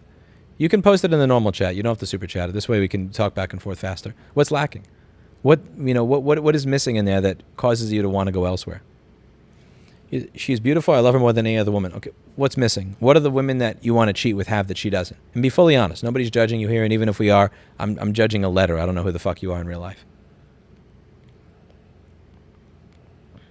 28,000 Iridium 3K.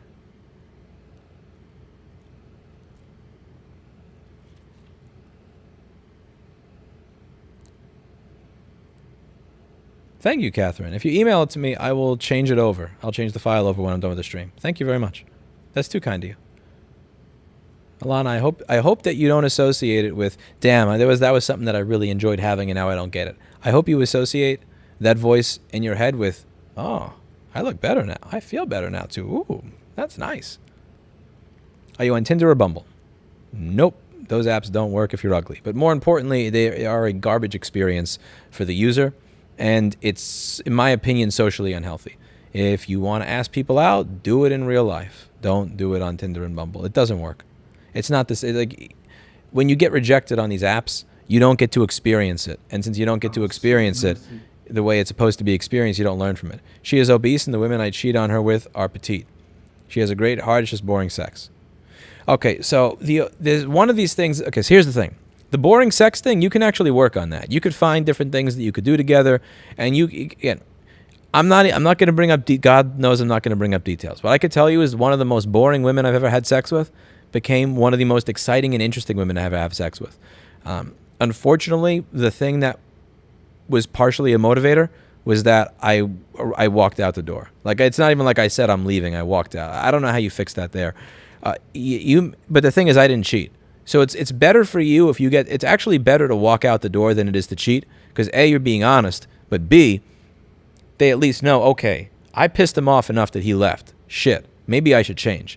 And the obesity thing, like, you don't beat yourself up over that. If you keep in shape, if you go to the gym 2 hours a day and the person you're with doesn't take care of their health, it's understandable.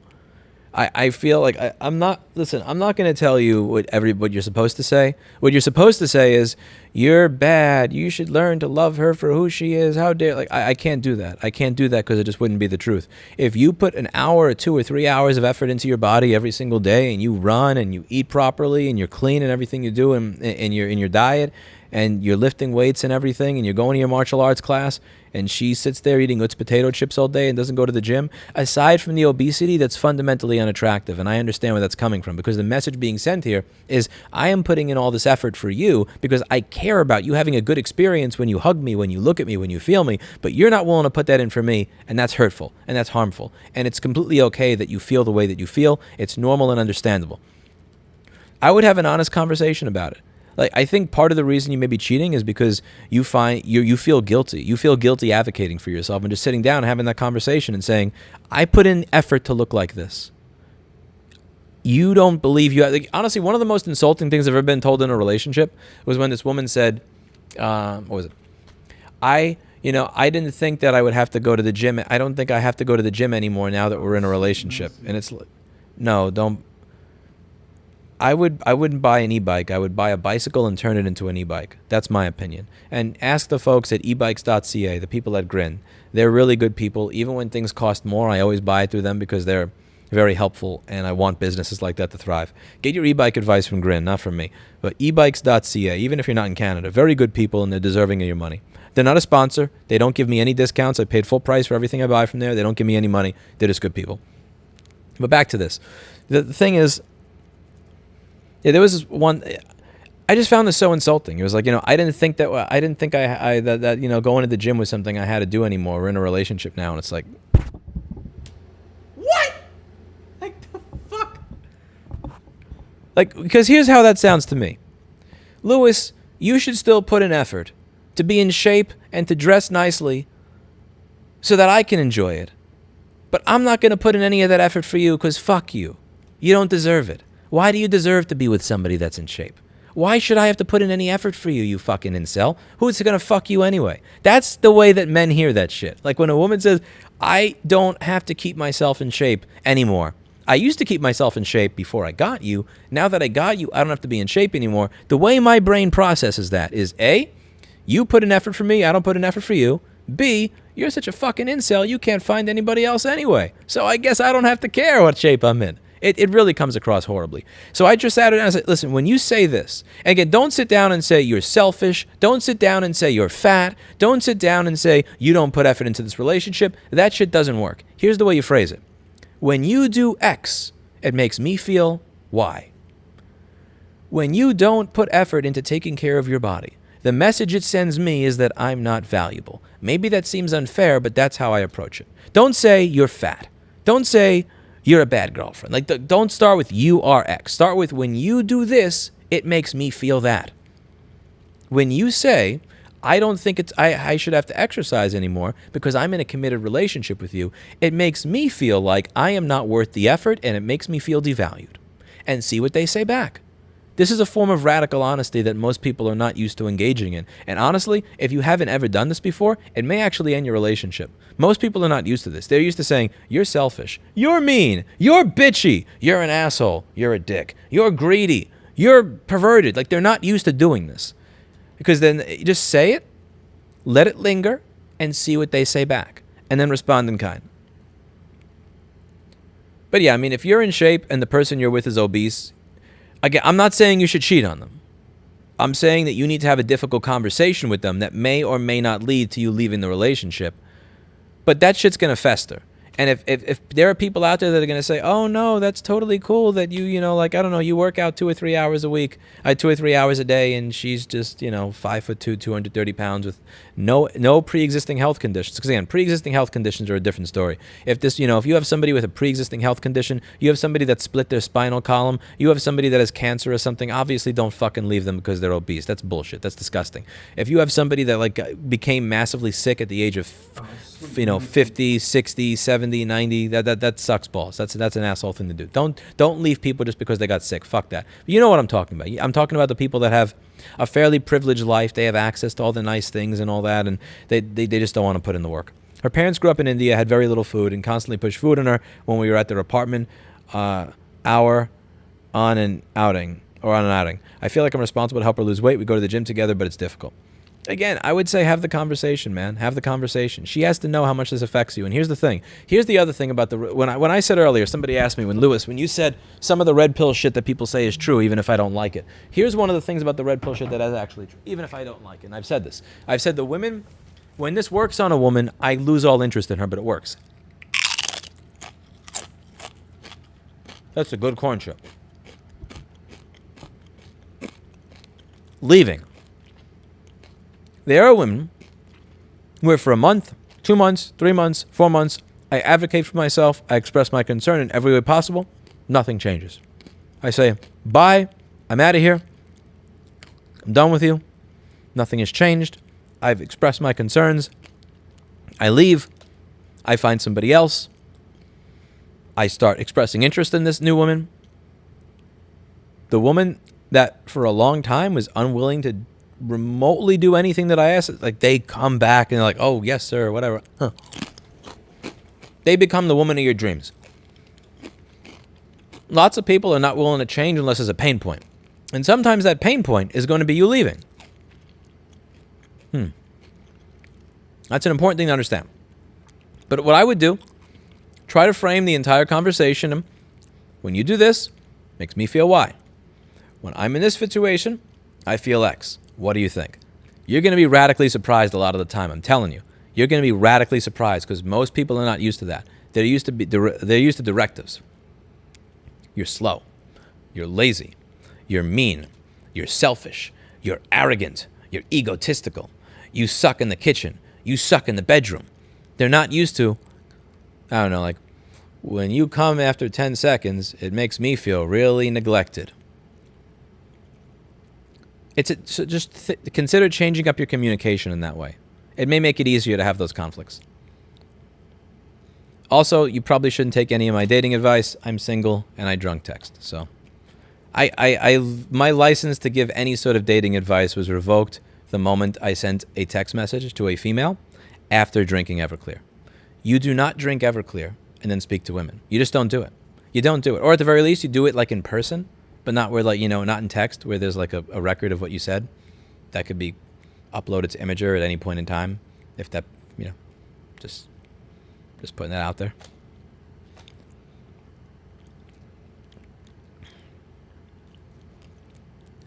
Okay. Where am I?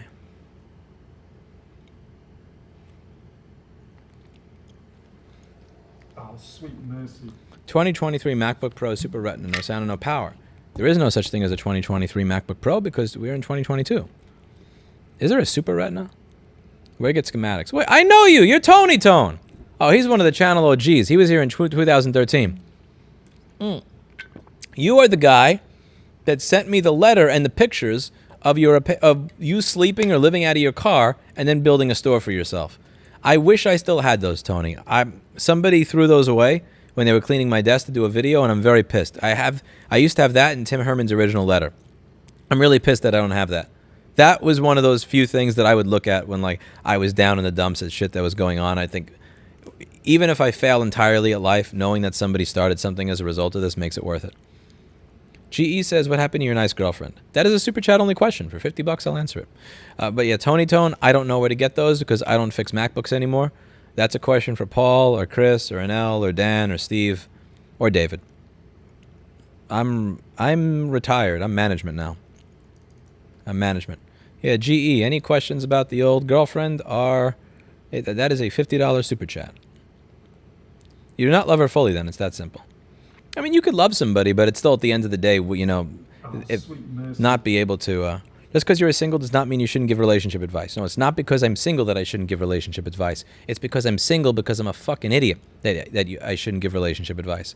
But I appreciate it, Z. Thank you very much, and best of luck. Best of luck. Remember, just go with honesty. Don't do the cheating shit. Just end. When you do this, makes me feel that. Okay, here's the thing. I'm at the end of my rope. It's been enough time. Nothing has changed. Leave. Bam. It's better than cheating. Break up. Fuck somebody else. Don't fuck somebody else, then break up. There's an order to this. You know how they have like beer before liquor, never been sick quicker or something? No, liquor before beer, you're in the clear. Beer before liquor, never sicker. It's something like that. Like there's an order to things. There's a natural order to things. There's a reason I have my Everclear and then my Fireball. You understand how this works. You understand how this works. You break up with the girl, then you fuck somebody else. You don't fuck somebody else and then break up with the girl. That's not right.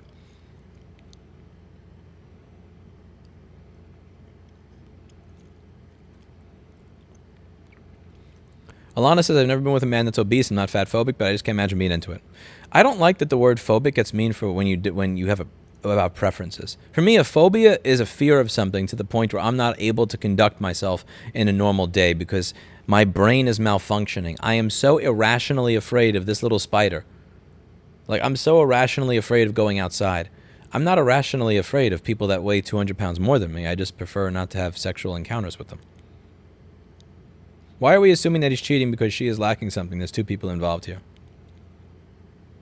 The reason I'm assuming that he's cheating because she is lacking something is because if she was not lacking something, then he probably wouldn't want to go somewhere else.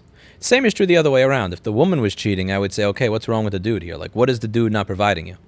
It's really not a case of me trying to be sexist. It's just a case of the one doing the cheating is the one that's missing something in this relationship. Is there a super chat threshold for drunk texts?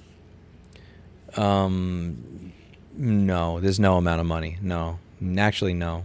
But yeah, Carrie, the reason, again, if a woman said, listen, I'm thinking about cheating, you know, these are all the things my partner has, my first question would be, what's wrong with you? It's what is going on with the partner? Because if the partner were fulfilling every need, I'd imagine you wouldn't want to look elsewhere. I didn't go to Dos Toros when Lucha Lucha was open.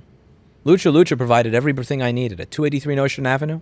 Every single type of burrito I could ever want in my life, they provided. Do you think I'd ever fucking dare go to a place like Vio Pancho Taqueria? Never! There's no reason. You would never leave Lucha Lucha to go to Vio Pancho Taqueria. It's just, who on God's green earth would walk all the way over to fucking Myrtle Avenue to get that dusty old burrito when you could have the best burrito on earth at Lucha Lucha? You're only going to walk somewhere else if something's lacking. That's the way I see it. That will be a hard conversation I doubt you will change. But here's the thing. If you don't have the conversation, there's always going to be that guilt in the back of your head. Like, maybe things could have been different if I said something. By having the conversation, what you do is you eliminate that guilt. You eliminate that what if. Like, when I break up with somebody, I want to have no what ifs. I want to know that I said everything that I could have said. I did everything that I could have done, and none of this shit worked. Also, if you do that, it makes you less likely to go back to your ex. And going back to your ex is one of the things that will drive you crazy. At least your exes are not like Anna, the girl that stalked Destin. Oh, God. Oh, my God. Why did he do that? I didn't follow the whole thing. I saw one video of that woman talking, and it actually scared me. There was one woman I was with that was similar. There was one woman that wrote this horrible screed about me, about like me being abusive and all this other stuff. And then like somebody pointed out to me that this existed. And I call her and I'm like, yo, so what's been going? Listen, I don't want to call you since ending a relationship. What's up with all the shit you've been saying on the internet? She's like, oh, I didn't think that I would get you to unblock me on your phone and call me again unless I wrote that. And I'm like,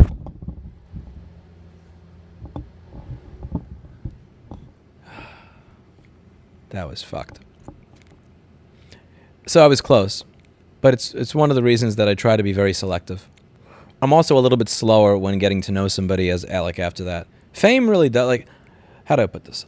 I'm not saying that one night stands were something that I really looked for before in my life, but it's something that when I was 21, I would be open to things that I'm not open to at 33, not even because I'm older, but just because there's a risk when you're better known. Like, that shit, something like that happening with no following, okay, it sucks, but whatever. Something like that happening with 1.7 million subscribers? No. The bar has to be higher. The bar is higher. And I think that winds up making me a bit distant in the beginning, but I think I don't know. It's more difficult to feel comfortable with somebody. It takes a little bit more to be comfortable with somebody after something like that. You can't stop taking care of yourself. Yes.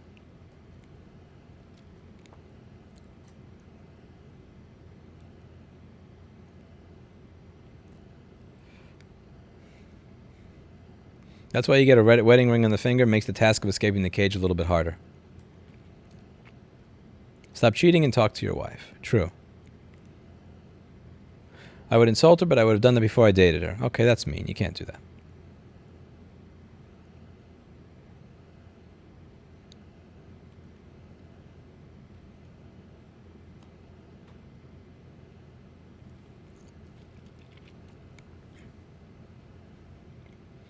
Cheating is rough, even if it's a moment. The legacy, if it can last a long time, even if it's just internalized, definitely step out of the relationship first. Here's the other thing. Let's say this woman's not for you, right? If you leave and you stop cheating, she may actually be fine for somebody else. She may get herself into shape, may find somebody who's great, likes her or appreciates her more than you. If you cheat on her, she is going to treat future men shittier because of the experience she had with you. Do you know how many women are out there that they treat the men in their present shittier because of the experiences in their past? And when you make somebody in the present pay for the mistakes of the past, you wind up with no future. Don't be why this woman has less of a likelihood to have a future with somebody else. Cheating traumatizes people. It really does. I've gone out with women where, well, some they haven't told me they were cheated on, but it was obvious. And there are others where they just told me, yeah, I was cheated on and this, that, and the other. And like, it traumatized. I don't know how it does. I don't know what it's like for men because I haven't dated any men. It's not been my thing, but I'm only going to talk about what I know. But cheating, like, it traumatizes women. It really does. It fucks them up. Like, it's a fucked up thing to do, because when you do that, they're going to treat the next guy so much shittier. They're going to be they're going to be looking over his phone. They're going to be like staring over his shoulder when he's writing an email and all this other shit. Like, there are men out there that actually don't cheat, and they're going to pay the cost for this. And that's another thing to consider. Like, you're going to be a part of the reason that some other dude out there is going to have a harder time. And I want you to think about that before you do more cheating.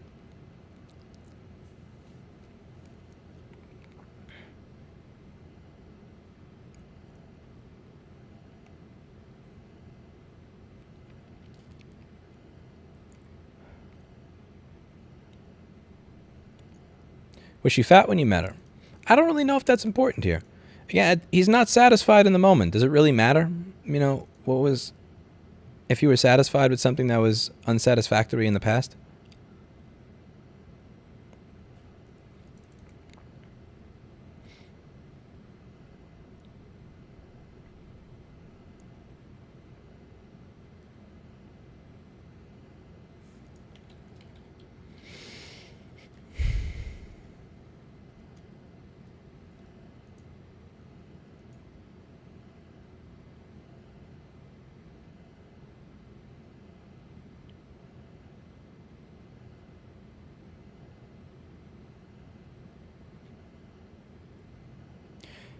Anne says, my husband and I are committed to each other forever, no matter what. We love each other. He's to stay with me even after I landed in a wheelchair. Yeah, that's a good dude. That's an honest to God good dude. Again, like, if there's a difference between, like, I'm just being lazy and, you know, I actually have a genuine medical disease. And that's one of the things that I think is important when people are looking, like, when people are basing who they're going to go out with solely based on chemistry, it really comes down to, are you going to be... Okay, chemistry is one thing. You can always try to create that later. It's going to take a little bit of work versus when it's in the beginning. Is the person you have perfect chemistry with in the beginning, is that the person that's going to be... Like, is that the person that's going to help you when you start to get dementia? Is that going to be the person that comforts you when you almost break campaign finance low with $900,000 that you raised from GoFundMe?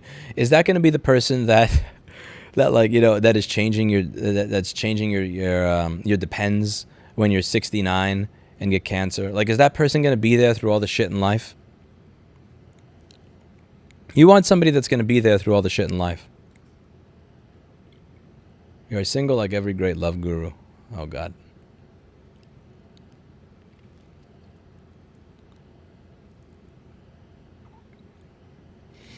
It doesn't matter what you weigh in the beginning. The person who chooses to cheat makes a cowardly choice rather than having the balls to have a conversation.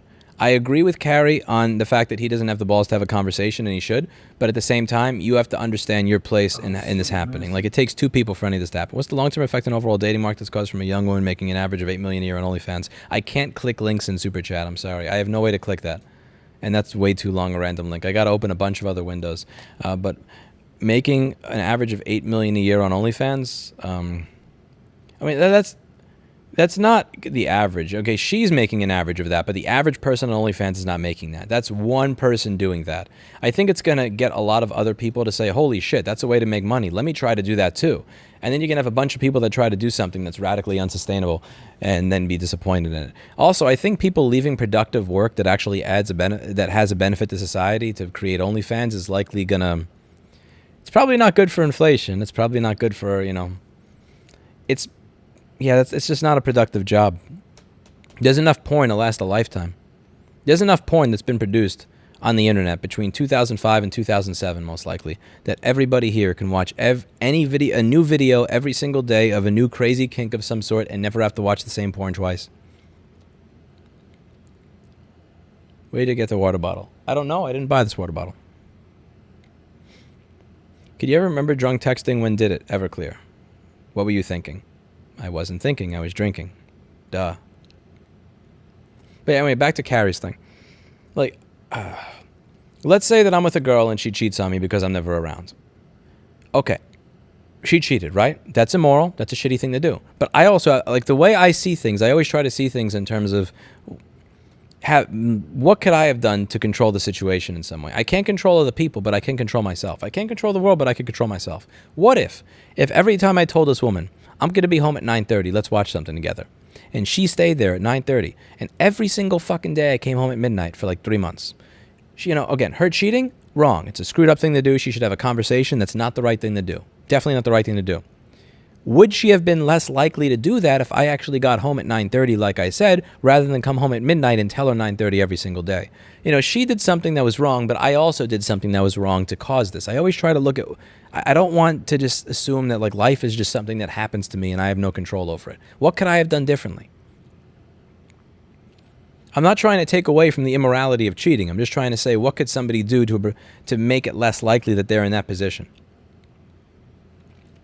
Did you see on Discord a possible way of recovering the data on a Friday SSD MacBook on the 16-inch? I messaged him and I said, do you want to do a paid article for the wiki?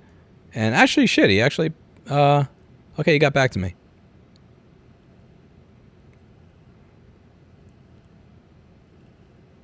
Okay, he wrote me back some really, really, really long thing.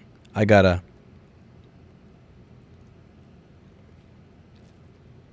Okay, I gotta respond to this. Okay, one moment. XPYR just alerted me to your reply.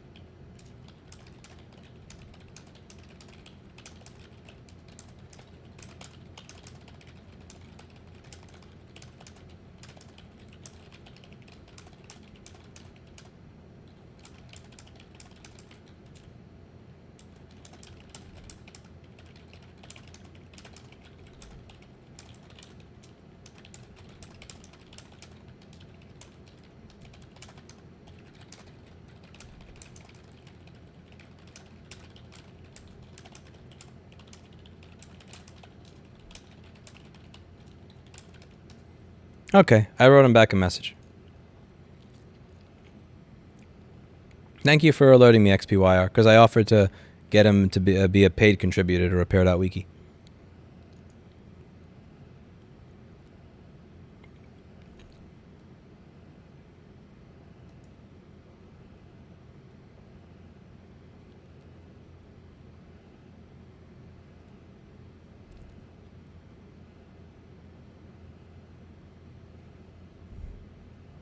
Yeah, Anne's got a very high quality marriage. You guys should seek to have a relationship like Anne's. Lasagna and enchiladas are basically the same thing. I never thought of it that way.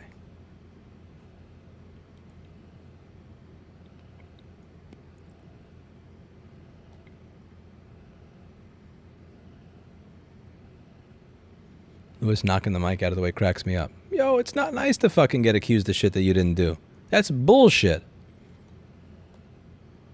No, getting accused of shit like that in today's modern world, you have no idea, like, that was one of many experiences that really forced me to raise the bar. Okay, honestly, I don't know how to put this. When I have this level of public visibility, and a woman that I'm with, that I broke up with because she would say the craziest shit, writes out like a 6-page paper on all these things that I never did.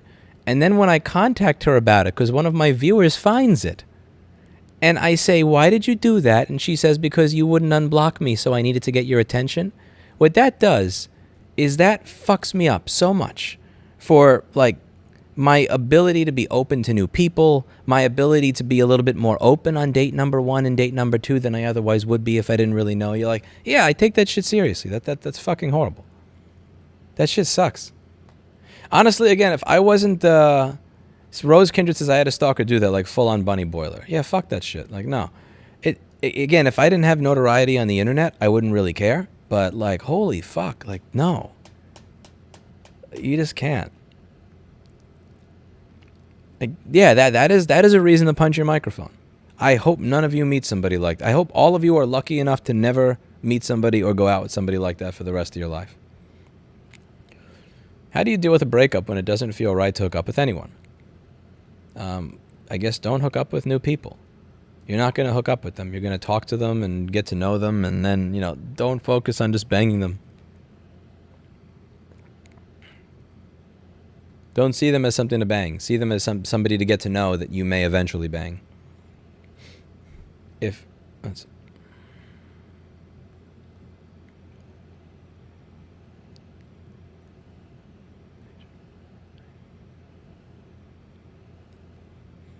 Alana says, I've honestly can say I've never cheated on anyone. I've never felt the need to drag someone along if I wasn't feeling it. That's nice. Where is Erica, says Johannes. That's a $50 super chat question, my friend. Johannes, for a low, low price of $50, I will answer that question for the 30th time.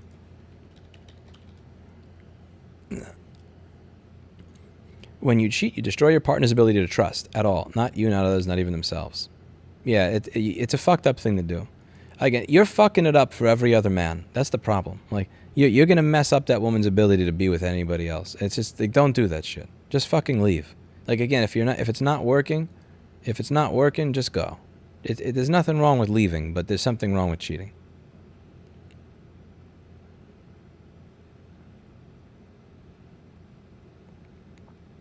We knew it from almost day one. We talked for 3 hours and the world disappeared. I'm jealous, Ann. You got a good man there, and you got a good relationship and a good outlook on life. You're always smiling. That's a positive thing. At the meetup, you were smiling the entire time. I was into this chick in high school, and when I couldn't get her, I was approached by other women who weren't ugly, but it felt wrong to date them knowing I don't like the way I liked the first chick.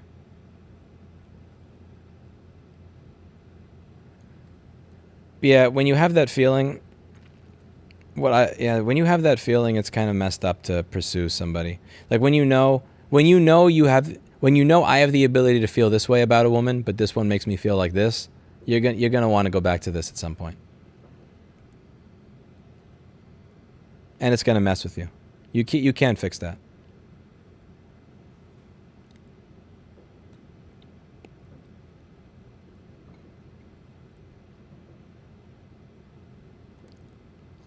Have you thought about making stickers for the live stream chat? I've seen other channels that have stickers available for purchase. I could design them for you.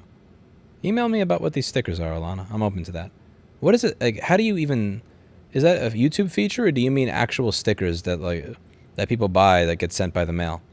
Email me. I'm open to it. Thank you. Sometimes Lewis says things you have to think about and gives you great guidance with a few words like a parable. Thank you, Tony Tone. Tony Tone was probably the earliest person to ever get something out of this channel. And for that, I will always be grateful that he has stayed a viewer. I still feel bad that the papers that he sent me, I don't have. I still remember those papers.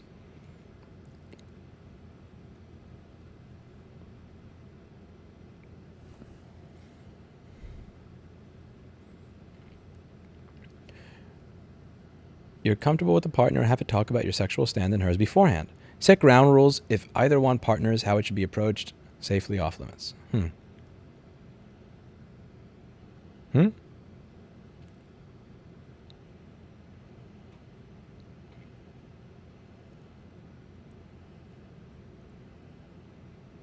sounds like a childish and vindictive move. True. Yeah, and again, that's the thing. Like, that's not even as bad as cheating. I would say cheating's way worse than that. But when somebody does that to their partner, it fucks them up for a future relationship. Like, I can tell you, I have never been as open with a woman in the first month of knowing her. I have never been as open since that particular event. Like, just knowing that there is somebody out there that is willing to write that type of shit just because, and they say, you weren't going to unblock me and I didn't think you were, I needed to get away for you to call me back. Like, but like, when you, again, if you cheat on somebody, you're massively screwing with their ability to trust. And you can't do that. You're massively fucking with their ability to trust the next person. It's not just you ruining your relationship. You're ruining their ability to have a relationship and all the people's lives that they're going to be with afterwards.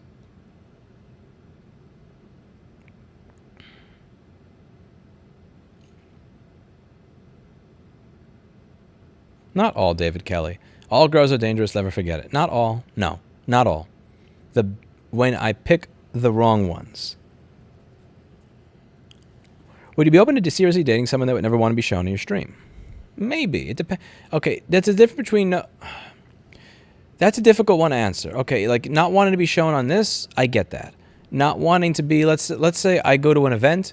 Let's say that I go to a conference and there are people streaming there and I stream there and she's like, I can't be at that conference with you because you may stream and I may be seen on it. That wouldn't work. My mom is divorcing my dad who has a net worth of approximately $22 million. Is there any way for her to negotiate with lawyers that I get at least a portion of the settlement? That's a question for an attorney, bro. I'm not a divorce attorney, man. My parents are broke, so when they got divorced, they didn't even... Actually, they literally didn't even get divorced. They didn't even get legally separated. Like, they just moved away.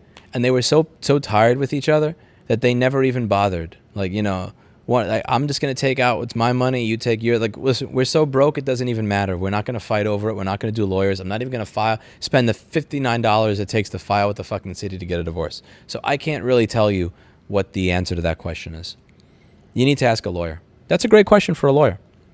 I don't think all girls are dangerous. I think that if you pick the wrong ones and you make a misstep in your judgment, that they can be dangerous, but not all. Don't paint all women with the brush of your shittiest choices. I don't paint all women with the brush of my shittiest choices, but I am more cautious to make sure that the person I'm with is not that person before I allow myself to start to like really have a crush on them.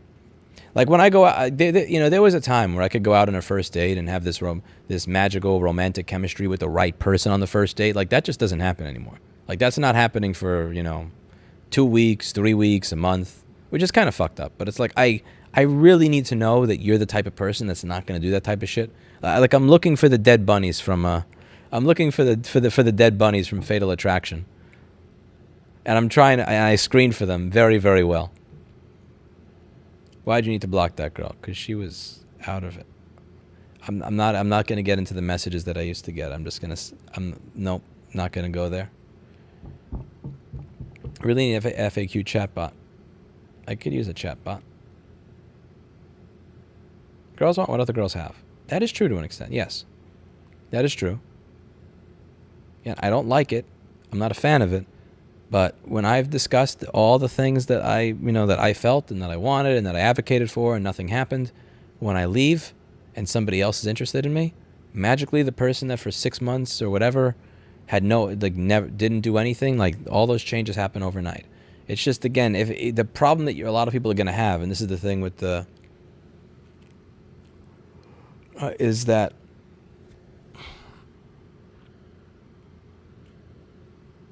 what was I just talking about? Oh, is that when you get to that point, you're going to wonder, okay, why am I here with you to begin with? Like, if I have to go through this level of work to get you to put in effort, then it's not worth it. And it's fucking, why do PC repair places want $400 before even open up the machine to look for water damage? Because they're afraid of not making money. Water damage is really open-ended. Sometimes you can't get the parts. Sometimes you can't get the schematics. Sometimes the customer may just not want to pay. So they want to pretty much figure out upfront, are you willing to pay for this? And if you're not, then say no so that they can move on to work that does pay. I don't think that's exactly an amazing model. Again, there are lots of machines where we say 325 to 425 because 99% of the time that it's liquid damage, the issue is the board. Now, if you have an issue with something else, let's say your issue is a battery cable. I can tell you, okay, it's just a battery cable. You approved 425. We're only going to charge you 100. But at least if you approved 425, I at least know that like there's this money in it for me. Whereas if it's just, call me when you figure out what it is, like, no. I open the machine. I give you an estimate, not a diagnosis, an estimate. I figure, okay, based on my experience, based on years of experience, based on knowing what usually goes wrong with this machine when it's exhibiting these symptoms, here's what I believe the issue is, here's your estimate. Yes or no? Yes or no? Again, this is an estimate, not a diagnosis. An estimate. Yes or no? No? Now, it could be that something is wrong with the device that's actually cheaper than what was in my estimate. It could be that it's even more. I don't know. But again, when taking the device in the beginning, it's very important, if you have a no-fix, no-fee model with no diagnostic fee, to have an idea up front if that customer is a waste of your time. If that customer is a customer that says, okay, you know what? I'll fix it if it's $300, but not if it's $500. Okay, cool. We can work with that. If that person is somebody that's like, I will fix it if it's $5, but not if it's $100, I'm not doing a no-fix, no-fee for that. Fuck that. You have to figure it out. Maybe they're not good at, they lack the social skills or the charm to be able to get that across in a manner that's acceptable to you. That's very possible, Rentero. I'm just guessing. Again, I don't work at that particular repair shop. On other live streams, they have their own stickers that represent the channel. The chatters on YouTube have to purchase them. That's not a bad idea. That's not a bad idea, Alana. Email me. I'm open to it. Just popped in and say, I appreciate your videos and work on right repair. Thanks very much. Have a good evening. Thank you very much. Okay. Thanks, everyone, for the fun chat. Thank you. Mods blocking innocent bots.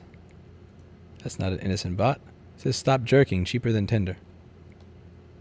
On a scale of 1 to potato, how bad is trying to bake a board in order to dry it out? It's not bad to bake it if you're trying to dry it out. It's bad to bake it if your graphics card is dead and you expect that that's going to be a long-term fix for a paying customer. You're a good man at not to swindle people. Many people think I'm not a good person for doing it. I just want to have good reviews on Google and Yelp so that I can continue getting business into the future. Does that make me a good person, or does that make me a person that wants to continue getting business in the long term? I'm not greedy for the short term. I'm greedy for the long term. But I'm still greedy. I'm very greedy. It's just I'm greedy with a mind on the... I got my eye on the prize. My mind's in the long game. I don't want to make a few extra thousand right now. I want to make a few extra million in the next decade. That's still greed. Like some people want to make a few extra thousand this week. I want to make a few extra million in the next decade. It's a different type of greed, but it's definitely a type of greed. I don't know what that shit is, Jamie Dean. I don't know. Bloody whatever. What is this? Trump and Megyn Kelly? When you press on an option to send a super chat, you can also send a super sticker, which is an animated GIF. Okay, I'm open to it. Let's see what you got. Being a nut job makes romance a challenge in general. It really can. It really can.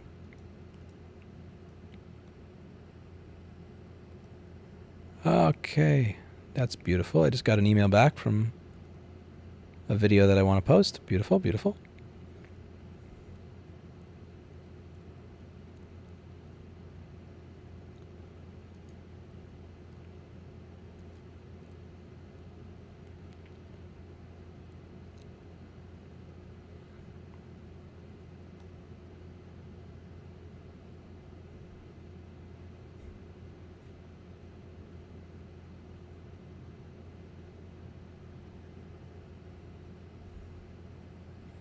It didn't, but I like the soundtrack. Wody 21.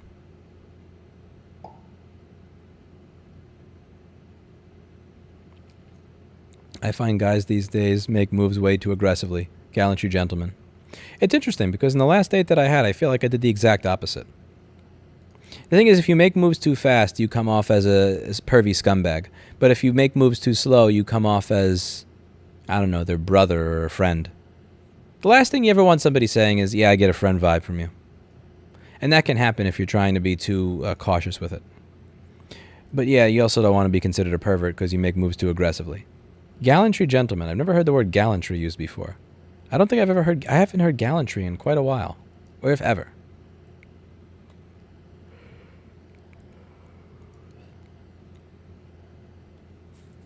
Maybe I'm a crap magnet, I don't know. You're not a crap magnet. You're a realtor. I'm sorry, I shouldn't call you that. That's mean.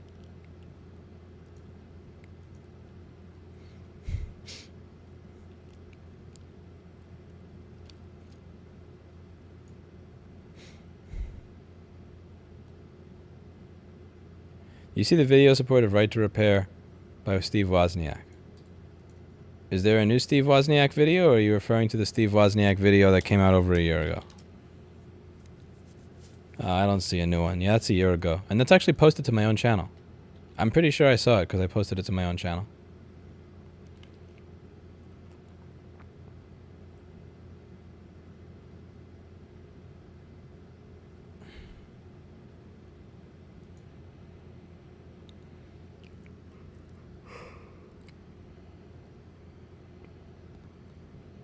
Oh, sweet mercy. Sweet mercy. You think Jordan Peterson has lost his mind?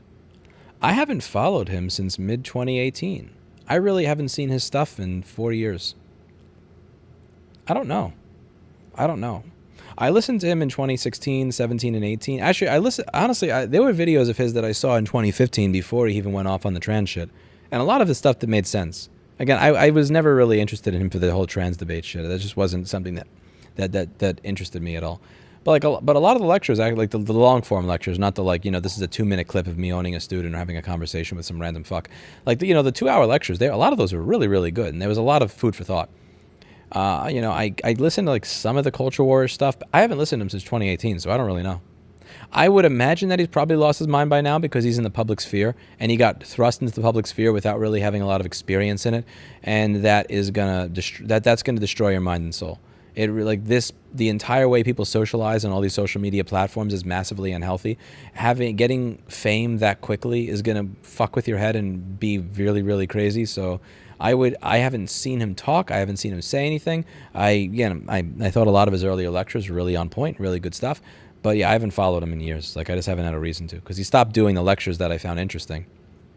Like, the 2015 and 16 college lectures that he was posting to YouTube. But that stuff I found all those massively interesting.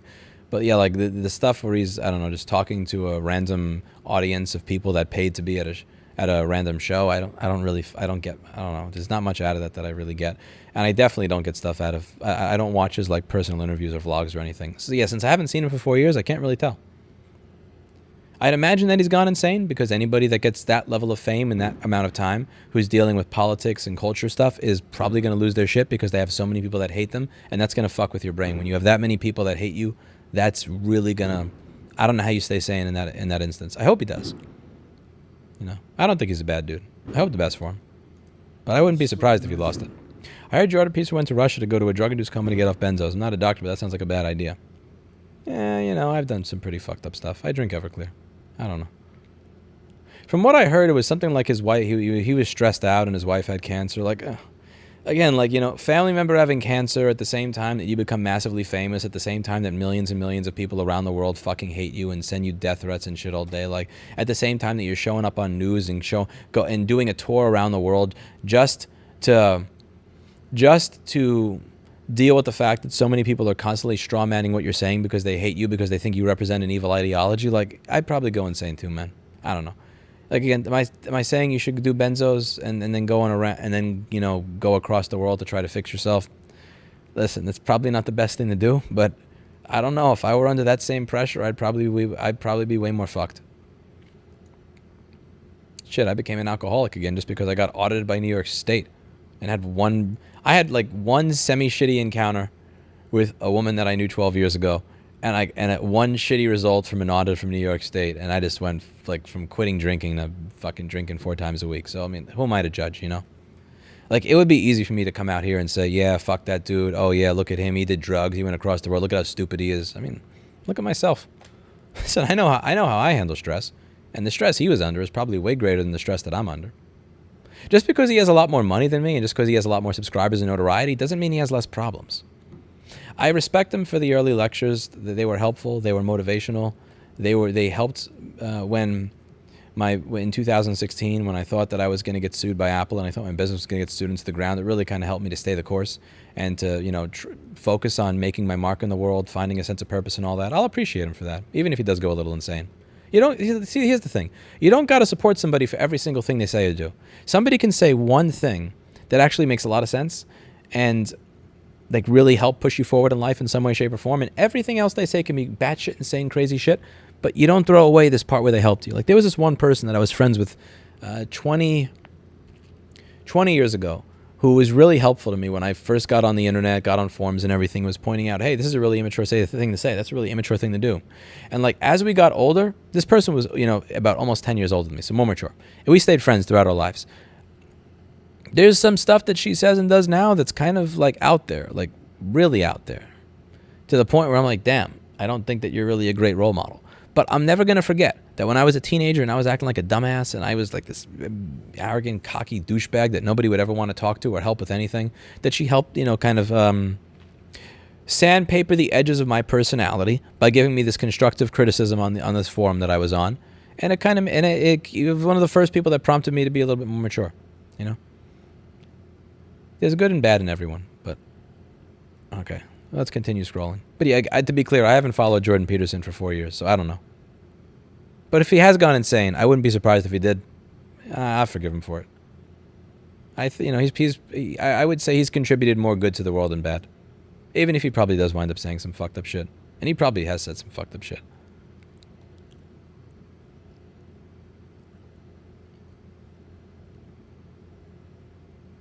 I'll give him that. I'll give him a pass for doing or saying some fucked up shit, because I think the overall effect in the world is probably a positive one. They was greedy for the right reasons. Lewis is 100% example of what business leaders should look like. Thank you. Live the single life. A relationship is overrated. Just make sure you have good friends in life. That sounds like some epic cope, man. One of the things that pisses me off the most about the whole MGTOW thing is you have these people that failed in their relationships at life at every single turn.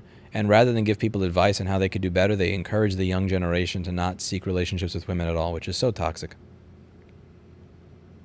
Like, I get it. You had a bad experience with women. That's great. Like, don't tell the rest of the world that they should forfeit all of the positive benefits of having a collaborative and cooperative relationship with a quality woman because you chose the wrong one.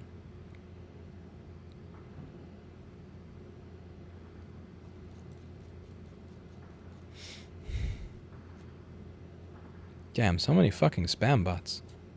Why are there so many spam bots here? Holy shit.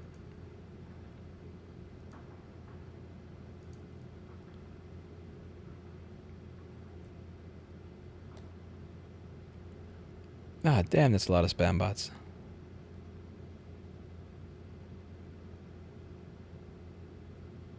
I came to this fix shop and they've told me to fix my phone glass. I have to agree to a display replacement because the display can be damaged when removing the old cracked glass layer. BS? Not BS. I don't even bother doing those, to be honest with you, because there's everybody expects them to be really cheap. There's a chance of breaking the display under it, and I don't want to fuck with it. But also, I don't know what kind of phone you have, and since you haven't told me what kind of phone you have, it's impossible for me to really give you an answer to that. I honestly don't do that type of phone repair. We primarily do data recovery because there's actual money in it, so so we have the ability to pay our rent. But the thing is, since you haven't told me the phone, even if I was an expert in phones, I wouldn't really be able to tell you much because I don't know what phone we're talking about here. We need to know what phone we're talking about. Do you have any thoughts or insights about the hollowness of view count and the misleading nature of internet influencer metrics? Definitely don't. I would say definitely don't. Yeah. If you look at my channel, judge it based on the view count, not the subscriber count. The subscriber count is a bullshit metric. Peterson is a moron who can barely string a sentence together. Sure, I'm confident that you would be able to give all of the talks that he gave in 2014 and 15. Yeah, I'm sure you would be able to give talks of equal relevance and meaning and context and content. Yeah. Peterson being banned off Twitter would be good for his mental health. He got banned off Twitter? I didn't know that. I didn't know he got banned. Honestly, being banned off of Twitter is probably good for everybody's mental health. I've been advocating for years that people turn off Facebook and Twitter and all this shit. Jordan Peterson said a fat girl wasn't beautiful. That's about it. Okay. I guess that's something to get banned for in 2022. What went down with that chick that was in your drunk stream? No. We're not getting into that. We're not fucking getting into that. I drunk texted. Never doing that again. Never drunk text. Carrie told me not to. I did. What you're supposed to do. What you're supposed to do is you write it down. And then you wait until the next day. And then you read what you wrote the next day and you go. And then you throw your phone into a toilet so that you can't send it even if you do happen to get drunk again. You don't hit send in the night of. Nope. That was dumb. Hey, listen, it's my fuck up. Ruined an opportunity with a beautiful, talented, lovely woman. Is what it is. It's what I'm a professional. That's what I'm professional at. You know what's fucked up? It's really interesting. Here's the funny thing. I can sabotage and destroy an opportunity with a talented, young, professional woman. And in spite of that, I can still do a stream where people are actually paying money for literally worthless garbage dating advice. Like, how much in Super Chat is coming from this? Is there a way to count all this up easily without having to open a new tab? It's got to be at least like $200. That's ridiculous. Again, I do videos in a topic that I'm actually an expert on. Nobody watches. Nobody gives a shit. Nobody cares. It's like it's a fucking black hole. It's an abyss. I do a video on it. I'm literally clueless. I'm pulling the shit out of my ass, and it's like, yes, sir. Please, more, sir. We'll watch more, sir. Why? Doesn't make sense. Anyway, I'm behind in chat by about 10 minutes. I'm gonna do a little bit of scrolling. And go on from there. Do you have any thoughts or insight about the holo? I already answered that shit. Already answered that. Okay. I bet if Louis charged to give advice, he'd be a billionaire. Sad but true. Sad but true. Bad habits of sex with women is good then. I suppose so. That's my opinion. With the right woman, it's good. With the wrong woman, it's not. Annoying the mods not advised. We are fast, delete, and timeout. Super late in New York City. Are you okay? Why would I not be okay? Am I bleeding? Is my face turning colors? Why do people ask if you're okay? That doesn't make any sense. I'm a younger businessman. Appreciate all the work you do. It would be one piece of advice you give. You go back and give it to yourself as an 18-year-old.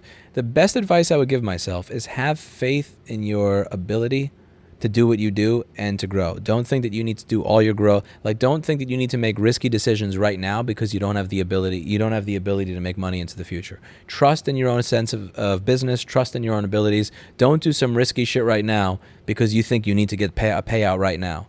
Be open to the long game. You know, that's yeah. Jordan Peterson quit Twitter a while back, but then came back. The devil tempts. Yeah. Just don't do that to yourself. Don't do that to yourself.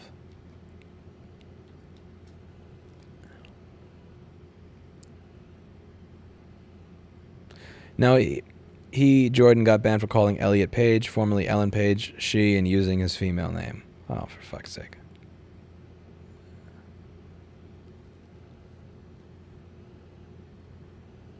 Thea, I hope you keep that stream up, though. It's gold. I should delete that shit. You think Trump still eats pizza with a fork and a knife? Probably. Would you help my mate Vince, YouTube electronics repair guy, to learn more in fixing stuff? Does he need help? I don't know. I don't offer help unsolicited. If somebody emails me, then maybe, but board repair is boring. True.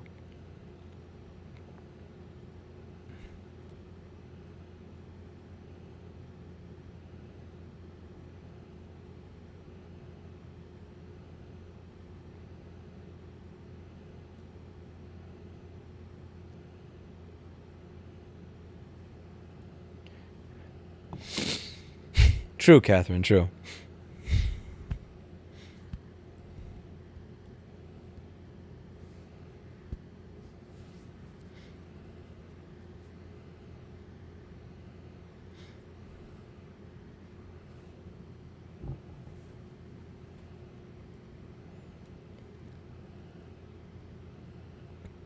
JF says, how do you meet women?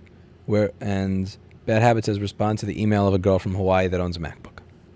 Okay, that's one way. That is one way. It's a little bit ultra specific. It's not every way, though.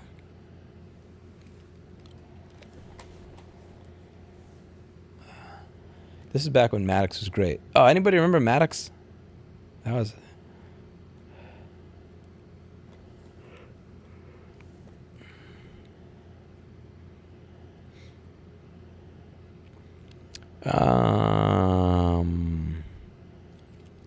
If you aren't enjoying a social media site, stop using it. True. They can be addictive after a while. Lots of things can get addictive.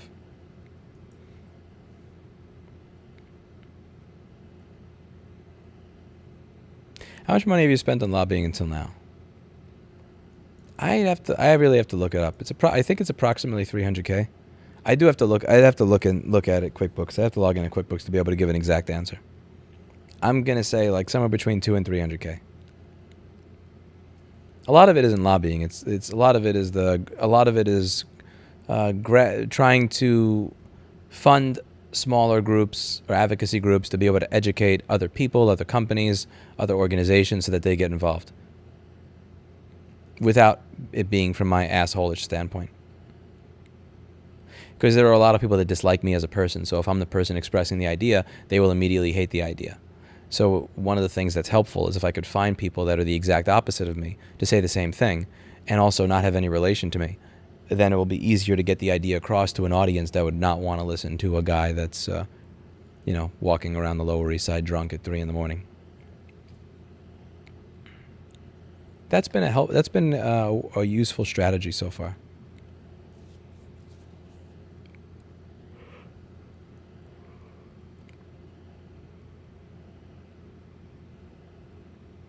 How do you avoid stress eating?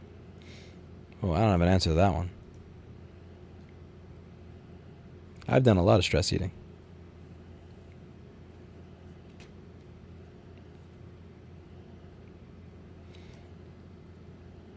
If you found yourself and traveled back to 1920s, how would you support yourself?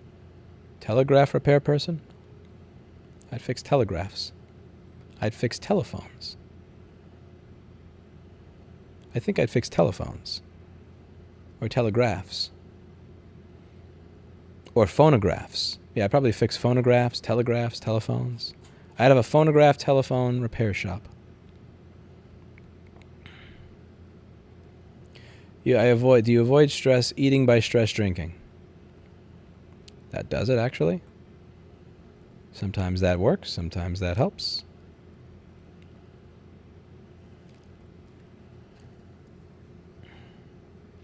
Sometimes.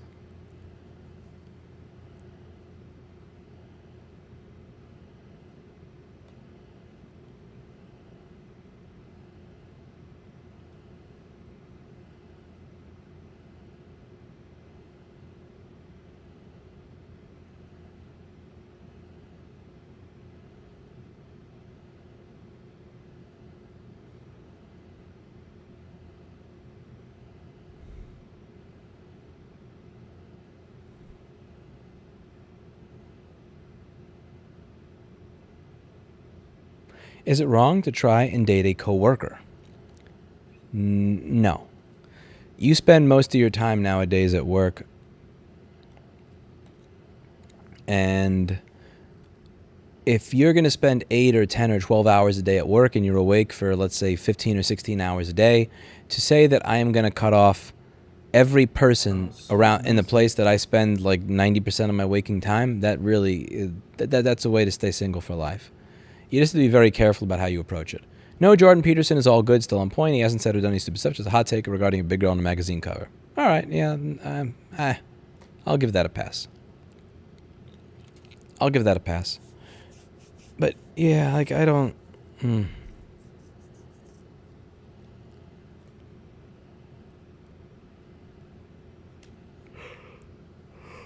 Excuse me. Scroll. So much scrolling.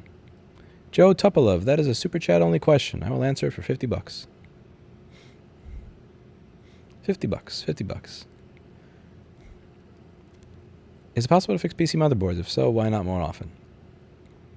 Everybody wants their stuff back in 2 to 3 days, and if you can't get it back to them in 2 to 3 days, they get mad at you. And since it's going to take me more than 2 to 3 days to get to even find a schematic or even just get the parts in stock or the donor boards in stock I need to be able to do it, much less actually do the repair, it's easier for me to just say no.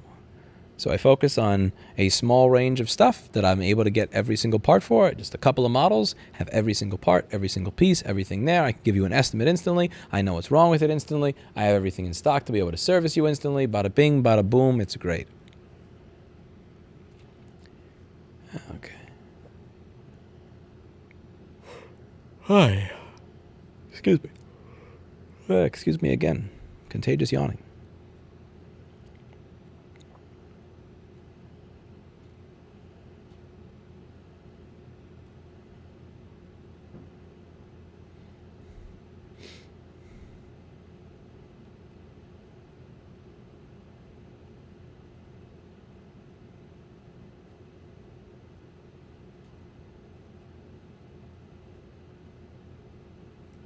Scroll.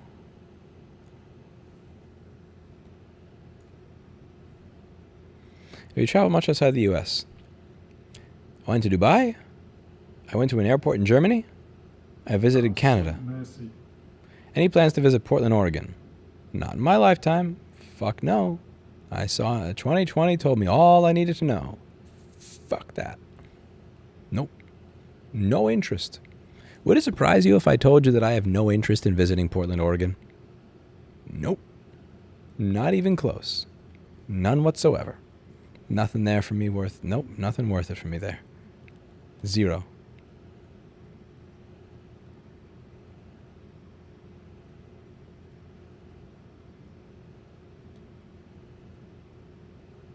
I have a Thunderbolt display, but the cable is messed up. It's directly connected to the cable. How do I fix it? I don't know. I don't work on Thunderbolt displays. I don't know.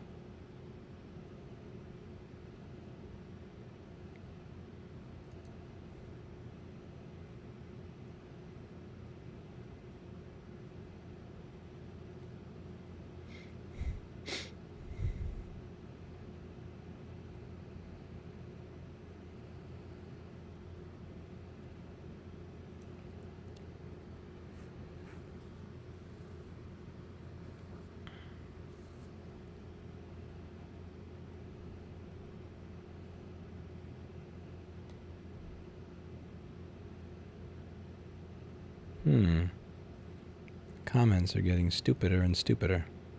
I think it may be time to go.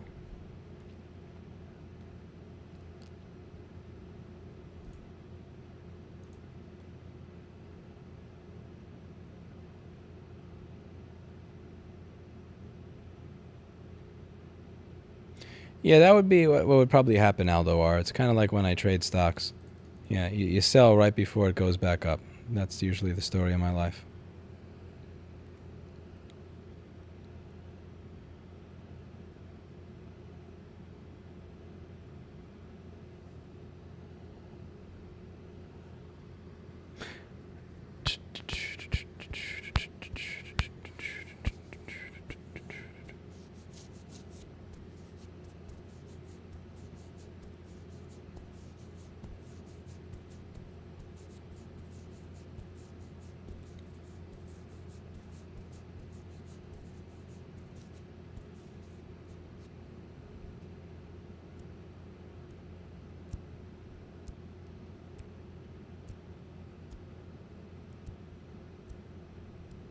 We do data recovery of other products, Izzy. But the repairs of it, people really expect it to be immediate.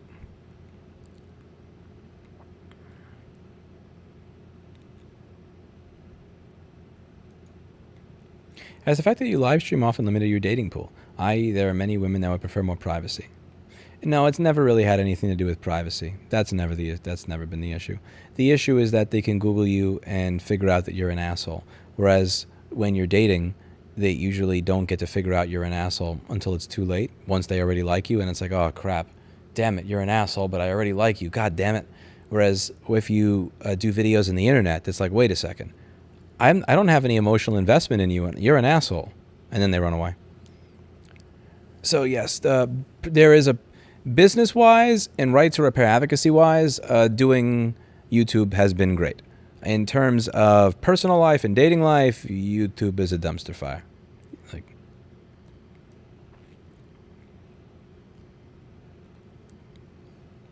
let's see.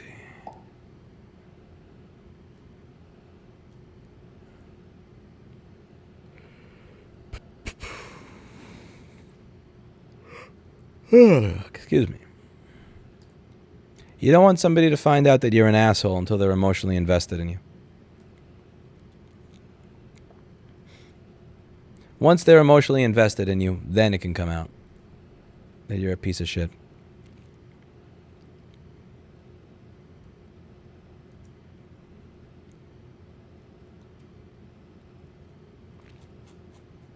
Time to get out of here. I don't miss the food when I'm out of town. No, Chris Rand. The ability to eat brisket at Casey's Rib Shack is better than any place I've had brisket at in New York. Would you be open to dating someone that would never want to be on any of your streams? No. I would be... Here's the thing. I would be okay being with somebody that's like, listen, I'm not going to sit in your chair and do a video with you. That's fine. But like, if I go to a conference and I'm streaming for 5 minutes at the conference, like the idea that the woman that came to the conference with me would say, excuse me, Lewis, I'm going to go outside right now because I can't be on the camera, that would fuck with me a little bit. You know, like a big part of... If I am live streaming an event, right? And like she's like, listen, I can't be here with you because the camera may turn around and I may be on it. Like, nah, that's not gonna work. You know, like if I'm at a legislative hearing and a news camera comes up to me and is like, hey, this bill just got passed in this state. We want to know what you think. And like the woman next to me is mad because that happened. It just fundamentally wouldn't be compatible. Like, you know, even like, that was one thing about Erica. Like, let's say I'm doing a stream, right? Sometimes she would just walk over and she'd say, hey, can I talk about this? I'm like, yeah, sure, why not? And then she would give her little opinion and go. It's like, you know, that's welcome. You're engaging in what it is that I'm doing. You're not butting in. You're not invading it. You're not taking it over. You're just, you know, you're there along for the ride. And you know, at the end of the day, it's not really even about that. It's about you want to be with somebody that's along for the ride. You know, the idea. Let's see. You kind of want somebody who's there for the ride, regardless of what it is. Like, and the same thing, it's the same thing with dudes as it would be with women. You know, like, I'm not going to be with somebody that's, you know, like, there was this one woman I remember going out with a while ago that said, you know, I don't think I would ever be able to go to a conference with you if you were there. Or, like, I wouldn't be able to go to a conference with you without getting married. And she also said she wouldn't want to get married in under 3 years. And it's like, okay, well, listen, I'm not going to, fine, you know, best of luck. And she's like, what? And he's like, yeah, I ain't interested in dating you. Fuck that. Listen, like, if the woman that I'm with is getting some fucking award, if she's getting like a Nobel Prize or some shit, or if she's getting promoted at work and there's a function and she has the ability to bring a +1, you bet your ass I'm going to be there. Why the fuck wouldn't I be there for the woman that I'm with? So like if I'm gonna, you know, if I got asked to go to a conference, or I get asked to go to a legislative event, or I get asked to speak somewhere, or you know, there's a news camera that comes up to me, like if I'm with a woman and she's like, you know, she's on my arm and then she leaves my arm because like my life happens around me, like fuck that. Fucking fuck that. Nah, fuck that. That would be horrible. Oh, that would be horrible. That would kill me inside. That would fucking kill me inside. Because like they're, how about this? Yeah, because that woman, she was serious. Like she's like, you know, if there was ever a conference or like if there was a legislative thing that you went to, like I would never be able to attend any of this with you. It's like, all right, bye. Okay, I understand if you don't have the time, but when you say never, never is a very definitive word there. Like that's not happening. You can't do that.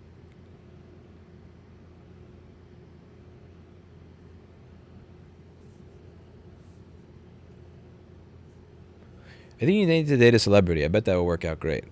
No. So, thank you, John.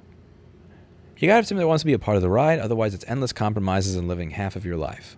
True.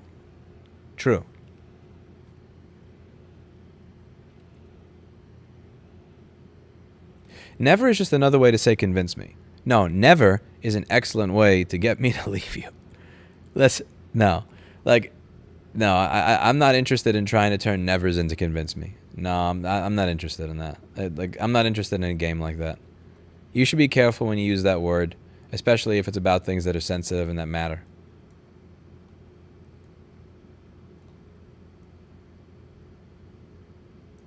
Will you date Amber Heard's sister? Maybe. I don't know. I never met Amber Heard's sister. I don't judge people based on involuntary relationships. I judge them based on voluntary relationships. Your family is an involuntary relationship. You can't change the fact that you're related to them, but you can change the fact that you are related to a friend in some way, shape, or form. You can choose your friends. You can't choose your family. I also don't know Amber Heard's sister at all. I don't know. Maybe she's crazier than Amber Heard. Maybe she's nice. Seeing that Carrie just said Amber Heard's sister is married with 2 kids, I have no interest in that because I don't believe in cheating.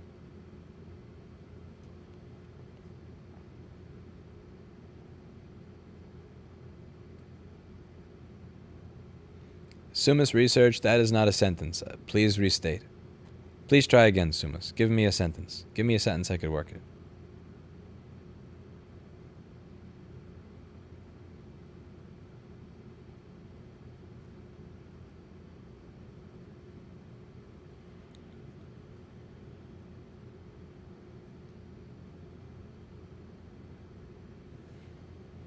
Nobody divorces their family.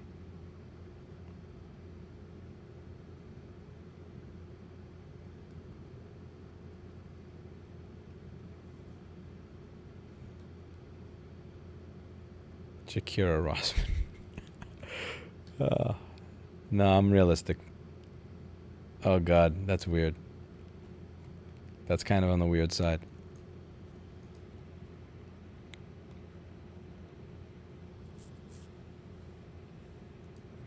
I don't know. I never thought of divorcing my family.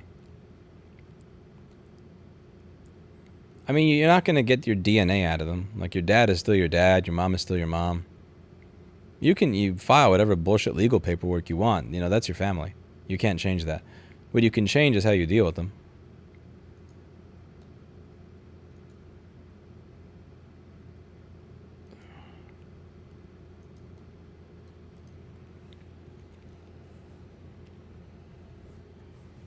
That never means convince me thing sounds like a rapist mentality. Yeah, if somebody says never, I don't think to myself, okay, how do I turn that into a yes? I assume that they actually mean never, and then I make a decision accordingly.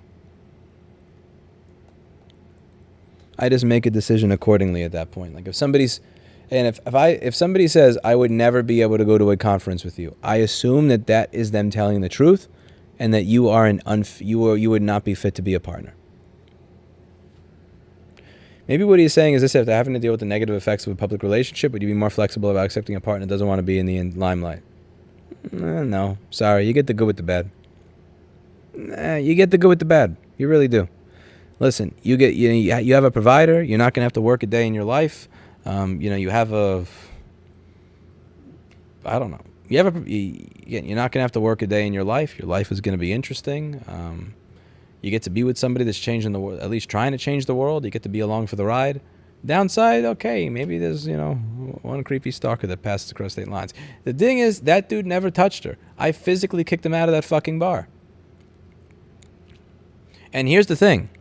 He never spoke to her again. After kicking him out of the bar, I was there, and I sat there for about 30 seconds. And I was like, what did I do? I let this guy go? No, that couldn't happen. So I ran out of the bar, and I go here, he's not there. I run back here, I go down this street, he's not there? Okay. I run down this street. Aha, I found you, little fuck. I get in front of him. I'm about to do something that I'm just going to redact for the purposes of my future. And then Nathan Proctor comes running out right as I'm about to and then all these other people start coming out. I'm like, fuck, there's people watching. But I had a conversation with him. He never spoke to her again. He never emailed him again. He never did anything again. Like, that dude was, he never bothered her again. And he never touched her. And he never would have had a chance to.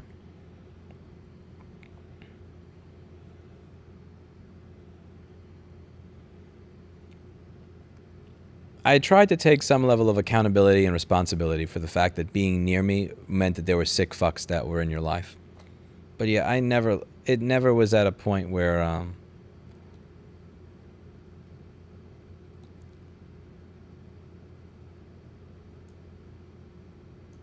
I wish she had said something sooner, because I didn't realize that was him. The moment I realized that was him, I'm like, you little fuck. Because the thing is, we knew his real name, because this sick fuck actually gave her his real name. And he had police records on him in Arkansas. He had police records on him because he was going door to door going, is there Erica? Is Erica here? Is Erica here? He was literally going door to fucking door, creeping people out. So people were calling the police. And he had restraining orders filed on him before because he's a sick fuck by other people. So he had his name. So she started asking for his ID. And I'm like, why is Erica interested in this dude's ID? Why do you keep asking for his ID? Like, this isn't your business, Erica. Why do you keep asking? I'm like, oh, I know who the fuck you are. And I'm like, let me see your ID, man. I'm not a police officer. I don't have the right to ask for this dude's ID. I don't give a fuck. And I started to realize, I know who you are. And he's like, no, that's not me. I'm like, I know who you are. Oh, I get the fuck out of here. And he's like, no, you're getting the fuck out of here. I dragged him out of that fucking bar. Oh, man. But that's, yeah. Listen, she may have experienced that because she was with me, but I made sure to clean up. I cleaned up well. I think I cleaned up well.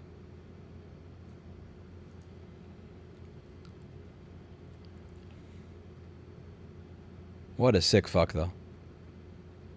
What's the lowest in the 1 to 10 look scale that you would settle for? 4.5 to 5. Probably 4.5 to 5. If someone's supportive, sane, happy, feminine, honestly, like 4.5 to 5. Just stay, keep yourself in shape. That's all I ask. Like, keep yourself in shape. I don't care if you don't have the most beautiful face. I don't care if you're flat chested. I don't care if, I don't know, there's a dimple or some shit in a weird place. Like, I don't, you know, feminine, cooperative, supportive, smile. Don't be crazy. I'm really like, I'm not the pickiest dude. Maybe I can be harsh judging, but honestly, I go down to 4.5 or 5 in the look scale.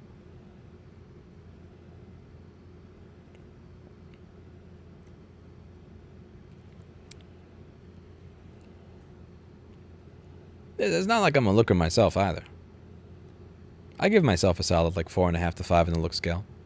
I would give myself like a 9, maybe 9.5 on like the running a small business thing. I would give myself a 9 or 10 in my industry in terms of, I don't know, board repair or skill set doing what I do. Public speaking, I put myself up there. Lobbying, I put myself up there. I'm good at a lot of things, but yeah, looks, I'm average. Most people are average when it comes to looks.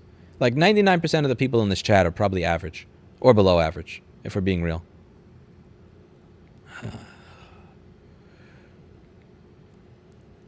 I'm behind on chat by 6 minutes. I guess you choose your new family, XPYR, but you don't choose your old family, you know? Your sister's your sister, your brother's your brother, your dad's your dad, all that stuff.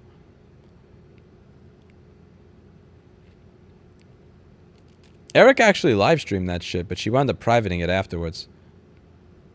Which was nice of her, because I was saying things that probably would have gotten me arrested. That's very polite of her.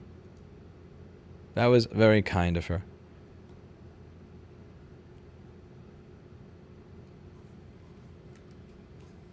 That was awfully kind of her. Deleting something that could have gotten me arrested. See, that's a partner right there. Deleting shit that would get you arrested.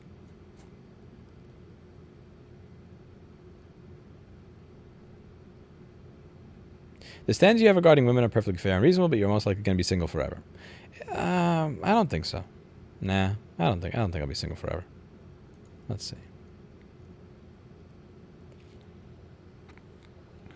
Brad would say that you be simping, Alana. That's what Brad would say if he was here. But he's probably sleeping right now. He's out there fixing some oil rig or some shit, since he works in energy rigs. Is dating a woman 6 to 8 years older than you acceptable to you? No. No, I'm 33. I'd like to have children. Yeah, that's kind of, I don't know if that's happening up there. I don't know. I'm gonna be 34 this year. 8 years older than me would be 42. Yeah, I don't see 42 working, I'm afraid. You know, when I was younger, I had this misconception that if I dated older women, they'd be more mature. And that was like the most ridiculous thing I ever thought in my life. Like, I've dated women that were 6 years older than me. I dated one woman that was 11 years older than me, another one that was 10 years older than me. And the interesting thing, I've noticed this, and this is really weird, is that it was actually entirely flipped. Like, the women that were sane, kind, cooperative, well emotionally regulated, supportive, were women that were in their early 20s. And the women that I went out with that were off their rocker, had insane expectations, expected me to jump through these ridiculous, demeaning hoops. They had no idea what they wanted, had no idea where they were going. We're like 33, 35, 38. So I don't do that anymore. It was a and again, this is purely anecdotal, and this is purely anecdotal based on a limited number of experiences. But, you know, I live my life based on my experiences, so.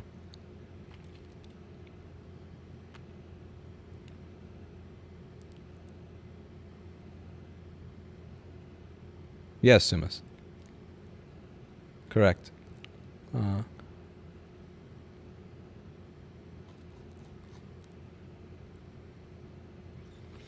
Yeah, I would be open to not mentioning the next woman I'm with on social media. What I'm saying is, if a woman says up front, I will not go to a conference with you because there's a chance of being included on your social media, that's an immediate out. So if a woman says, listen, I'm open to it, and I'm not ready for it yet, if I'm not ready for her to be here, but she's open to it, then I'm open to that. But if a woman says up front, I couldn't be with you or I could never be near a camera with me, then she's excluding herself from having experiences with me as a result of it that I wouldn't be able to make work. There's a difference.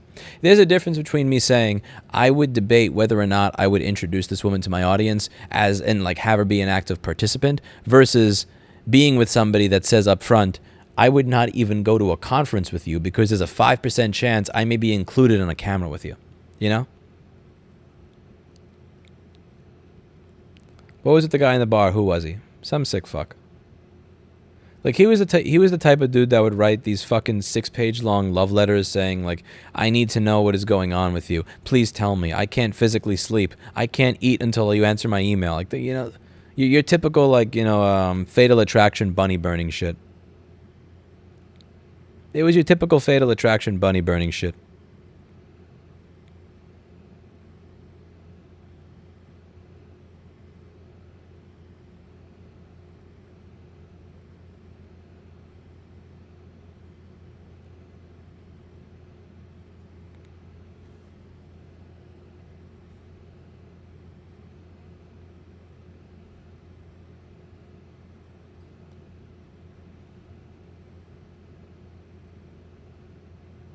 Missy, that is in the FAQ. I've turned that into an official super chat question.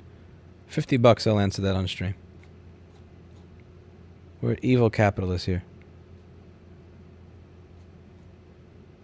I guess cutting off your family is very different than...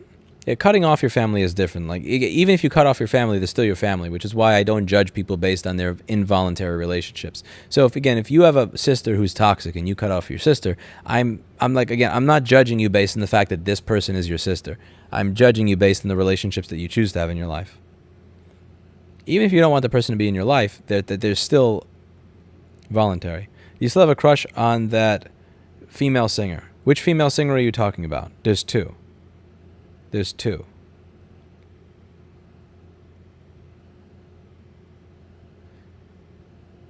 Why can't you hold a long-term relationship? Is there a pattern you can see? Why are you dumb? I dated Erica for 3 years. Go away. Go away. That's not an honest question there. 3 years is a long fucking time to be in a relationship.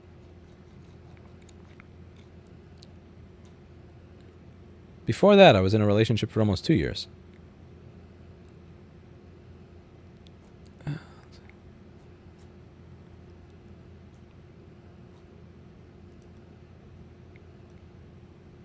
Let's see. If they won't go to a conference with you for the first 3 months, is that a total nope? The sex would have to be pretty good. You got to make up for it somehow. Okay, like first week, first month, first week, I understand. First month, 3 months in, the sex would have to be pretty good to make up for it. I'm open to it. It's just there would have to be something given up, you know? Like if you say, listen, I am not going to be on your arm as you're going, you know, while you're at, I don't know, this particular conference that you're at, or, hey, I was going to follow you here, but I'm specifically not going to because I may be seen with you. There has to be something else that's being offered there to kind of like, to counter it, I would say. Young women have college debt. Not all of them. Not all of them. It also really depends on the kind of woman you are. Again, if you're the type of person that's as supportive and cooperative and kind and interesting and into me, where like I mentioned this in a previous stream, and I actually plotted this at one point. I plotted my happiness in certain relationships, or like me being in a good relationship, with my income. I shit you not, there was a correlation on this. Like, you know, being with somebody who is supportive, cooperative, inspiring, I actually make more money. Like, you can literally plot this. So if there's a woman that has $20K in college debt, I honestly don't even care. I'd probably pay it off for them if they were on my team in a proper way. Because I realize that if I'm with somebody that's supportive during all the hard times, that's going to come back to me a million times over. That's why I've always thought it was so fucking... it's just so fucking ridiculous to me when you have these... When you have people that are like, you know, they're arguing about splitting a bill at Chick-fil-A because they don't want to get taken advantage of by a woman. And it's like, oh my God, do you even know what a woman can do for you? Like, you have no idea. This is so dumb. Like, you're arguing over splitting $6 on a fucking Chick-fil-A date when the person that you're arguing this with could be the caliber of person that's gonna push you to double your salary in the next year. You know, like you're missing the forest for the trees. That shit drives me nuts. Ever mess around with the same sex? No interest in that shit. Nope. Listen, if that works for you, by all means, have fun. Keep fucking doing it. Nope. I'm hitting 2 million subs in 2022. No, I'm probably gonna hit 1 million in 2022. Yeah, most likely I'm gonna hit 1 million in 2022. Why are you dumb? It's just an honest question, bro. You think you had a crush on the Broadway show singer? Yeah, I want to see if you remember who. Let's see. Who knows? Chris Long knows. I think Chris Long was from the same town as her. 20K, a college grad likely has several times that number. Yeah, and when I went to college debt was 20K. What do you mean by supportive? I mean what I said. I don't know, supportive. Like, for instance, I'm just going to bring up a hypothetical scenario. This never happened to me before, by the way. This is just purely out of thin air. So hypothetically speaking, let's say that you announce a fundraiser, but you're not supposed to announce a fundraiser. A fundraiser is supposed to go directly to a ballot committee. You're not supposed to do a fundraiser and then put the money in the ballot committee. You start the ballot committee and then you do the fundraiser afterwards. Hypothetically speaking, let's just say that you broke campaign finance low at $900,000, right? You could come home and have a woman that's like, "Oh, yeah, that sucks. Ugh," and then walks away. Or you could have a woman that's like, "Wow, man, oh, why? How do you feel about this? What do you think you could do?" Gives you a hug, sits you down, prepares you some food, asks if everything's comfortable, sits down, starts laying out, okay, here are the different ways that you could do this. Here's the different things that you can do. Here are the different potential outcomes. Here's what I think would be best for us to do together. Like, yeah, supportive, you know? When you fuck something up, when you do something stupid, when you fuck something up, helps you plot a path through life so that you feel good about the potential outcome. You feel good even if you fail. And above all, you feel the security to be able to keep doing what you're doing. You feel that security from anxiety so that you can keep kind of, so that you don't wind up like falling off on your work and then having to start from scratch because your brain is not in a place where you can actually pay attention to what you need to pay attention to. Maybe she doesn't want starlight. It's not about starlight.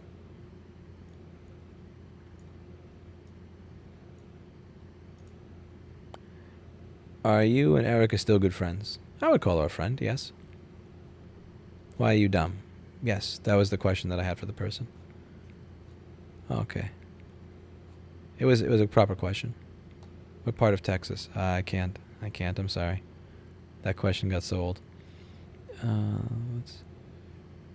Ain't a man till you've had a man, Lewis. You know? No, I'm going to disagree with that. If they had 20K in debt, I'd probably pay it off for them. Lewis has said some really dumb things, but this one might take the cake. Nah, that's retarded. That's even more retarded than I would expect for somebody that has a libertarian in their username. Now, so when you marry somebody, you're taking on their debts, you're taking on their assets, you're taking on their liabilities. If somebody is a massive asset to me, then a 20K liability doesn't matter. But again, are you worth it? I'm looking for a woman that actually has some value to her. I'm looking for a woman that actually has something to provide other than just, something to look at that's pretty. Again, if you're marrying somebody, you're taking on all of that.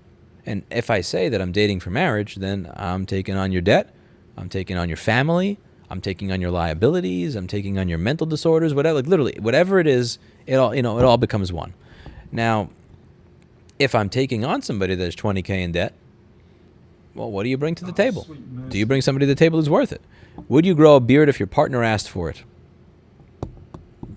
Sex would have to be really good, man. That's all I'm saying. I'm not a beard dude. I don't have it in me to. I don't know. I don't like beards.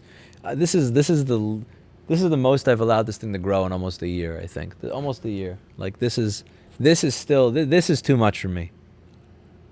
You're spot on about how women can inspire. The good ones can. They really can. And again, the proper woman, this is why I find it so, and it's one of the things that's interesting when people talk about gold diggers. I never hear men that are actually wealthy talk about gold diggers. I always hear men that make 40K a year at Walmart. And to be clear, I'm not making funny if you make 40K a year at Walmart. It's just, when you make 40K a year, nobody's digging for your fucking aluminum. You don't have anything to dig for. There's no gold, there's no silver, there's nothing there. But if you're with an actual supportive woman, like a genuine partner, A genuine partner is going to help you feel secure enough in yourself to be able to go from making 40K to 90K. Who gives a fuck if she spends $2,000 of your money going out to eat or doing her hair or something? Again, assuming you have found that particular type of person. Assuming you found the type of person that does that for you. This is why I've always found that whole idea of being like an independent man or an independent woman to be a crock of shit. Interdependent, I can see. Independent, like, come on, that's just a fucking joke. In my opinion, a proper couple will make more money. One person in that relationship will, if it's a proper relationship, can wind up making more money than each of them made apart if you added it together.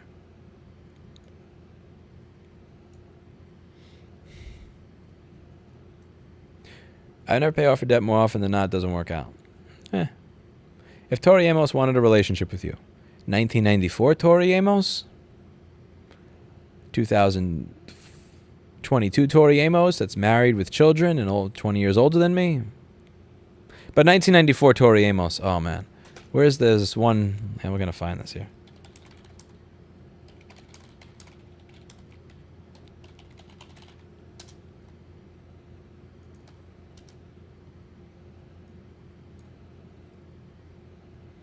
Where is it? Come on. Where is this concert? No, I'm not looking for the live at Montreal. Here we go. Friday night, bada bing. You know how you know a video is going to be garbage quality on YouTube? When it says HQ in the title. That's how you know the video is going to look like absolute dog balls.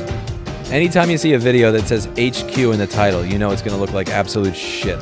But yeah, this Tory over here. Okay, that's not Tory. That's some weird drama. Yeah, 1994 Tory or 1996 Tory. 100%. Are you kidding? Are you kidding? Yeah, I would sell my fucking business to the Genius Bar. Who wouldn't? But that's different. Yeah, I mean, what kind of question is that, John? If Tori Amos wanted a relationship with you, yeah, I would sell you guys out in a second. I would hand the keys to my store over to the fucking Genius Bar. I would get rid of every lobbyist in every state. I would lobby against right to repair. Excuse me. Excuse me. Sorry. I saw her in concert once live too. Very good. She's amazing in concert. I enjoy your AMAs. Thank you, Ben Adams. I appreciate that. Oh, sweet mercy.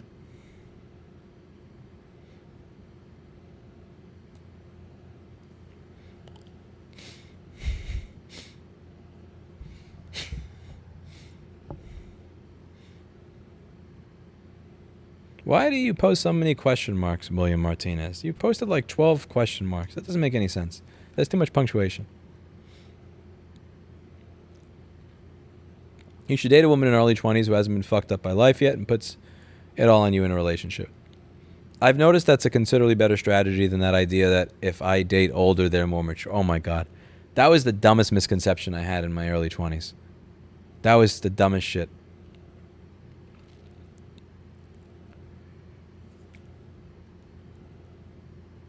Thank you, Lavaris. I appreciate that.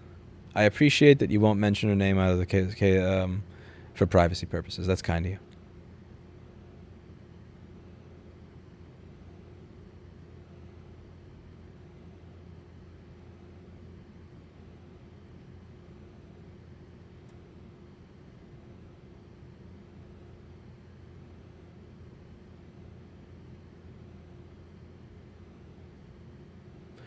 In my defense, you didn't say marry, you said met. Okay, we're timing out here. Bye-bye. Nope. No, that's some semantic bullshit. That's some semantic bullshit. I've said dating for marriage like at least like 50 times in this stream. Probably 200 times in the past month. No. Well, right to repair master as stamina. Do I?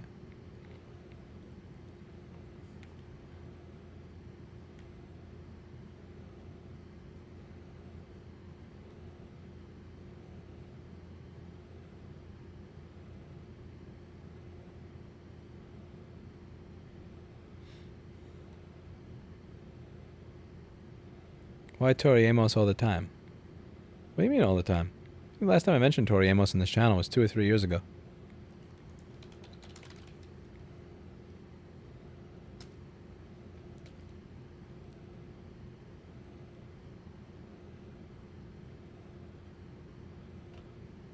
Why does she crucify? I love that album.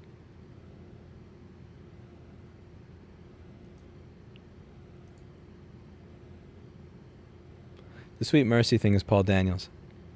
Linux audio really is a clusterfuck.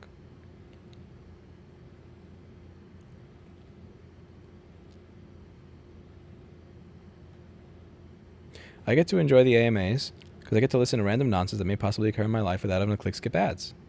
Very cool. Linux admin confirm audio is still a shit show in 2022. Yeah, at the store, so I use Jack Audio. This doesn't happen at home, but at the store, I have this HDMI capture card, and I use that for capture. But then I use the SPDIF output on the integrated motherboard sound for output, and the HDMI capture will continuously work, but the SPDIF out sound will consistently fail. And like it'll just be all staticky, so I'll have to restart Jack. But then when you restart Jack, you also have to restart Carla because that's how you get your audio routing. Jack has to be on, and then Carla has to be on for you to route the audio to your different ports so that it actually knows to output to the SPDIF out rather than just output nowhere. It's so fucking dumb. It's beyond stupid. I don't know why it does that. Like it doesn't do that at home or on my laptop. But there's some disagreement with the interfaces. It's a Linux audio is a clusterfuck. Linux is a clusterfuck, honestly. It's 2022. I mean, it's never going to change at that point. But it's free, so you can't complain. Assuming you find the perfect ideal wife that meets everything you said, does a past number of sexual partners being too high bother you or something you're willing to overlook? Give me a number.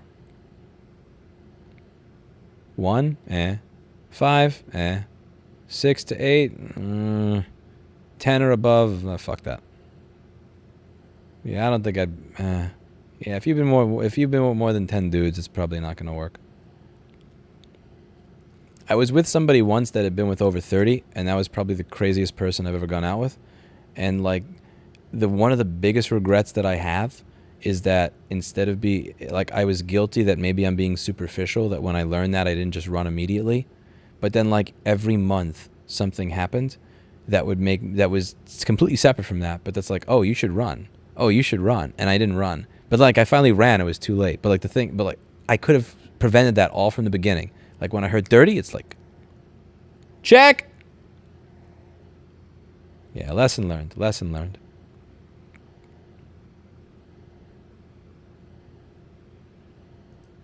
You took an enjoyment of soldering and repair in general.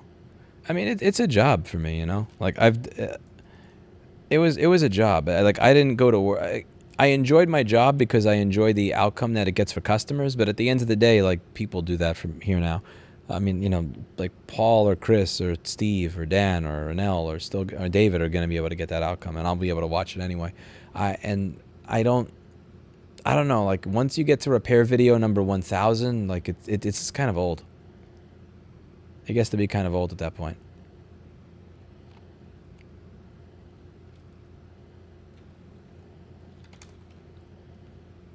Come on, you just know how to fix the audio. You should just have to write it yourself.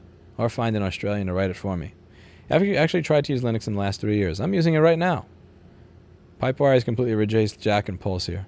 Yeah, but now I have to learn some new crazy shit. I don't know. I don't want to relearn this shit, man. You know how long it took me to learn how to work all this bullshit with like fucking QJack CTL and Carla and all this other fucked up ass bullshit?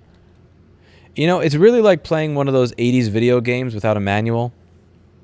It's like playing one of those 80s DOS video games without a manual where nothing makes any fucking sense whatsoever.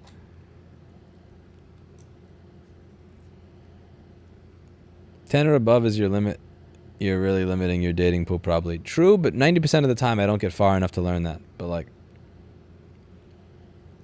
Anonymous, I've already given that number on stream before, so there's no hypocrisy there. Oh, sweet mercy. I'm 8 years older than my husband and support him in everything he does. I'm just kind of crazy in love with him. Yeah, you have a very good relationship, Anne. I'm glad that you were able to find him. I'm glad that he was able to find you. If a woman hates cats, but you still have an opportunity. Hates or intensely dislikes, Solana. Hates or intensely dislikes? Dislikes, yes. Hates, no. True, Anthony Stone. True. Yeah. Lesson fucking learned, by the way. Lesson fucking learned.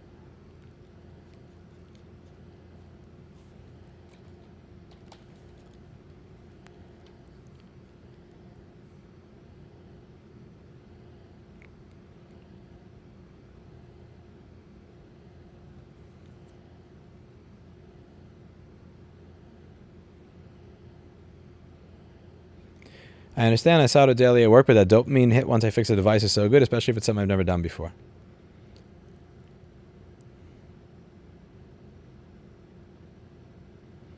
What's your favorite part of a woman's body? Possibly the appendix. I don't know. What the fuck answer you expect me to give you? Definitely the appendix. Yeah, I'll give you the appendix.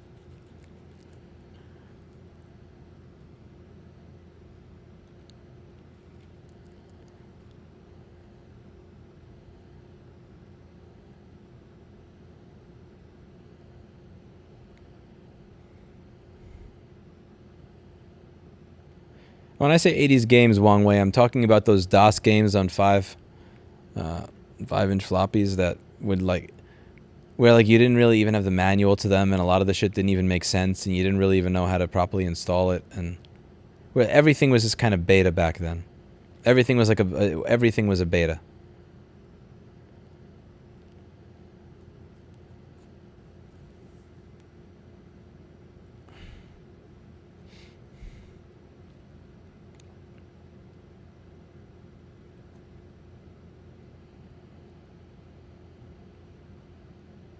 What if she had an appendectomy? See, then it's never going to work. I guess, yeah, you see, that would be where I draw the line, man. That would be where I draw the line. You don't have an appendix? I'm sorry. Would have worked out, but afraid I can't. Sorry. What are your thoughts on the new M2 MacBook being in the same chassis as the M1, but if you swap motherboards, neither will turn on? I don't know, man. It's an Apple product. Like, I just give up. You're going to buy it anyway. What the fuck does it matter what I say? Like, truly, honestly. You know, here's what I think. Here's what I think. I've been on YouTube for 10 years. I've told you everything.